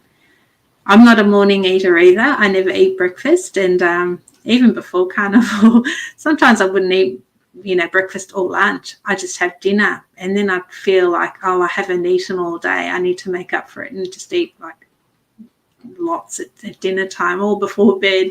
So I think that was a big thing. But I'm actually enjoying eating breakfast now with priming, which surprises me. Strange, right? I'm having the same thing. I'm like, what is this weird sensation I'm feeling in the morning for eggs? This is weird. I tried those brown butter eggs this week and they were excellent, Todd. Oh, yeah, I think so. I think I'm onto something. I think I came up with my first carnivore recipe: brown butter, scrambled What? Brown buttered scrambled. What was I going to say? What do you call that? Soft scrambled eggs. Now TJ had a different word for it, but I'm not going to say it on here. You'll have to or, do a or, video. or Show us JP. how you cook them. Let's see. That's for you. Oh, hi, Lindy. I decided to do a 24-hour fast for today. Good on you, Dawn. Let us know how you go. Send me a comment when you're done. Absolutely. Maybe the butter bites will help me. I'm growing my hair back from fallout stage. Thanks for the idea. Yeah. And the priming just helped me. It's got my hair stopped falling out for the last 3 days anyway. So hopefully I'll get some new growth now. So I'm happy to do another week of priming to make that happen. Okay. This is seems interesting to me too. What were your respective eating patterns as children growing up? Out of curiosity, I had a terrible time. My mum gave me fat-free. Well, we're from an Italian family, and we actually lived with my grandparents growing up, and food was a very important part of our life and culture. So we always ate really good meals, lots of pastas, and my nonna, she was the best cook, cooked a lot of things, but mum was always on a diet. And she was always fat free everything, and she did all sorts of diets. The Weight Watchers, Jenny Craig, delivery things that come, and yeah, really, always battling with her weight. And so it was hard watching mum battle with her weight. Like, she never got as big as me, nowhere near as big as what I did. So like, she was always beautiful in my eyes. My grandmother, my poor grandma, she was like a little penguin. She was very round with her little legs, and she was just such a beautiful. She was so gorgeous. And my grandfather, he was so tall and very solid build, and they spoiled all of us kids. I've got a sister, and then lots of cousins as well, and they just always fed us chocolates and things. My great grandmother, like, she was, I was about 6 years old when she passed away. So I knew her. She used to sneak us in the bedroom and give us chocolates and stuff. And yeah, my mum would hate it, but what mum didn't know didn't hurt her. So yeah, food was always so. Yeah, I guess that sort of set me up for a lot of bad habits and comfort eating, because I have a lot of good memories of all of that kind of stuff. And there were a lot of big people in our family, and all our family, extended family, everyone was large. So it was just normal to me. Yeah. So then I did the mum thing and was on millions of diets and couldn't do it, and had a lot of comfort issues and dealing with emotions. And yeah. So Yeah. how about you, Todd? It was kind of the same. Like we wouldn't eat in the morning ever. Breakfast wasn't really a thing. If breakfast, well, late breakfast was a thing like on the weekends or something. Like a 10 or 11 o'clock breakfast was the thing on the weekends. But we were broke, and so those were terrible. Like, I just remember all of us kids, mom would get like, 2 loaves of white bread for all the kids, and she would get a couple eggs and a bunch of sugar and cinnamon, and then she'd make French toast, just piles of it, and then she would take brown sugar and water and melt it in a pan, and melted brown sugar was the syrup, And so we'd all sit there and eat a half a loaf of French toast, and there was, I mean, Mom put a cup of sugar in the eggs to dip it in, and then you're covering it in sugar from the melted brown sugar, and meanwhile you're chasing that down with a Coca Cola, So it was pretty terrible. And but normally during the work week, you just wouldn't eat breakfast, or if you did, it would be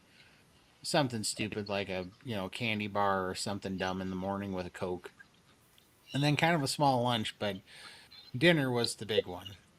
Dinner was where everybody ate, and so she'd make a giant pot of spaghetti or something, or anything that was cheap, a giant pot of macaroni and cheese, and cook up 30 hot dogs, and we'd gorge on macaroni and cheese and hot dogs, all this box stuff, and spaghetti was literally spaghetti noodles, tomato soup, and ground hamburger, because it was all cheap and it was gross.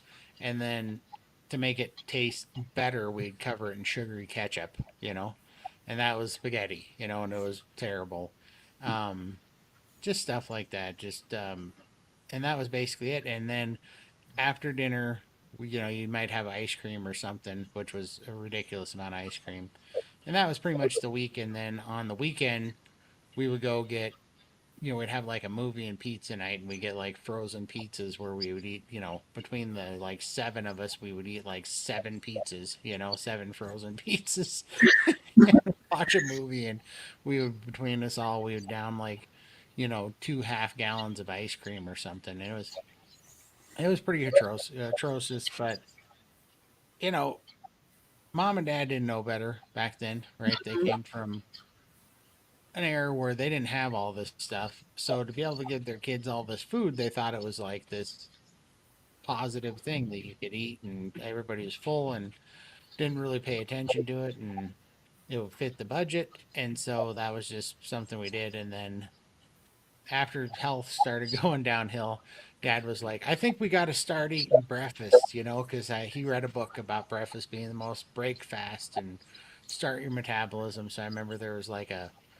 year or two of that we were going to try to eat breakfast, but it never panned out. And then dad read a book on grazing. So we were going to start grazing. And the book basically said it didn't matter what you ate as long as you were grazing and eating it in small meals. So we were homeschooled. So dad bought a bunch of these candy bars and stuff and put them in the freezer and said you could only have one like every 4 hours or something.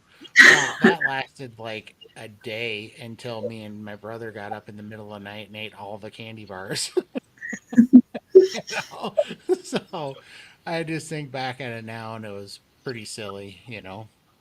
I mean, this is how crazy it was. I remember my brother Ty. I said, Ty, you really got this is when I was quitting soda, and I'm like, Ty, he had a problem with his heart. He ended up passing away over this thing, but he one day I said, Ty, you got to stop the soda, and he's like, or no, I said you got to stop drinking Coke, and I meant soda as a whole. He goes, I don't drink Coke anymore. I just drink this grape soda. You like we were, and when I saw that, I was just like, because by this time I was kind of getting some things kind of figured out, and I was like, we grew up so bad in our thinking about food. We were so lost. It was kind of funny, but yeah, that's kind of where I came from for sure. Mm. So, like you said, our parents didn't know any better. They're just doing what they were taught. And I don't blame my parents or my family for anything, you know. Oh, and I hear that all the time too. Like, oh, your parents should be arrested for having a kid that weighed 600 pounds at 14. It's like, yeah, except for my mom weighed, my mom's 5 foot nothing and she weighed 300 pounds. Like, my dad ate the same diet that we did, and he wasn't overweight. He just got diabetes and leukemia because the Mm, symptoms manifest. So it's funny how that diet's okay for some people, and they can get cancer and autoimmune problems, and that's not like criminal. But if it manifests itself in weight, well, then you're a monster, right? You did something terrible, and it's just stupid. It's just there's a concerted effort going on by big food and big pharma to keep us all blind and addicted to this crap. And then people get addicted to it, and some people have manifestations and symptoms in different ways. And then people get outraged by it because being obese is a lot.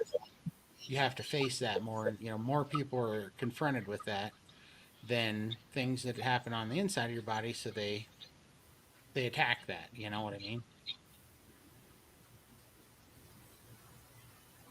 see you, Renee. Gotta run, y'all. Have a great evening. Thanks, Todd and Thank, Lindy. thank you so much. Never fell off long. That's awesome. Yeah, I'm trying to find. I'm sorry if I skip any of your stuff because I'm going to have to try to catch up on these. Sorry to any comments that I miss. Okay.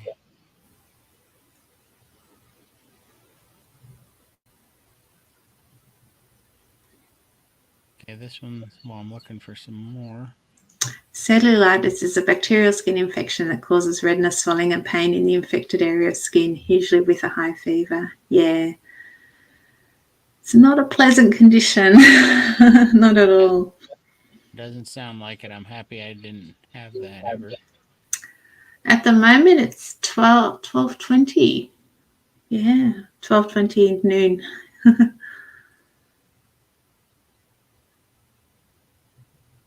And the sun has just come out. I don't know if you can see my blue sky. It's a bit glary. It is Oh, yeah. actually blue, but it's been raining and a little bit of hail this morning. So, yeah. It's supposed to be spring, but it's still pretty cold. I'm That's awesome. 67 and I feel 30. Yay, that's awesome. That's amazing. Okay. Yeah, I'm I'm jealous. 52 and my daughter's on here now. We actually have had a couple of photos and everyone says we look like sisters, me and my two daughters. So I'm really stoked by that. Definitely trust in the process. I appreciate it, Don.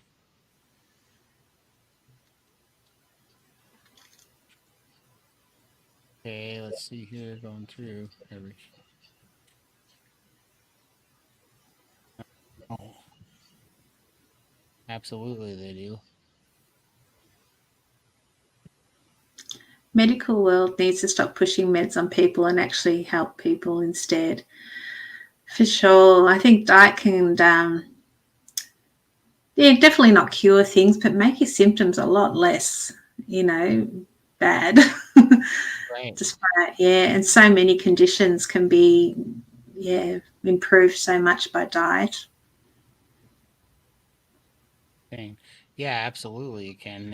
And you know, I think there's I don't know, maybe this standard. I don't know.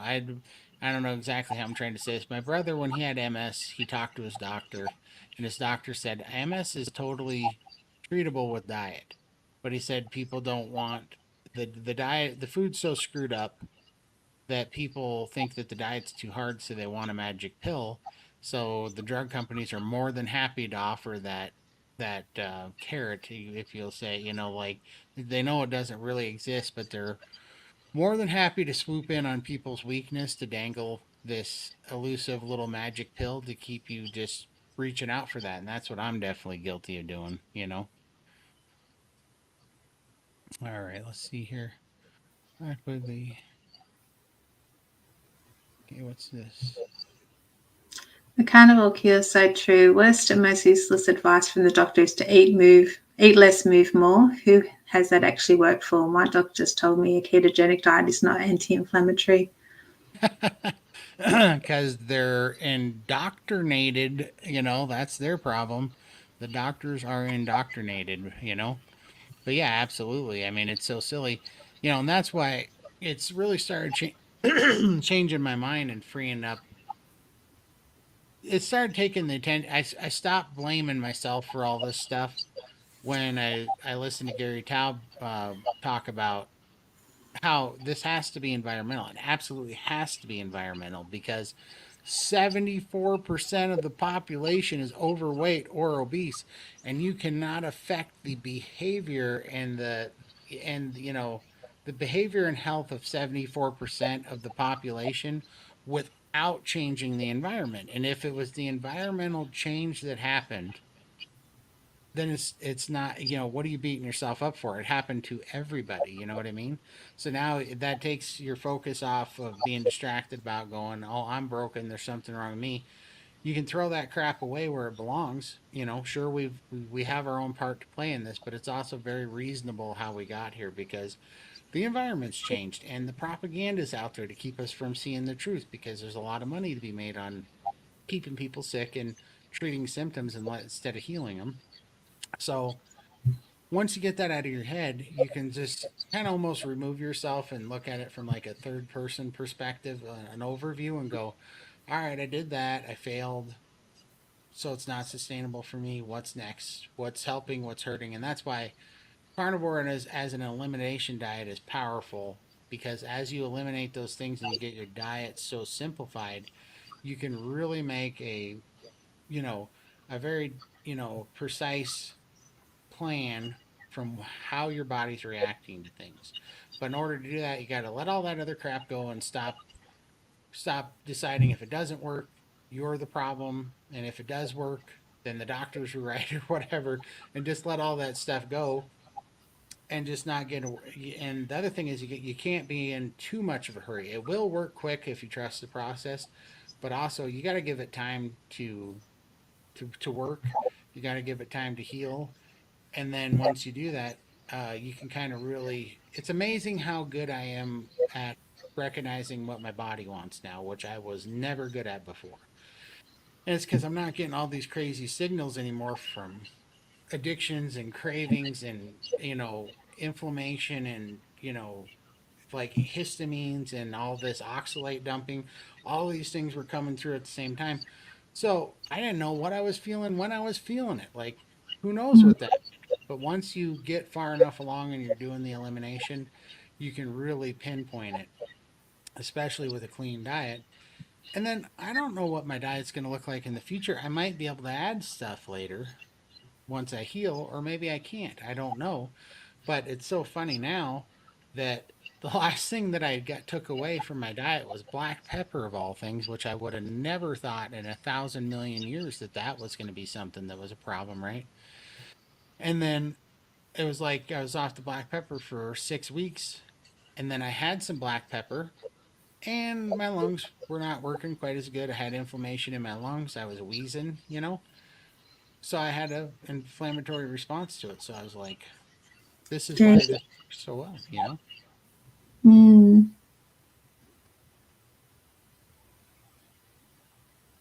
Okay, let's see here. I don't know how Carrie does this. And we've only got a few subscribers, so yeah, I can imagine. I know when I jump on Dr. Berry's lives, I can't even follow the chat. It goes so quickly. Right. It's incredible how they can do this. Okay.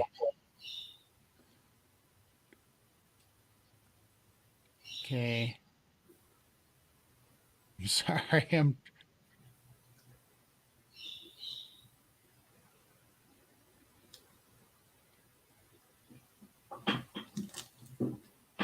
hmm.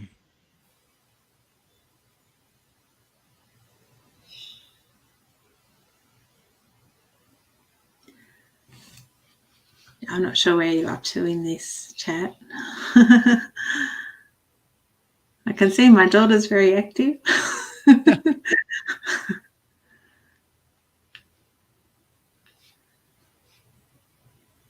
Okay. I'm loving engaging with all you guys, but let's see. I think we're gonna have to start implementing put the Q in front of the question. 'Cause I didn't think I was gonna get to this point with us because we are so new, but you guys are outstandingly awesome here.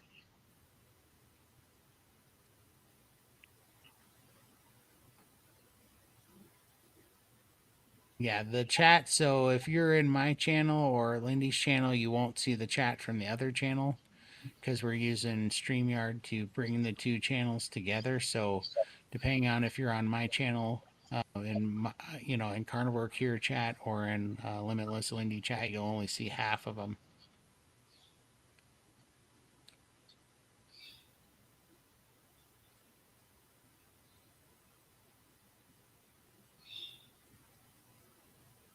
Doing Uber. I did Uber, Pat. I have seven. I stopped doing it after COVID because I wasn't going to wear a mask. But up until then, I had 7,500 rides in. I never had COVID and I drove all kind of people around doing Uber. That's awesome. It is awesome. Yeah. Uh, yep, I'm in Bozeman, Montana. Yeah, Melbourne, Australia. I think we did that one before. Oh, could have. Pulled that Yeah, one out. yeah. Um,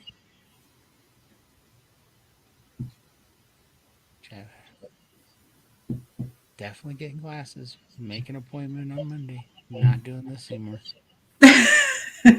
So bad. That damn carnivore, because of that, you now eyesight's improved and your glasses don't work anymore. Yep, exactly. And the bad thing was I got these just before I started carnivore and they were really good and now they are not really good anymore. Here we go. Question.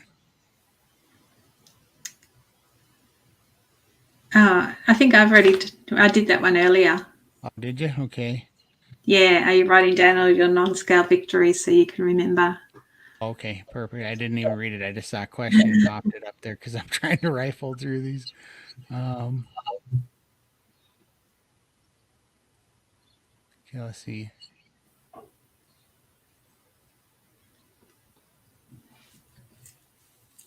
I so I don't I live in the mountains. I'm far, far away from the sea. And I know that one time before I was on carnivore, I went to a Mexican restaurant and had a seafood quesadilla and it like killed me. My face turned purple and I couldn't breathe and my throat swelled up.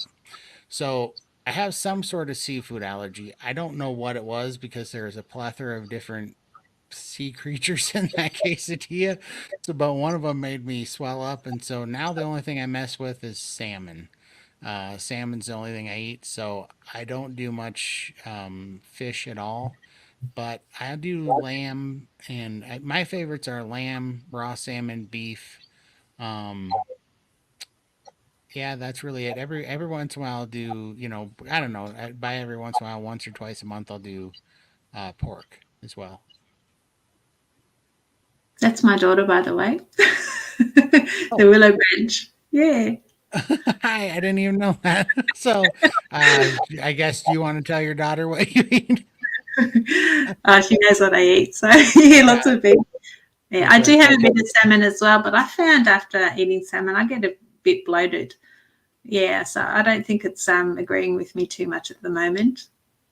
I do. I have the kind of the same problem. Cooked salmon doesn't do very good for me, but I like salmon sashimi where it's just Yeah, raw salmon. sashimi, no issue, but when I cook it, I do Me get too. really bloated. Yeah. Yeah, I have the same problem. That's why I only eat the raw salmon, and Yeah. or sometimes I'll eat smoked salmon, dry. So it's not cooked. But Yeah. yeah, Yeah. That seems to be okay too. It's strange how that works. yeah. Here we go. Hi, Lindy. I just now tuned into this live. I'm afraid to ask any questions. Don't be afraid. I'm nervous to be here. So, yeah, no, go for it. We're here to answer all your questions if we can help. No worries.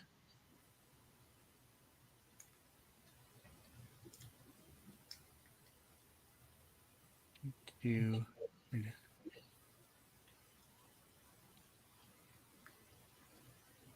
I'm going to do another shout out to Meet and Marriage.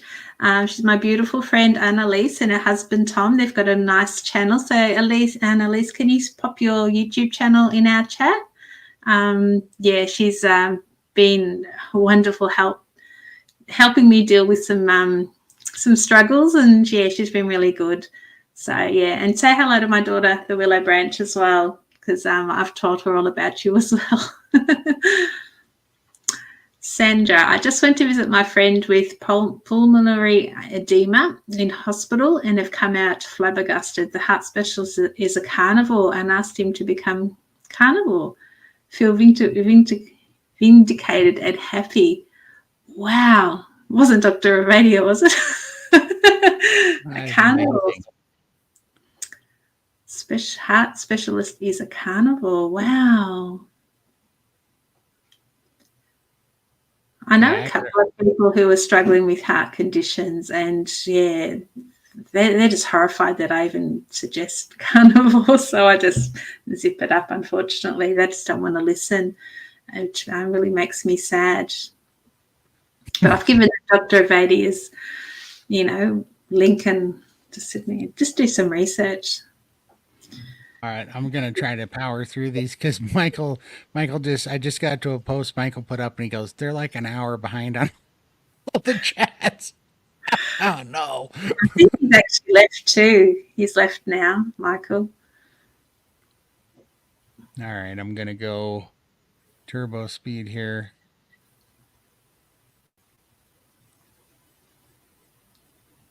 Thank you from here we go. We'll put that up there while I'm looking. Thank you very much, by the way.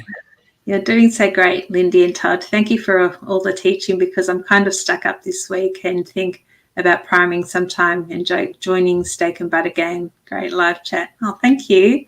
That's awesome. Yeah, if you join Steak and Butter Gang, send me a message and say hi and we can have a chat. That'd be awesome. Okay. Well, I'm not too far behind. I just found the bottom, so that's good.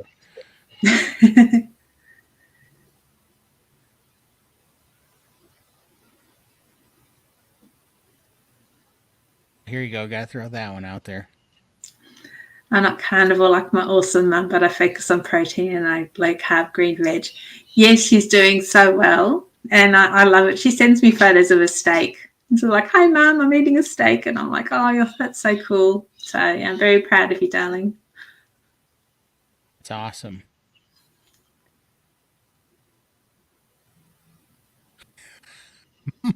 Mario, where do you get the energy? My fingers would have fallen off by now. Well, my husband's on too now. Hi, hubby. How's work? Are you also seeing ocular improvement? I love it so much. For sure.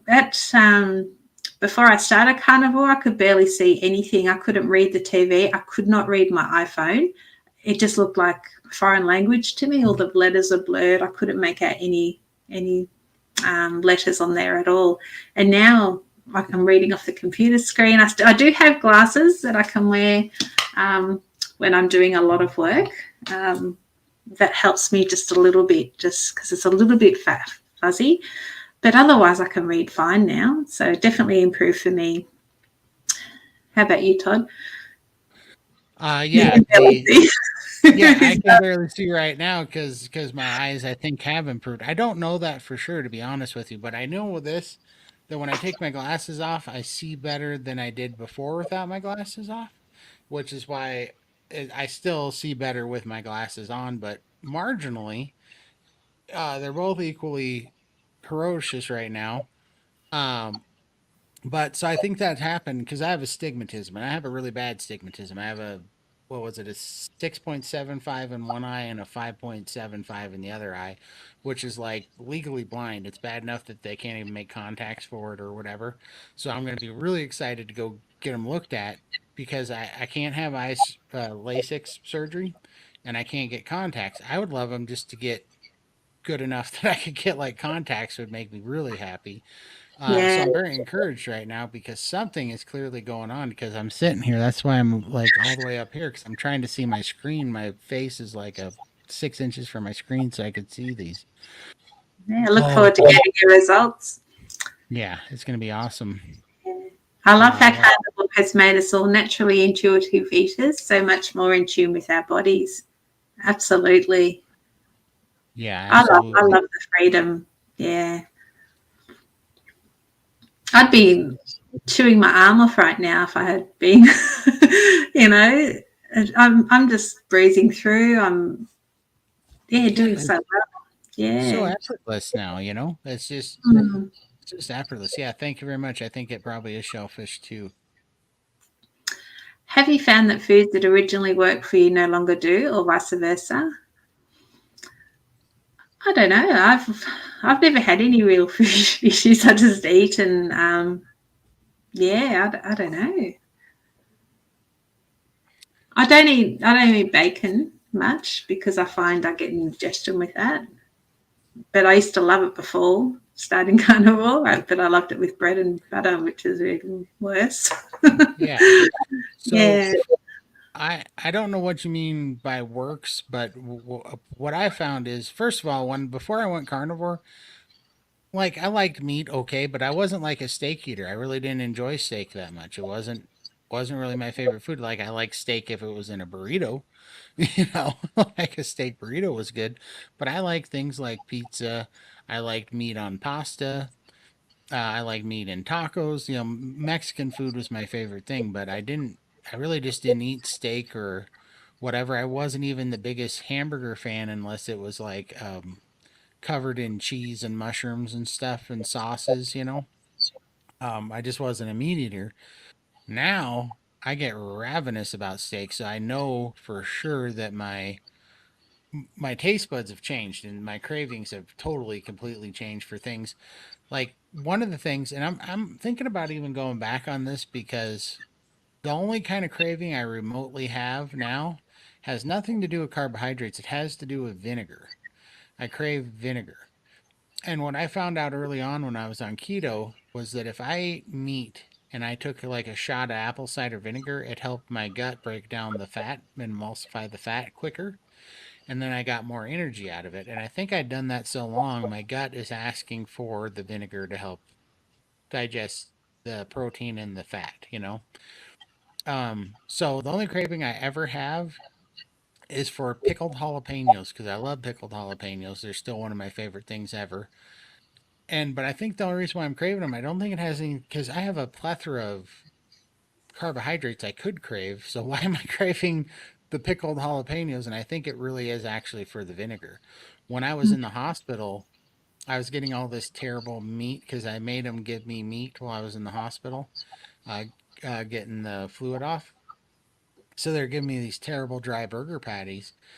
But I asked them for apple cider vinegar, and I was like craving apple cider vinegar, like terrible bad inside. I mean, it was so weird. I was craving dipping the burger patties in the cold apple cider vinegar and eating them. It was the strangest thing. But ever since then, I crave apple cider. Well, I crave vinegar anyhow, like pickled asparagus, pickles, pickled jalapenos. I loved all those things when I was keto. I cut them out, but I don't think they're actually harming me at all. And I think the reason why that's the only craving that persists is just because my gut wants it for the vinegar, I think. Hmm. Interesting. Let's see here. It's the adrenal it's the red, I think it's the white and red bottle, and it's called the adrenal complex is the one. I know that they have three. The easiest way I always remember it is it's the most expensive one, unfortunately, because the other two have that they have are like parts of it. Like I think there's this adrenal stress support or cortisol support is one of them, and then there's like another one that was some kind of adrenal support. But they're the two. They're like $30, and this is like $45 or something. But it's basically both of those combined. It's just all in one pill. That's the one I've been taking. Um,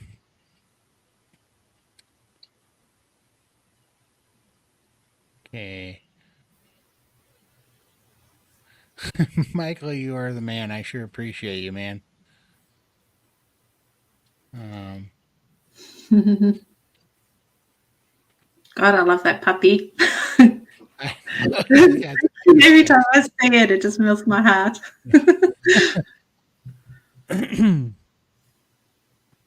Oh no. You had a chance to eat. You didn't eat because you want turkey. Can you hear? Is that coming through the mic? Can you hear that barking or no? Yeah, Oh, just slightly. get up here. Yeah, she's loud. Get up here. Come on. Sorry, guys. Come on. I'll feed you when I get off. You had a chance. Get up. All right, stay there. Sorry, guys. She's not shy about telling me when she wants something.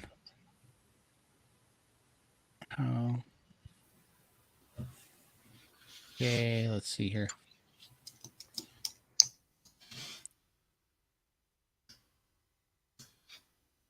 I found the bottom. I found the bottom. That is amazing. I finally caught up with you guys. All right, this will be once. Okay, let's see this. You Oh, can email me if you like, limitlesslindycarnivore@gmail.com. Or you can shoot me a comment on Instagram, limitless Lindy. I had the same experience. I did not care for red meat, and now I love it. Yeah, I mean, I'm having so many of those cravings. Like I didn't care for butter. Now I'm eating cold butter by the bread off the stick.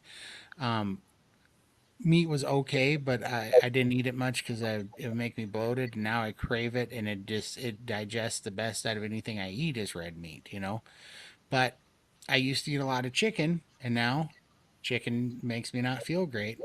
And I thought out of all the meat that I started eating, bacon was the go-to because that was what I thought that I liked the most. And now it's turning out that bacon's kind of like I can take it or leave it because um, it doesn't taste any better anymore to me than beef does. But it chicken makes me feel bad. Pork just doesn't make me really feel anything. It just kind of keeps me there. But beef makes me feel like a superhuman, and so does raw salmon. So, like now, I'm just like, well, if I have a choice, I'm gonna pick superhuman. So that's where I've been going with it for sure.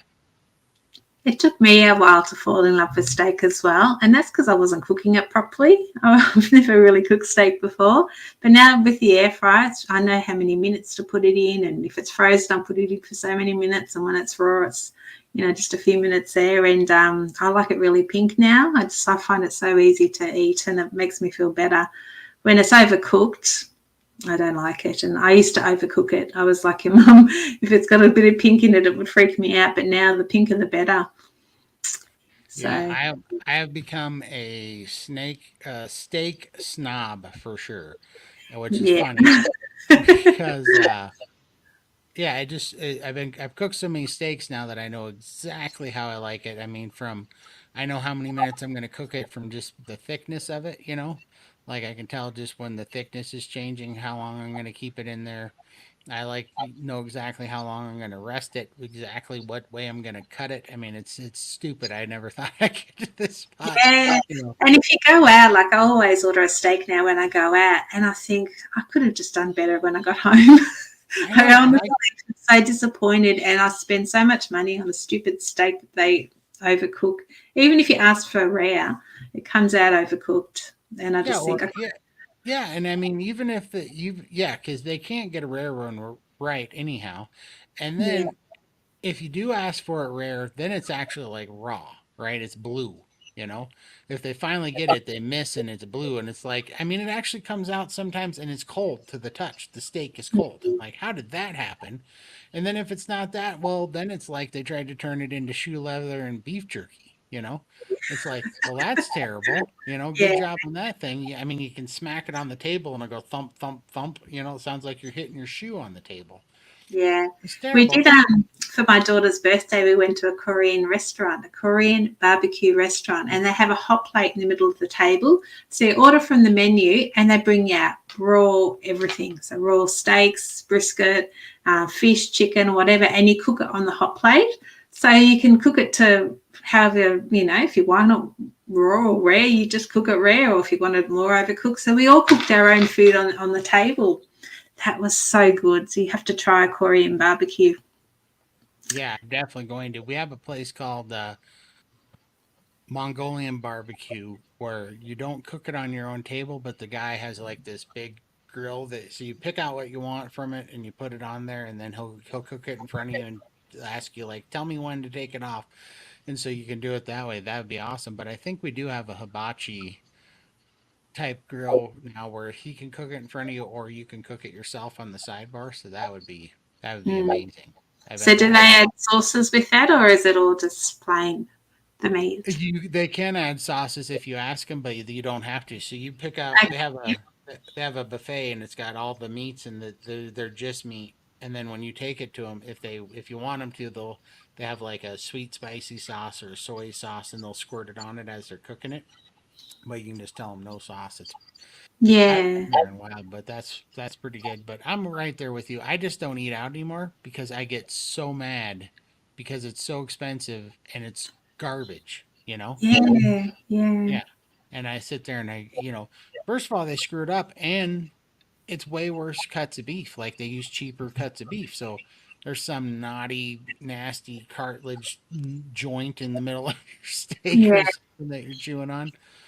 Yeah, I If just, we I go need, out, if we go out, I normally do breakfast. That way, I can order bacon and eggs because there's not a lot they can get wrong with poached eggs and bacon. Well, sometimes exactly. poached eggs it might be not too poached, but it's just an easy. You can't really cheat too much on bacon and eggs, so I find we always go out for breakfast now if we do the out thing.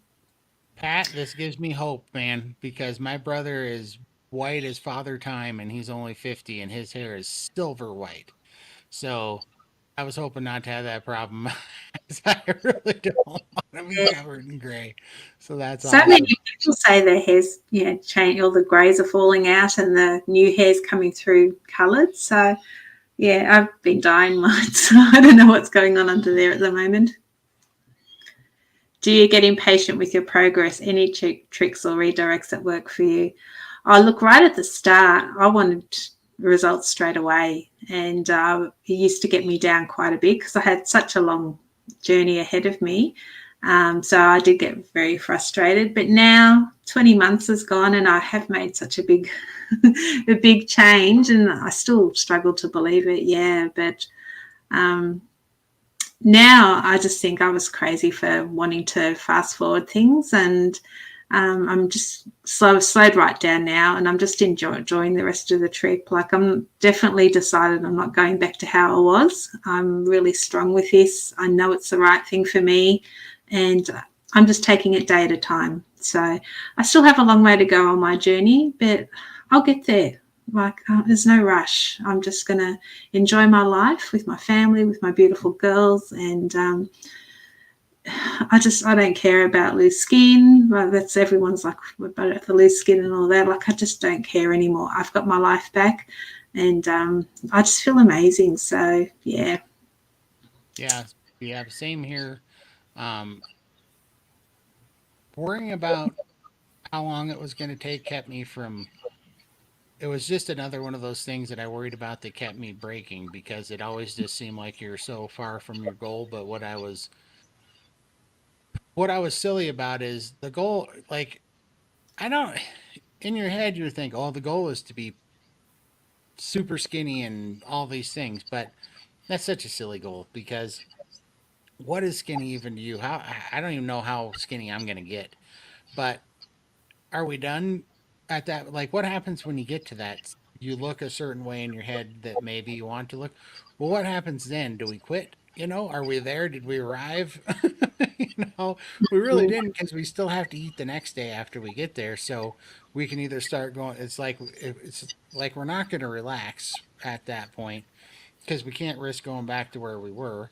And thinking about that way where all that mattered was this target that you set, and this that was so insurmountable it just kept you from doing it. What I finally changed my mind was when I realized I have a choice on this one meal that I'm eating here.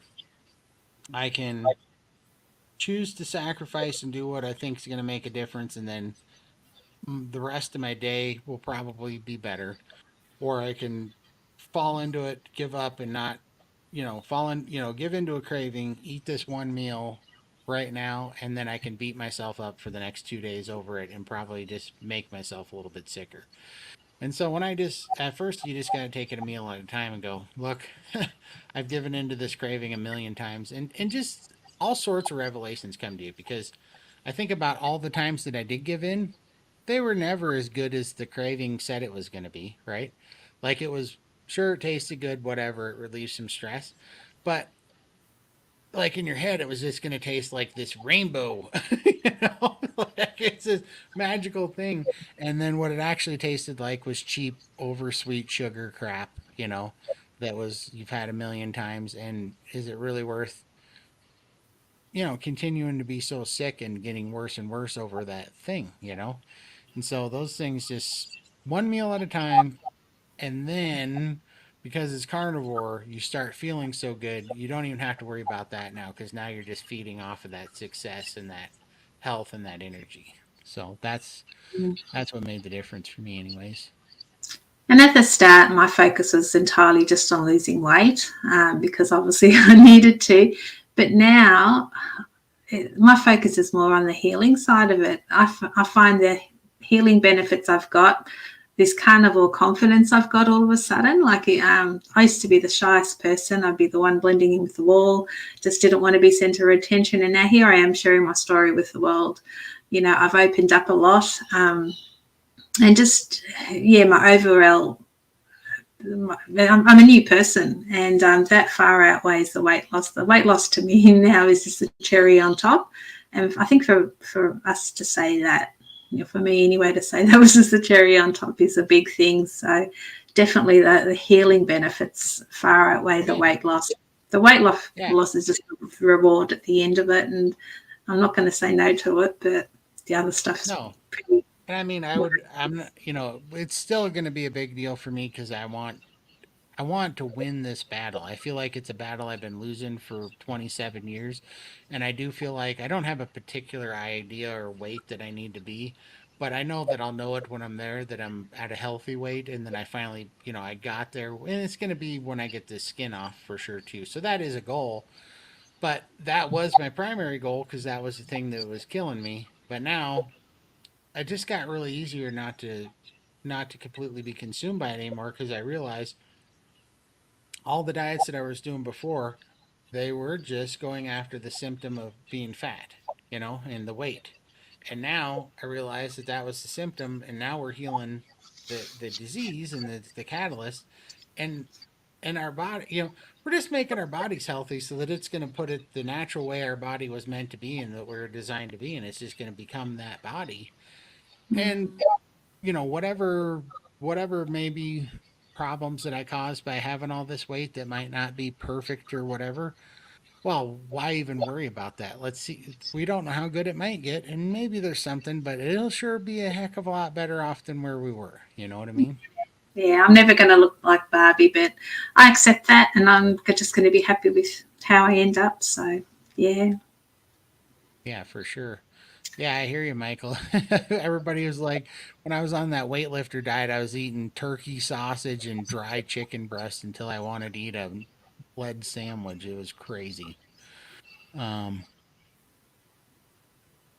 okay, let's see here. Question. How long till he started liking meat pink? Still can't do it. I know it's better, but I cannot deal with the taste or texture. It took quite a few months actually. I just gradually started liking it raw. My husband still likes his very well cooked, and he's been carnivore probably just a few months less than me. Yeah, I don't know. It just gradually just happened within a few months. Yeah. And I think because I had the lap band restriction as well, a bit of that, I just find the rarer it is, the easier it is to go down when it's dry. It just sticks, and yeah, it's not very comfortable feeling. Yeah, exactly. I always liked it a little bit rare, but the game changer for me was when I learned how to cut the steak and when I learned how to rest the steak. That makes so much of a difference for me. The steak is so much juicier when you let it rest. So generally, like if your overall cooking time on the steak was 15 minutes, you should let it rest at least half that time, so 7.5 minutes. And if you let it rest, it'll reconstitute and it'll absorb all the juice that if you cut it when it's hot, all the juice just runs out and it's dry. But if you let it rest about 7 minutes, and once I started letting it rest, then I really started enjoying it juicier and juicier because there's so much more flavor. And so then I started bumping it back, and now I have like just this perfect temperature, which is somewhere between medium rare and rare. It's not quite rare, but it's close to it. I don't like any blue on the steak, and if you start eating a lot of steak, you'll see it. There's a difference between like rare and blue, and blue has got that like slightly warmed up, completely raw meat where it's slimy and stretchy. I don't like that, but I like it just past that. Dum-dum-dum-dum. Question. Did anyone start tapering carbs out, or did you have to go cold turkey? I'm starting tomorrow, and I hope this time it is the time it sticks and I make progress. Did you want to go first, or? Yeah, absolutely. I was just looking at. Um, I really tapered into it by accident because I was a failed keto guy basically. But through doing failed keto in a way I tapered into it. I didn't just go from, well, to be honest with you, years before I stopped drinking calories, and that was a big one, right? And then I stopped eating carbs on the keto thing where I was counting net carbs and all that nonsense. So I did that for a couple of years. So I really did taper into it. And then it took me basically 3 months of starting on strict keto and then doing an elimination diet. And I had to get rid of even the keto carnivorous vegetables, the seasonings, and the dairy. And then I was like, well, I'm down to lettuce. I'm getting rid of that for sure and just going carnivore because nobody wants to eat rabbit food. So I booted that and then it all worked. Now, what I never did do, I did kind of because of that, I did kind of go straight from ketovore to BBB and E. So, um, just because I'd heard that and those were the things that I liked, so I just did that. Meaning that I wasn't eating a bunch of, I don't know, I wasn't eating a bunch of chicken and whatever seafood and all those meats. I just went straight to BBB and E, and that worked for me. So I kind of did ease into it though, but I kind of said it earlier. I really don't know if I did it over again. I don't know how beneficial that was to me because I did it by accident, and my nature would be to jump into it with both feet, but I don't know if that would have hurt me or not. I jumped in with both feet and I just decided I can't moderate, and those sweet tastes would keep calling me, and I just keep falling off the wagon. So I had to do all or nothing. So I guess you need to work out whether you're an abstainer or a moderator. Can you abstain, just stick to meat, or can you moderate your food and just gradually wean yourself off? So it's different for everyone. You just need to find your way with that. But definitely abstainer for me, straight into the beef and the meat and bacon carnivore diet.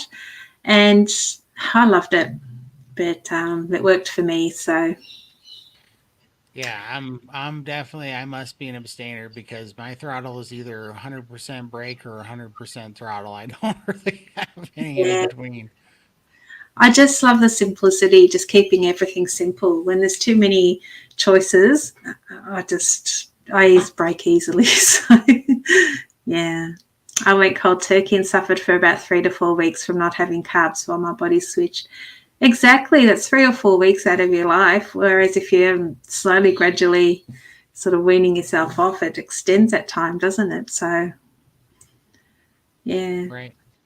And they Yeah. say like if oxalates hits you pretty bad, you can always have some green tea or some stuff like that to try and help with those oxalate cravings or the symptoms. So Yeah. Absolutely. Yeah, I didn't even know about the oxalate dumping, but after I heard it in the steak and butter gang, I was like, so that's what was going on. this is Tom. Annalise is on Lindy's page. The weight has definitely become not the main focus. I'm with you. I have no idea what the end weight goal is. Exactly. Who cares? As long as you feel amazing and you feel cool. I mean, it is what it is. And yeah, we're all happy. Carnivore confidence is real. So grateful that you both of you have chosen to inspire the world with your stories. Thank you. It's awesome. It Yeah. is. Who would have thought I'd start a YouTube channel? I did tell a girlfriend and she's like, what, you're an influencer? I'm like, oh, is that what it is? I'm just sharing my story in the hope that I can inspire people. But yeah, she was a bit taken aback by it too. Today is day 90 for me. I have no plans on ever going back to my old ways, nor do I have the cravings for any of the old food I used to eat. Sure, pics of cake look good to me, but not for me anymore. Yeah, it's weird how like I've made a few desserts recently for taking to functions and stuff like that, and I don't even lick the spoon or the beaters. I give it to my husband to lick because yeah, he's dirty carnivore. He's going to hate me saying that one day. But yeah, no, I give him. You just does that taste good? And I'm quite happy not to taste it, or I just don't have any cravings at all for it. I much prefer to eat my steak. And a few times I've actually had leftover steak or whatever in the fridge, and I chop it up into bits, and I'll just snack on that while I'm cooking. And yeah, I'm just not tempted to lick the spoon or do any of that stuff. So yeah. Absolutely.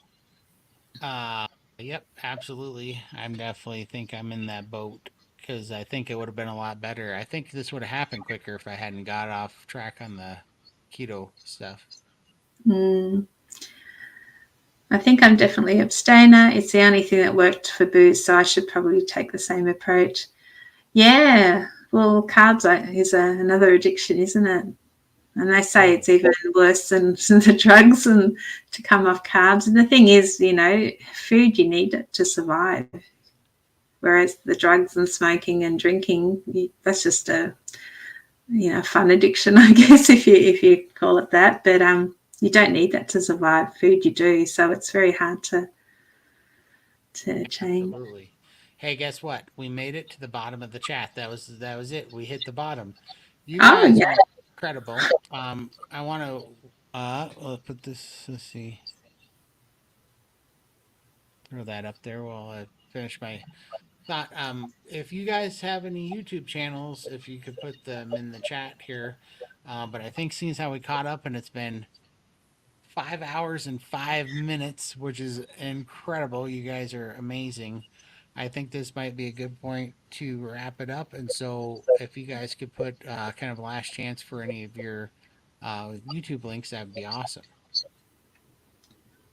Now I won't be able to join next week, next weekend, because I'm actually going away with my girlfriends for a long weekend. So That's leaving awesome. Friday, and I'll be back late Monday morning, or probably Oh, late afternoon. well, then here we go, Michael. Do you want to take Lindy's spot and see we could talk about your spot? I'll miss out on Michael. Okay.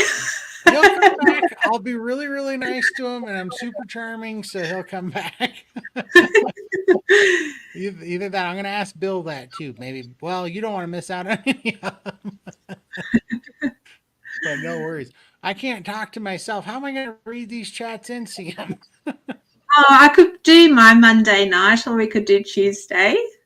Oh, no Um, worries. so yeah, That would probably be better too, because yeah, that would be rough. That would be super rough. I can't I'll do be all this sitting by there with my myself. girlfriend thinking, I don't want to be here. I'd rather be on here with you guys. So yeah, I'm a little bit nervous about this weekend. Like not with the food. They're obviously going to be pigging out and doing all their stuff, and I'm going to be prepped. I'll have all my carnivore meals and treats, and they know I do carnivore.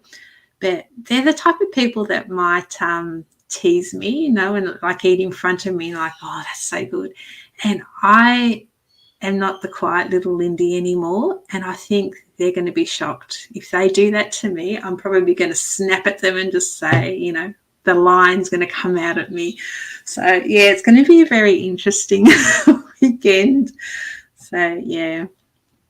Absolutely. Well, we'll just announce that now. So you think we could do it your Tuesday, my Monday? Yeah, so we could do same time Tuesday morning if you like. Yeah, let's do that. No, I can't. I can't do it same time because I work Monday, but I can do it. So let me see here. It would be 6 o'clock p.m. my time, which is Mountain Daylight Time, which would be 11 a.m. your time. Perfect. Yeah. That works for me. Let's see here. Man, I gotta say, you guys are incredibly awesome. Michael, I am so glad you hopped in the chat. Um, let's see, you got this. You got this, Lindy. Look where you came from to where you are today. Nothing can stop the limitless, Lindy. Exactly. Yeah, they better watch out. Absolutely. Yeah, so we got a plan, but Michael, I definitely we would love to have you on with me and Lindy, and also we're gonna try to get when Bill's comfortable with it, we'd like to get him on too, because I just think this is only our second week of doing this, and the Michael's here, right? That's exactly what I mean, we're trying to reach everybody for sure, but we're hoping to be that thing that we were looking for kind of in this example, you know what I mean? So that's amazing. So awesome. Anything you want to say before we head out? No, just thank you all for joining. It's been an awesome morning with you all. And yeah, thank you for all your comments. And yeah, it's been amazing. Thank you, guys. Thank you all. Man, it's 8:09 p.m. I've got to eat 3 meals in 2 hours. Oh, it's one Oh, o'clock for me, so yeah, I need to eat 2 meals. But yeah, I'm just going to stick with 2 meals today. I have my lunch and then have my dinner. I'm not going to try and do a catch up. So I think I better follow the same rules. So, well, you guys are amazing. I sure appreciate it. We will see you next Monday at 6 p.m. Mountain Daylight Time. You guys are awesome, and we'll see you next time. Appreciate great. it. Thank you. See ya. See See ya.